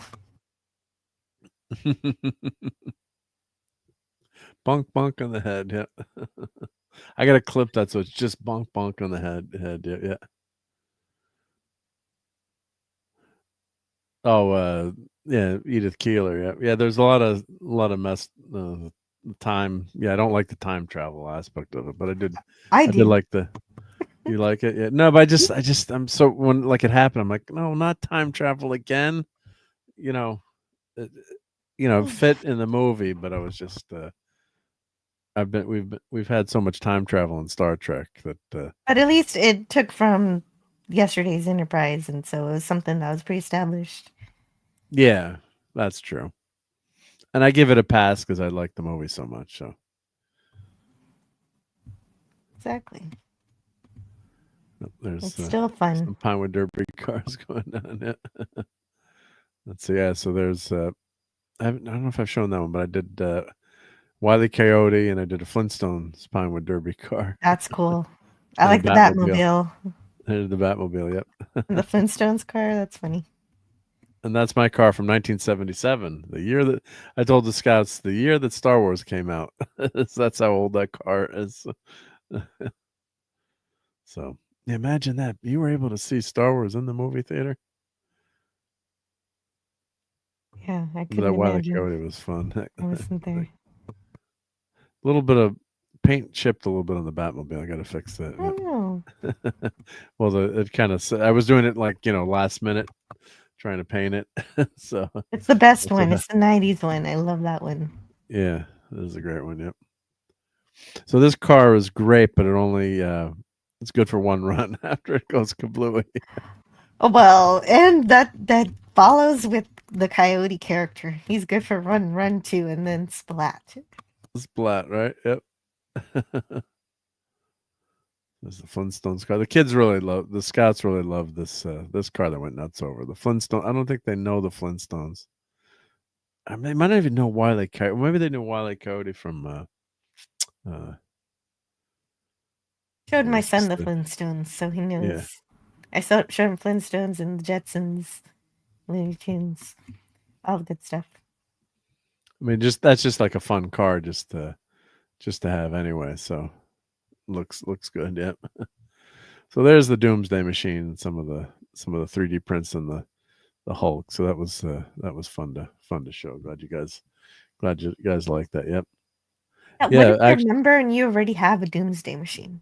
What do we get? Well, I'm gonna I'll ask the pick something else that I could print for you. I think because I think you already have one. So I'll put that in the members chat. Yeah. So and it has to be US only. I wish I could. I just costs like $40 or $50 to send, like to Canadian land or across the pond, or unfortunately, just.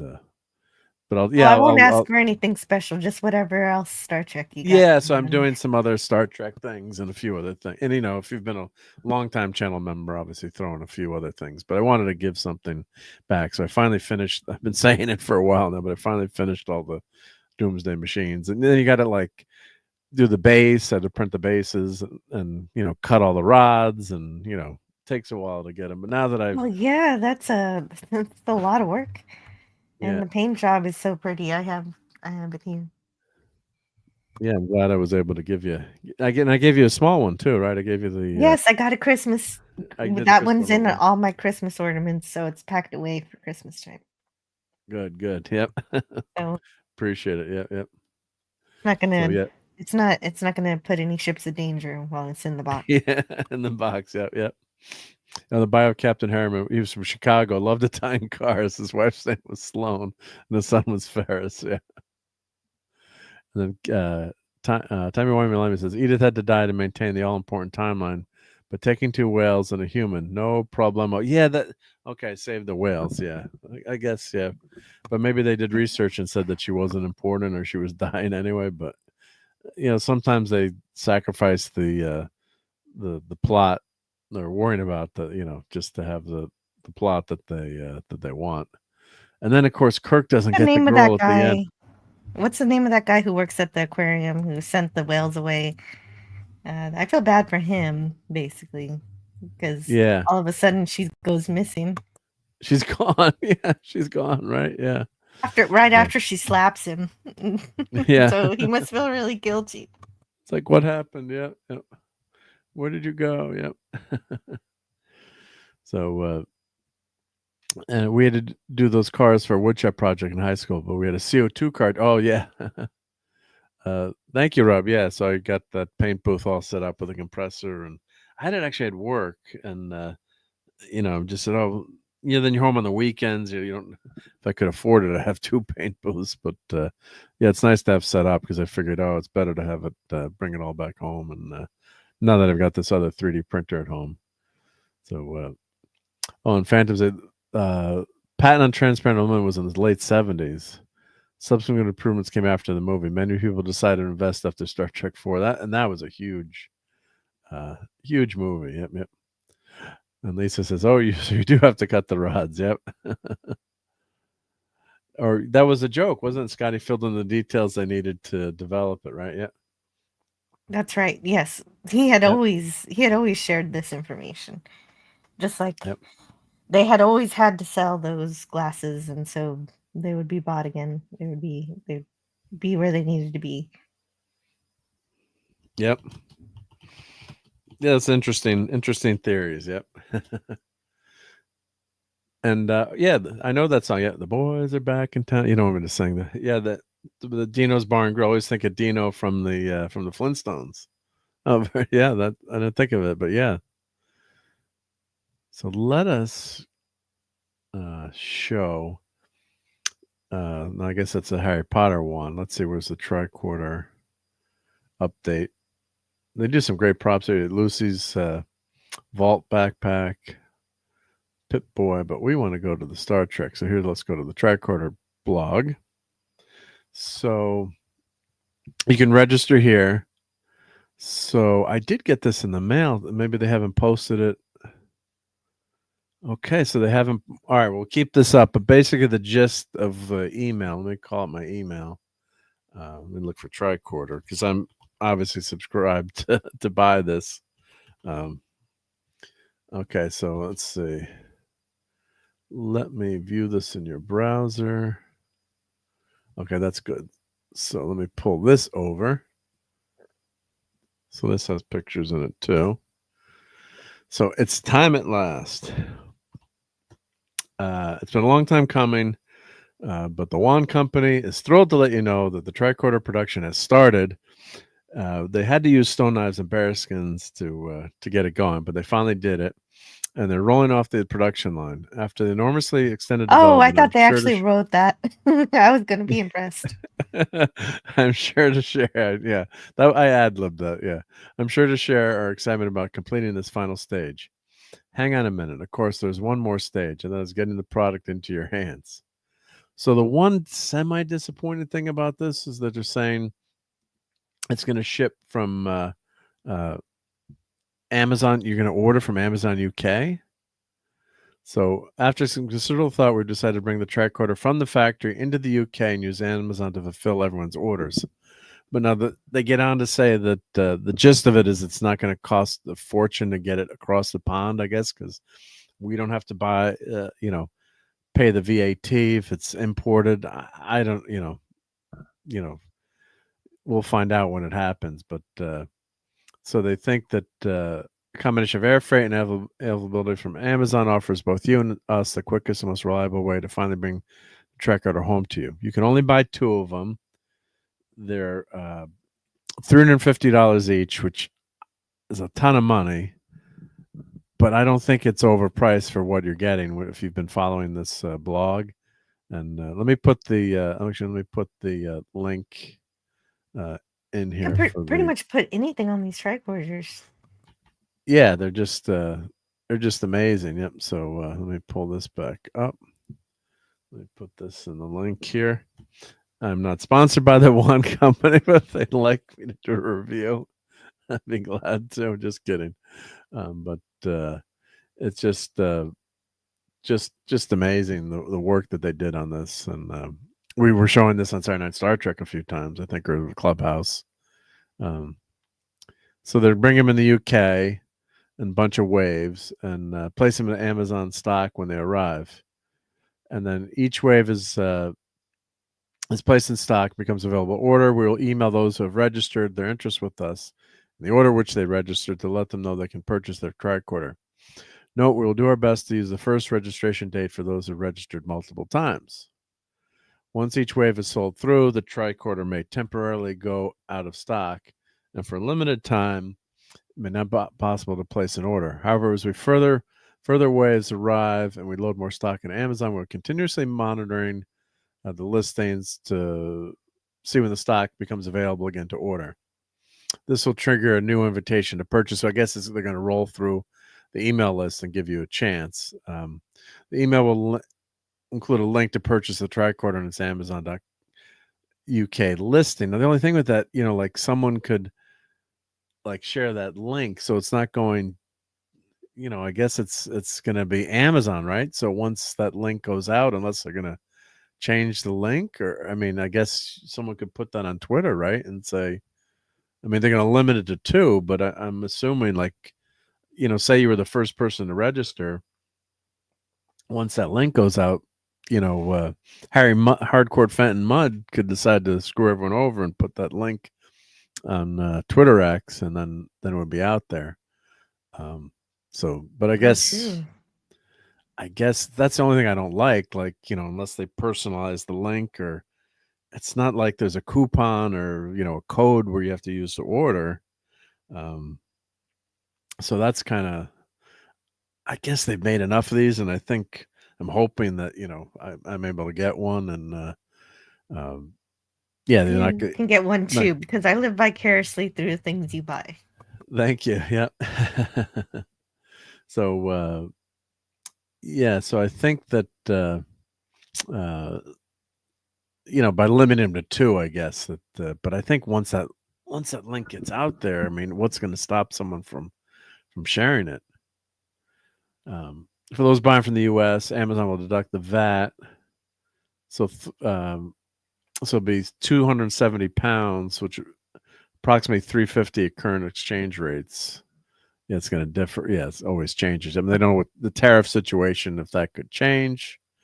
And then at the bottom here, they say a number of tricorders will also be available to order or pre-order from StarTrek.com and through the IGN store at some future date.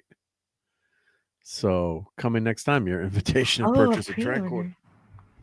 Yeah. So or pre-order. So I guess it's like anything else. They've all if I'm a manufacturer, my day job, and once you're set up, they've got all the tooling done. So it really doesn't take much more to say, hey, let's print another batch, make another batch. But what happens is, depends on how quickly you sell out that first batch and the investment, in that machining. And, if they sell out very quickly, then you're going to see another batch of them, I'm sure. It's a no-brainer. But if if it lingers, and hopefully they make more. Yeah. But I have no idea. Are they making 1,000 or they're making 5,000 of these? I have no idea what the production run is. Looks like quite a few there, all lined up, which is awesome. But so I don't know what. I just don't want to get shut out because I have to. Like, this is a must. You've got to get it, have, definitely. Right?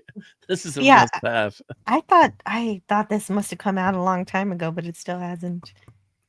Yeah, it's been forever, right? So I feel like you made a live stream about it a couple years ago. Right? I think so. I think it was. So let me pull up. So cool because you can put little cartridges in it, just like in the show and everything.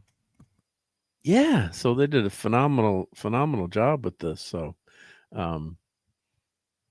it just looks so amazing. I mean, it's not as much as I love the Diamond Select one, and it is.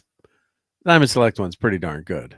I mean, yes, for casual cosplay, very happy with it. For a $40 toy.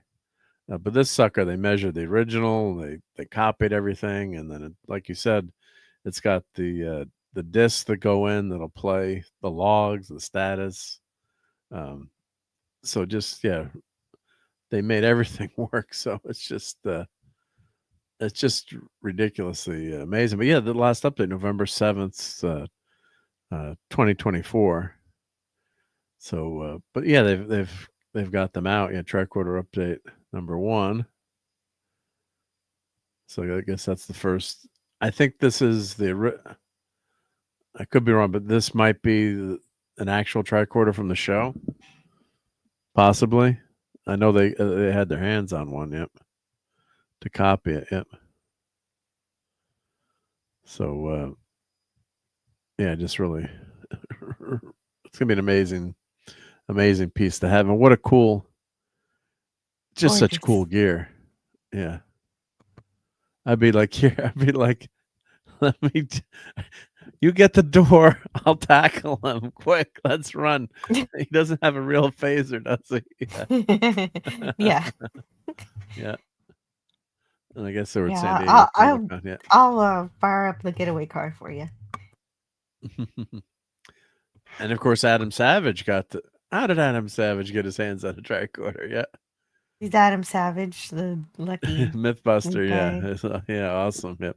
So he did a review of it too. So, or pre-production review. Yep. So, So that's here's their tested show here. So let me put that link in the chat too. I think that video is what made me think it existed already to buy, but it was still. It's in the it's works. still. I mean, they have it. I think they were just working out the kinks and the bugs, and it's a big investment, to do this. So, but yeah, it's just really, really cool. Yeah. So I think, if you say so, go watch this video. But they turn it on and just that, yeah, just turning it on. It's just like it's a dream come true. Yeah. Just really cool. Yeah, the moray pattern there. So, and I guess they have, look at all the planets. They've got Earth, the moon there. Yeah, so they digitized all this stuff. So, yeah, it's just really great. Yeah. So, and they actually have like some sensors in there, real sensors, so you can measure dBAs and stuff. Yeah, so it's just wild. So yeah, so that's coming soon. So I gotta save up some money. Yeah. Let's see. This should be for Doomcock, but did you hear about the farmer with 297 cows? When he rounded them up, he ended up with 300 cows. Oh, that's a good math joke. That was a good one. You got me on that one. Yep. So yeah, that's great. That's a good corny joke. Yep. My dad would have approved of that one. Yep. So but I think this is probably, I think we covered most of the stuff. I got some other stuff always on the list, but we'll save those for next week. But I definitely wanted to get to idea. Tricorder was on my list. So yeah, it's what time? Yeah, it got late early because we were so much that's fun good. here. That's some good news. That's good news. That's finally getting out there. Yeah, that Tricorder is going to be sweet. So and it's a limited run. So if you want that, you've got to get on that. Yeah, and those are the kind of things like they had the I did buy the communicator. I never bought the phaser. The phaser actually was a TV remote controller. That's kind of a, you don't have to use it for that, but it did look wonderful. Did look, and I didn't buy it. And now it's, it's, you can buy it, but it's going to cost you pretty penny. Yeah, the phasers, the communicator, I just love the communicator. I got it on the desk in front of me. And again, I have got the Diamond Select, but the One Company one, and is amazing. I should have bought the damn phaser. Yeah, but but that tricorder, like that's the ultimate geek thing. As cool as the phaser and the tricorder is, the phaser and the communicator, the tricorder is like, that says geek and nerd, Trek fan all over that. Yeah. So, you got Rob. You got him. It's the last toy you ever need, right? It's your own computer, right? Yeah. Yeah, I think they had some. I heard they were on sale at Best Buy too. You could have gotten, gotten them for a nice. At one point, they actually went on sale. I had no idea they were sold on there. That was good. Yeah. Good job, Rob. Yeah, lucky. Yep, very smart. Yep. So, but let's start by I want to thank all our members, of course, and Jill, thank you again for being a channel member. And I just downloaded a list of names. Yep. So let me. Gotta love this channel. Thank you. Yep. So let me thank everyone properly. So let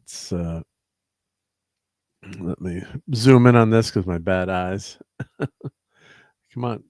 You can't scroll that list anymore. It always that list's always messed up. So in no particular order, our channel members are Brian Hepburn, Eric K, JT Kirk, the aforementioned Jill, Dave C, that 70s rock fan, and thank you, Brian, for joining the show tonight. Christian Delorme, Max Redstone, RRT and Z, RobAltis, DJ Ronnie G, Shooter the Emu, and my buddy Nick Weiser. And thank you, Nick Weiser, for that super chat. Stark of Iron, The Mandalorian, Dadman Walking, Philip Story, Professor R2, Wes Cagle, and then member. That's like, I'm just gonna read member. That's the top of the spreadsheet. Is member. Yep. So thank you. Yeah, thank you so much. I always really super appreciate everyone who helps out the channel, keeps the lights on here, and helps pay for StreamYards and all that good stuff. And yeah, I know you guys want to give a little tip and something like that. So that's always appreciated. Yep. So cops are looking for this is after midnight, so that's a safe joke. Yep. I'm not going to try that one on my mother. My mother likes really corny jokes. I don't know if I should if I should try that one. Thank you so much, Jonathan Conroy. Oh, and Sashi, I apologize. We're just heading out, but be kind and please rewind. But yeah, it's great to see you here. Yep, great to see you on Sunday Night Geekery. And thank you, Captain Infinity. Yep. Cheers. And let's see here. I got to thank, of course, Paulie the Latino Slant. So if you're not subbed to Paulie, which you better be. Who's not subbed to Paulie? I'll fix that. Yeah, make sure everyone's subbed to Paulie. Yep. So I want to put his link in the chat there again. And of course, Tom Zemensch, who's always helping everyone out too. So thank you, Tom, at Midnight Edge After Dark, and of course Midnight's Edge. So let's put Tom's link in there.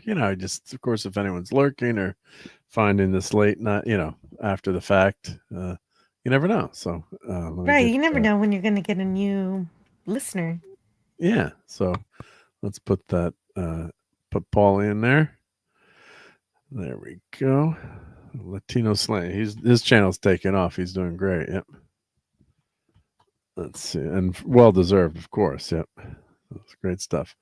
Thank you to our favorite Vegas Thor, Steve Mitchum. So thank you to Steve Mitchum for being here. And why not? Let's play. Man. I wish I were here when he was here. Gosh, just missed him. He gets up at 5 a.m. So, but you get this.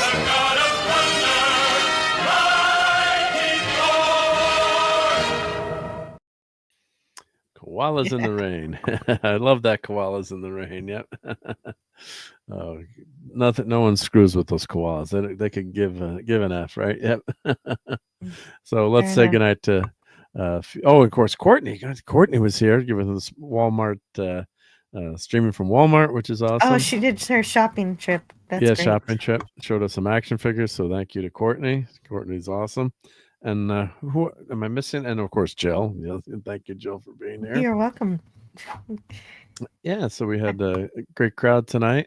Let's say thank you to some people in the chat too. So Sashi, Lemon Pie, Lowspec, Timey Wimey Limey, Jonathan Conroy, Lenrod, RobAltis, Fanti, the Dead Man. Oh, and thank you. Of course, I got a ton of super chats tonight, which is ridiculous. But thank you to Nick Weiser for his super chat. Eric K, thank you for your super chats. And yes, Norenrad is the Silver Surfer. Oliver Belamonte. You had posted. I'd starred that about. Yeah, it was Batman's birthday, March 30th. Yep. So thank you for that. The Dead Man as well for your super stickers and super chats. And you never have to send money for requests, but I don't mind it either. But thank you so much. Yep. Let's see here. I said Lemon Pie, I think, and RobAltis and Lisa. Thank you, Lisa. I'm gonna hit you up for some help on the eBay store. Let's see. Of course, let's see. We got Rob and we've got Donnie. Of course, was here. Hail to Donnie. Tim was here. And let's see. Of course, the Dead Man again. It's rolling up in the chat. Dadman stopped by, so thank you, Dadman. And let's see. Oh, Lisa, what are you doing with the super chat? What are you, crazy? Darth Scipio was here, of course. Stephen Mack. Let's see. One more. Oh no. Lemon Pie. Davina was here. Hey, Davina. Let's see. I got Jonathan. rolling through this whole chat, and then I'm going to play something for Lisa here. Yep. Let's put some Supergirls in the chat. There we go. Shifty was here. Shifty Gizm. And Courtney, Lord Nibbler. Great to see you. I think the first time here. RJ Godzilla, of course, was here. Oliver and Tim. Tim was here. JT Kirk, of course, was here. How could I forget JT Kirk? I didn't forget. Just bad memory. And Polly's Minion was here. Yep. And the Pepperoni. Check out her channel. Stephen Mack. Oliver. Claude Salin was here. Brogo was here. Small Town Republic. Gap After Dark. And the Stream Element Spot was in first. I think I got everyone. You think I got everyone, Jill? Or did I miss anyone? Oh, I'm not sure. I think you got everyone. You do have a new super chat.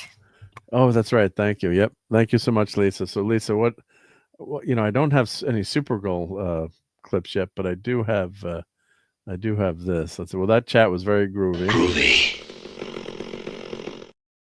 Did you get Superman? Oh, sorry. What are you saying? If you were not mentioned, say me. I was here. yeah. I finally saw Superman 2 recently. It was good. It was fun. Oh yeah, that's a good movie. Yeah, Bobby didn't like it so much. I love. Yeah, but I loved it. I just in the movie theater. Yep. Oh, good idea. Yep, we can talk during Sea of Thieves. We'll do some business work during Sea of Thieves. Yep, much appreciated. I'll have my son drop in on Discord maybe here Xbox. Yep, if he can. Talking about the eBay store. Yep, how we could set it up better. Yep. And let's play. This is a fun one too. Let's play this. Relax. All right? My old man is a television repairman. He's got this ultimate set of tools. I can fix it. Get to the chopper! And of course for Eric K one more time. You have to set an example even in the face of stupidity. Now everybody that reads comic books knows that Kirby Silver Surfer is the only true Silver Surfer. So thank you, Eric K. Thank you. So yeah, so we did foodery tonight. We got movie reviews. We got tricorders coming out. We got some 3D printing. I think we covered a lot of stuff tonight. So that was a lot of fun. So crazy, no, just fun. Okay, thank you, Lisa. Thank you again. So yeah, thank you everyone for the super chats. What you got? And I know Eric K would agree with this. Yep, the Silver Surfette is a fraud. Yep. So what do you have coming up on your channel tomorrow, Jill? So I've got on my channel, I've got the Twilight Zone on Tuesday. On Friday, I think I'm going to do Distant Origins from Voyager, since this year is the 30th anniversary for Voyager. So I'm going to cover a good one. And on Wednesday, I have a membership stream. So if you like my channel, check out the membership. And that's usually like 1 o'clock, 2 o'clock Eastern time. That members stream. I'm trying to remember noon Eastern time. Noon Eastern. Okay. Yep. I was close. Kind of like horseshoe. Yeah, that was pretty close. Pretty close. Yep. Food. Why was I not summoned? I need to check the settings. Yeah. Yeah. Well, you can rewind, but here I'll give you there's some bacon wrapped meatballs. That'll hold you over. Yep. Gosh. I need to try one though. Oh, those are good. Yep. 30th anniversary. Wow, I need to watch the reruns. Yep. That's been a while. Yep. There's coffee in that nebula. What was the story of Distant Origins? Which one was that? Was that the one with the dinosaurs? Oh, yeah. Yep. Yeah, that is a good one. Yep. That's a good one. Yep. So with the whole seeding of the galaxy and right? Is that's does that have the aliens in the end, and they say that they've seeded the galaxy? Or I'm trying to remember. Jill, on that episode, or right? That's where. Yeah, exactly. Yeah, so yeah. Instead of ancient alien theories, it's the dinosaurs who left Earth at some point. Yeah, and we just couldn't find any evidence of them. Yeah, yeah. But it's a lot of fun. It's better than it sounds. Yeah. So that was first aired April 30th, 1997. Oh man, that wasn't that long ago. Yeah. It was 30 years ago. Yeah. Yeah, that was. Well, that's 28 years ago, but Voyager was created 30 years ago. 30 years ago, not 38. Yeah, that was season 3. Season 3, episode 23. All right. Well, we always love spreadsheets around here. So for fun, let's see. That was Voyager season 3. Voyager season 3. Okay. Let me share my. We never get out of here because we have too much damn fun. But this will be the last thing, I promise. Spreadsheets. Of course, my semi-infamous TNG spreadsheet, or Saturday Night Star Trek spreadsheet, which I got to go back and finish someday. As the earlier episodes, I did this with the, once in the show. I started doing it. Then you got to go back like season. Some of the seasons aren't complete, so. So here we go. Ancient or Distant Origins. That was what episode was that? That was episode. Okay. So I gave that one a 4, A. Raquel gave that an A, and Mike gave that an A pluser. Oh, yeah, nice.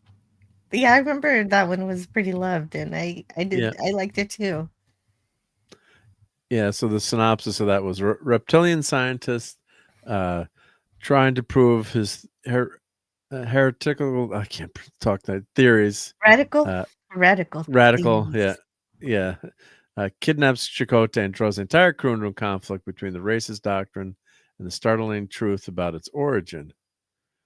So, and of course, that season, the only one was a Q in the Gray that people liked. I think, yeah. So that was Q in the Gray. I'm a little softer on Voyager than a lot of people. So. Unity, is a passing grade. The call for help on a planet between the two groups, and they find the abandoned Borg ship.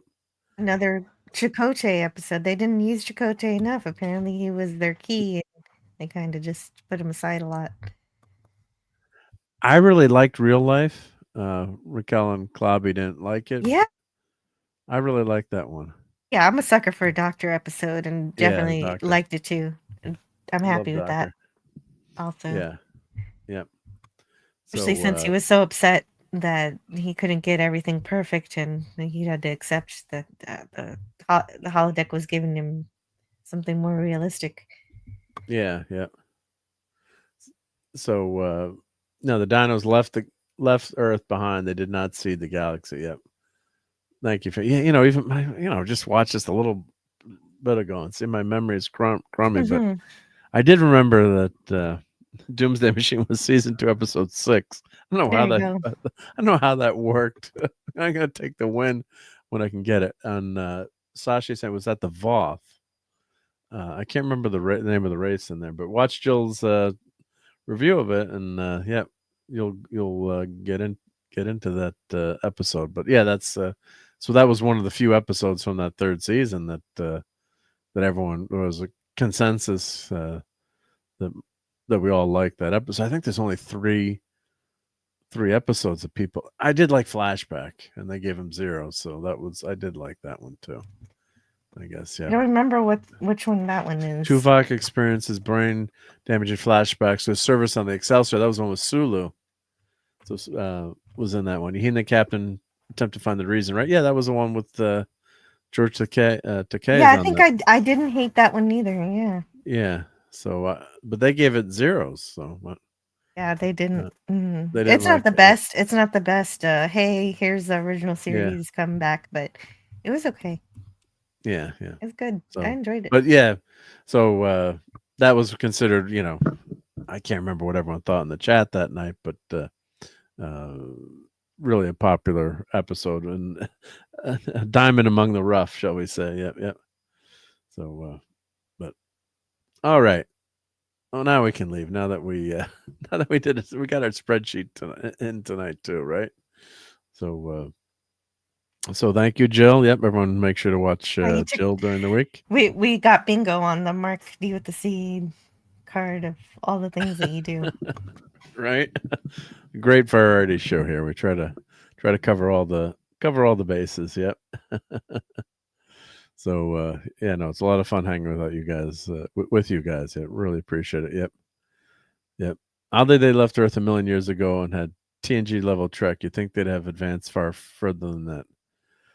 Yeah, I think that got brought up in one of the.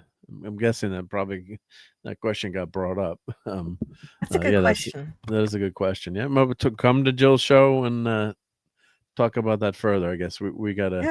Yes. Bring that up again. We have to dig into that. We got our spreadsheet prawn tonight, so we hit that on the bingo card. So yeah, we're not going to get too deeply into that right now. But yeah, that is a great question. Yeah, and the free space is the eatery. Yeah, we got the eatery. Yep. All right, everyone. So really appreciate y'all, and I'll be doing Toxic Tuesdays per usual with Nick, and then some maybe when I paint the Hulk, maybe I'll try to do a live stream for painting the Hulk, or maybe I'll do a test practice, see how it comes out first, and then but hopefully have a few streams, and almost did a member chat this weekend but didn't, but maybe next weekend we'll do one. So I'm trying to at least do a couple of those a month because it's so much hanging out. So yep, thank you, Lisa. We'll catch you on See You Thursday for some Sea of Thieves, and hopefully Fortnite. Hopefully they fix Fortnite because Fortnite was broken. But yeah, so everyone have a great healthy and safe week. Go geek out, go buy that tricorder, and we'll see you on the next Sunday Night Geekery. Thank you, everyone. Night. Fun storming the castle. It's 106 miles to Chicago. We got a full tank of gas, half a pack of cigarettes. It's dark, and we're wearing sunglasses. Hit it.